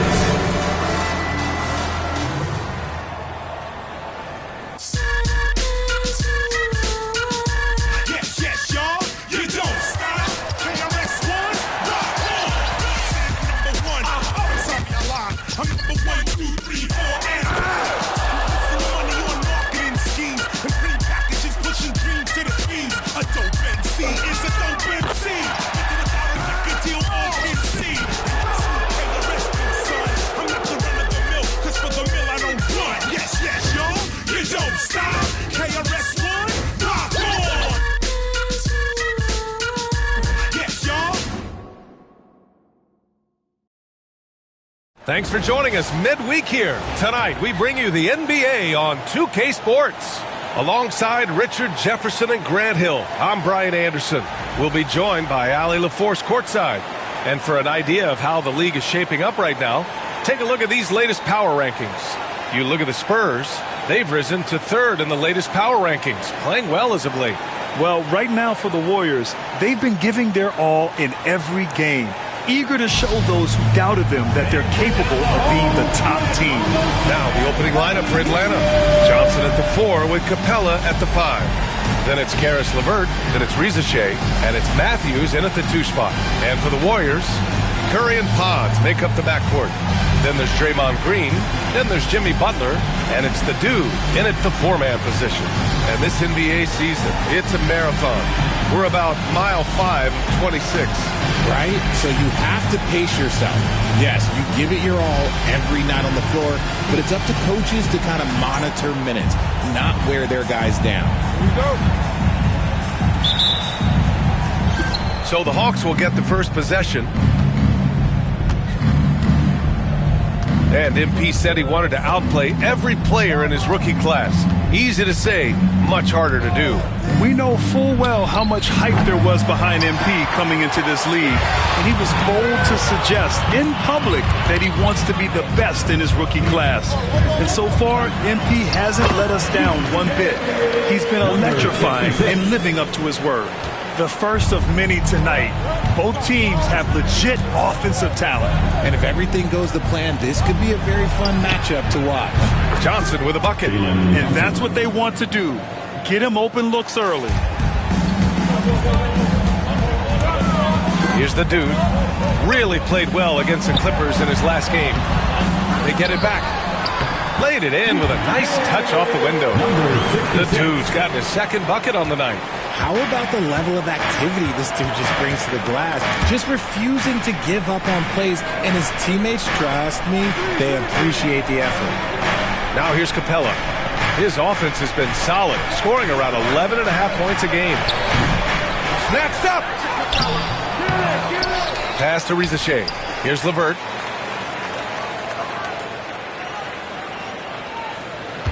Five to shoot. Outside Johnson. Three-pointer off the mark. Just 1 for 5. Not the start they were looking for. Obviously, there's still plenty of time to get on track. And how about Brandon Pajemski, Richard? When he's given the minutes, he can stuff the stat sheet. Yeah, even when it comes to his rebounding, BA, that's the result of great heart, great hustle, and great timing. His teammates feed off his energy. Jacks up a 3. Rizachet, no good. The Warriors have gone 3 of 4. Off to a nice start. The dude gets the bucket. Ideal way to start the game. Come out of the gate and knock down all but one of your first 5 shots. LeVert passes to Capella. Here's Rizachet.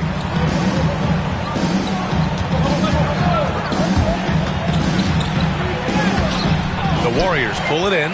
And this is a very difficult team to beat right now. 13 straight wins. Yeah, not very often you see a team that's got the juice flowing like these guys. They've got the right attitude, the right team-focused basketball to win against just about anyone. Gonna be interesting to see who and how this stretch comes to an end. Gives us a chance to catch up with Ali LaForce. Jimmy Butler's such an all-around player. He said, I don't need to be a 40-point scorer. My role is to impact winning. I just control what I can control in the end. Play the right way, stay aggressive, and do whatever it takes to get my team the win. And Brian, he is good at his job. Well, playoff Jimmy is a real thing, whether he'll admit it or not. Attacking the rim with power. Tremendous finish. Hawks trail by 7. LeVert outside. Outside Johnson.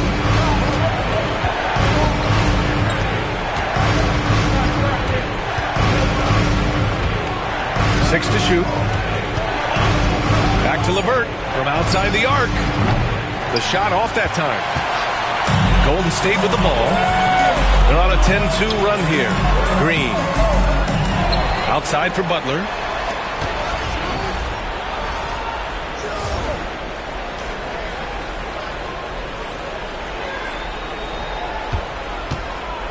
Here's the dude. He's got 10. Oh, my goodness! Throw it down! Come on! Wow, that type of finish is just deflating right now for a team that's trying to make a comeback. Ouch. That's certainly a big-time finish right there. It was one big exclamation point, or maybe even a question mark. 1:03 left to play in the first. Pass to Rizachet. And he was fouled while in the act of shooting, so he'll take 2 free throws. It's going to go on Draymond Green. Yeah, Rizachet is already advanced with the ball in his hand. He knows how to pick up that whistle. All right, on the line, we've got our insider, Shams Charania. What do you have for us, Shams? Well, guys, in a year with no consensus #1 overall pick, Zachary Rizachet out of France, maybe not a surefire star, but certainly a player with a lot of talent, a 3-and-D prospect with the prototype length and size. The Hawks saw him as a plug-and-play addition. And so it's Atlanta with it. The Warriors getting their last shot to go. Okongwu inside. Outside man. Pass to Rizachet. Takes the 3. Rebounded by Hield. It's been an ugly quarter for him. Trying to shoot his way out of it. Might be time to work on the playmaking skills. Building a big advantage early with a terrific all-around performance. They got off to such a hot start, and that can keep you energized throughout the whole game. Here's Rizachet. Last game for him, he had 14.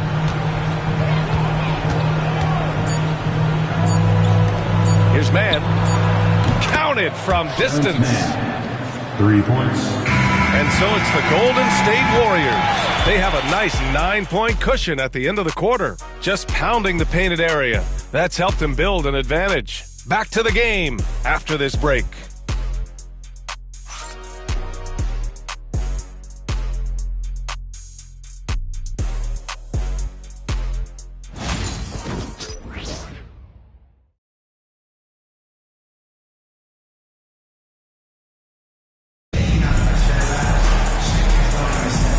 Great to have you with us. Second quarter of basketball. This game has not exactly been neck and neck, but plenty of time left in this one. And what do you guys think about the Warriors here in this one? It's simple. The main takeaway from the first quarter is they're winning this game with defense. Making it as difficult as possible for the offense to find clean looks. Great stuff. On the floor for Atlanta, George Niang out there with Terrence Mann. Then it's Rizachet. Then there's Onyeka Okongwu. And it's Krejci in at the point. Here's Krejci. Shoots over Curry. And it's Krejci missing. Here's the dude. Just outstanding. He hits again, and he's still a perfect 9 for 9. They have no answer defensively inside. Over the last few years, Atlanta struggled defensively, Greg. Yeah, the Hawks haven't been better than 20th in defensive rating since 2017. They've had some great offensive teams during that time, but their defense has held them back. Wow, that type of finish is just deflating right now for a team that's trying to make a comeback. Ouch. That's certainly a big-time finish right there. It was one big exclamation point, or maybe even a question mark. Now here's Mann. In his last outing, he had 11 points. Three-pointer. The Warriors pull it in, and they've been winning at a high level this season. Most games not even close. Their point differential is sky high. Yeah, a lot of their games have been essentially over by the third quarter. Blowouts, big margins, really astonishing the dominance they displayed over the course of the season. I'm not sure we've ever seen a team so consistently dominant. Here's Niang, following the score by Golden State. Man, the pass to Niang. Okongwu with it. The three from Rizachet. And it's cleared by Stephen Curry. And the shooter had very little space on that attempt. I'm sure they'll think twice about shooting against him next time. Here's the dude into the lane. They've been very well-rounded and extremely focused. Yeah, not just an impressive showing on offense, but on defense as well, executing their game plan perfectly. And Quinn Snyder decides to call timeout, and we might see some changes. Coach potentially looking to adjust.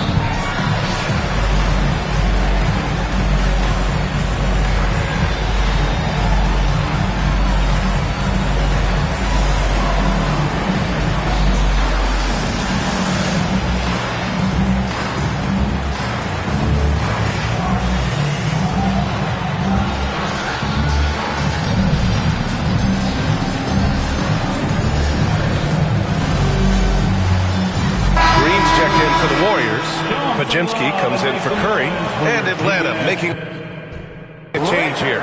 Richard, you played for great teams and rebuilding teams. How different is the atmosphere between those types of organizations? The expectation to win from everyone, top to bottom, that's what stands out to me. Everyone takes their role seriously and professionally. Count that bucket. Krejci's got his first points of the night. I didn't see that coming. He sinks a pretty dicey shot. Here's the dude. Ball stolen. To the paint. Here's Mann. It's rebounded by Golden State. Their last game, a win against the Clippers, looking to carry it into this one. And most of the arena was totally against them. But they looked inward, trusted each other, and made good plays. Even with all that noise, when they had the ball, it never rattled them. Their offense was in tune like it was a home game. And Atlanta with possession here, following the score by Golden State. And they're on the run. And he dunks it down. Their offense is looking like a well-oiled machine, getting any look they want. Right about that. Seems like they haven't missed. Niang outside. To the inside. Here's Krejci. And the ball out of play. The Warriors will have it. Here's a look at what's coming up for the Golden State Warriors. On Friday, they'll go up against C.J. McCollum and the New Orleans Pelicans. Then on Saturday, they'll go up against Chris Paul and the San Antonio Spurs. And you know, for that matchup with the Nets, you'd be hard-pressed to find a more even pairing in the league.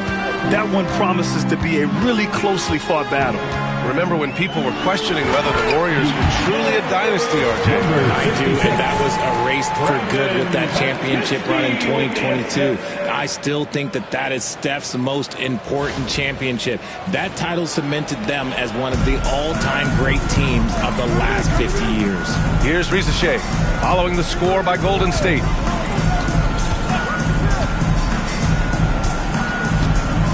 The three is up. Oh, the Hawks again cannot hit it. They're losing because he is struggling so bad, and he has not looked comfortable all game. Here's the dude. He's checked by LeVert. Johnson with a double team. Outside Kuminga. There's the triple. They get it again. Controls the rebound and the putback.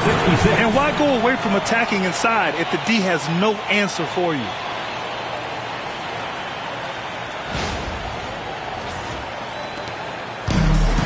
Atlanta's gone 0 for 3 from deep to begin the second. Johnson on the wing. There's 42 seconds left in the second quarter. LeVert outside. Shot clock at 5. Can they get it? That shot off. Left side Pajemski. And the shot's good. We've seen that more than once today. An effortless basket inside. Here's LeVert. Still without a bucket. They've been having major problems offensively. Definitely in a bit of a dry spell. Showcasing his athleticism, plays like this are why you got to be excited about Risache's future in this league. That one goes. Count it. The dude's got 34. Leaving absolutely nothing on the table right now. Their focus and execution has been outstanding. It's caused them to pull away a bit. Let's see if they can keep the train on the tracks. And here's LeVert for 3. And so it's the Golden State Warriors with a commanding lead to end the quarter. 27 points, looking good. Defense is setting the tone. More NBA on 2K Sports right after this.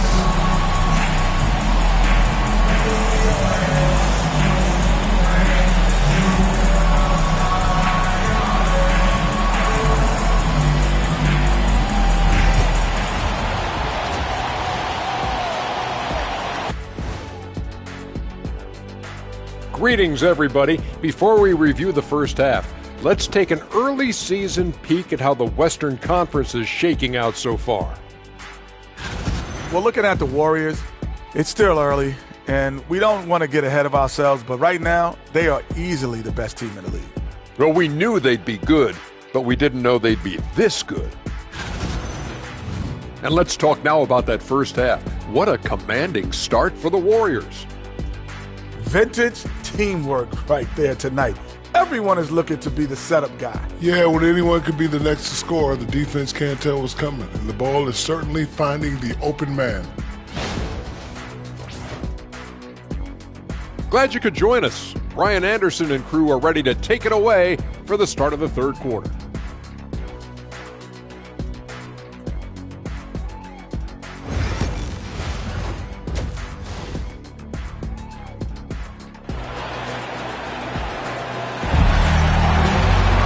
After a very lopsided first half, we'll see if things play out a little more evenly in the second. And here's Curry. Curry and Pods make up the backcourt. Then there's Jimmy Butler. Then there's Draymond Green. And it's the dude in at the power forward position. And that's the group for Steve Kerr as we begin the second half. Well, Richard, with the relocations and the floor he covers, Curry is still an anomaly with his conditioning. Oh, he's got an off-season program that would make other NBA stars tap out, including myself. His conditioning is amongst the best of all time. It wears on you as a defender. 4 on the clock. The Hawks need to get one up here. The three from Reza Shea. And it's Stephen Curry with the rebound. Oh, he really wanted that triple. Even though he missed, I really like the competitiveness I've seen. All right, let's get a report from Allie. KBA, the Hawks are figuring it out. Coach Quinn Snyder said, growth isn't linear. We want to just keep improving. The players have bought in. They're working. They're practicing hard, hitting the film. Everybody has been absolutely coachable. I think we're learning. Guys, it's all about the journey here. Yeah, I'm trying to take that next step. That's how it's done. Thanks, Allie. They've done a great job of moving the ball tonight. Yeah, B.A., keeping everybody involved keeps everyone engaged. And it's in there. It's been a dominant night for him, staying productive throughout. Here's Reza Shea. He's got 5. There's the screen by Johnson. They need this. Shots blocked. And so it looks like it'll be Atlanta's ball. Atlanta ball. Substitution for your Warriors. Kevon.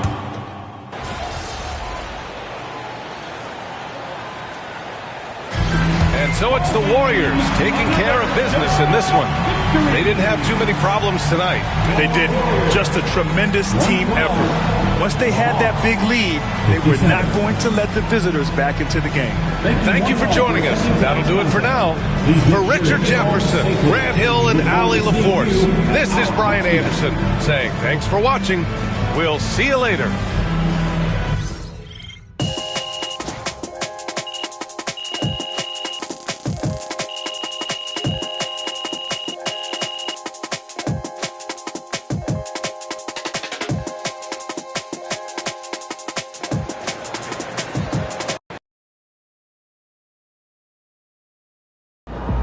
Huge moment on the show today as I am ready to unveil my ultimate NBA Dynasty rankings. All right, I mean, it took you long enough. Actually, he brought this up 2 weeks ago. Finally, Toby says something useful. Oh, thank you. I mean, it would have taken me 20 minutes, but maybe that's because I know how to ball. No one knows more than me, Russell, Whatever. about anything. Ooh, that is patently false. And you can patently shut it. That doesn't make sense. Maybe not, Toby. I'm not a book boy like you, but I am a knower of ball, and I am ready to unveil my dynasty list. All right, just say it already. Do we need a drum roll? All right, here we go. In reverse order, please hold your applause until the end. Number 9, Hakeem's Rockets. I like that. I like that. Number 8, Isaiah's Bad Boy Pistons. Number 7, LeBron's Big 3 Heat. Number 6, Birds Big 3 Celtics. Number 5, Steph's Warriors. Number 4, Duncan's Spurs. Number 3, Kobe's Lakers. Number 2, Magic's Showtime Lakers. And number 1. I mean, it's obviously Jordan's balls. Wrong! It's Jordan's Bulls! Yeah, that's what I said. No spoilers, Russ. I mean, we both said it already. We could debate the definition of spoiler all day long, but what I want to know is, what do you think? I mean, quite frankly, it's a shockingly coherent list, especially for you, Jalen. But, I think some of the placement is debatable. Nobody cares, Toby. Russ, what do you think? You're a hooper. How'd I do? Honestly, I think my biggest thing is Duncan Spurs. I feel like you put him a little high. What about 5 championships? Don't you understand, No, I know. Russell? It's how long it took to get him. Duncan's first championship came in 1999, and his last was in 2014. That's a 16-year span. Right, and the Warriors, who you put below them, won 4 in 9 years. I mean, I could even make the case for the Celtics being more dominant, winning 3 and 7, including 5 finals appearances and going up against those great Lakers teams. Plus, I might put Larry over Steph if we're keeping it 100. Look, those are interesting points you both make. It's clear you spent a lot of time thinking about this, and for that, I commend you. Unfortunately, it pains me to say this, but you're both unbelievably wrong and stupid. Okay, we don't need to make it personal, Jalen. It's okay to disagree. Everything is personal, Russ. This is war. Pretty sure this is a TV show. That it is, Toby, which means it's time for a quick commercial break. Back with more Jalen Murphy Show after this. Another game, another win. Back to work tomorrow.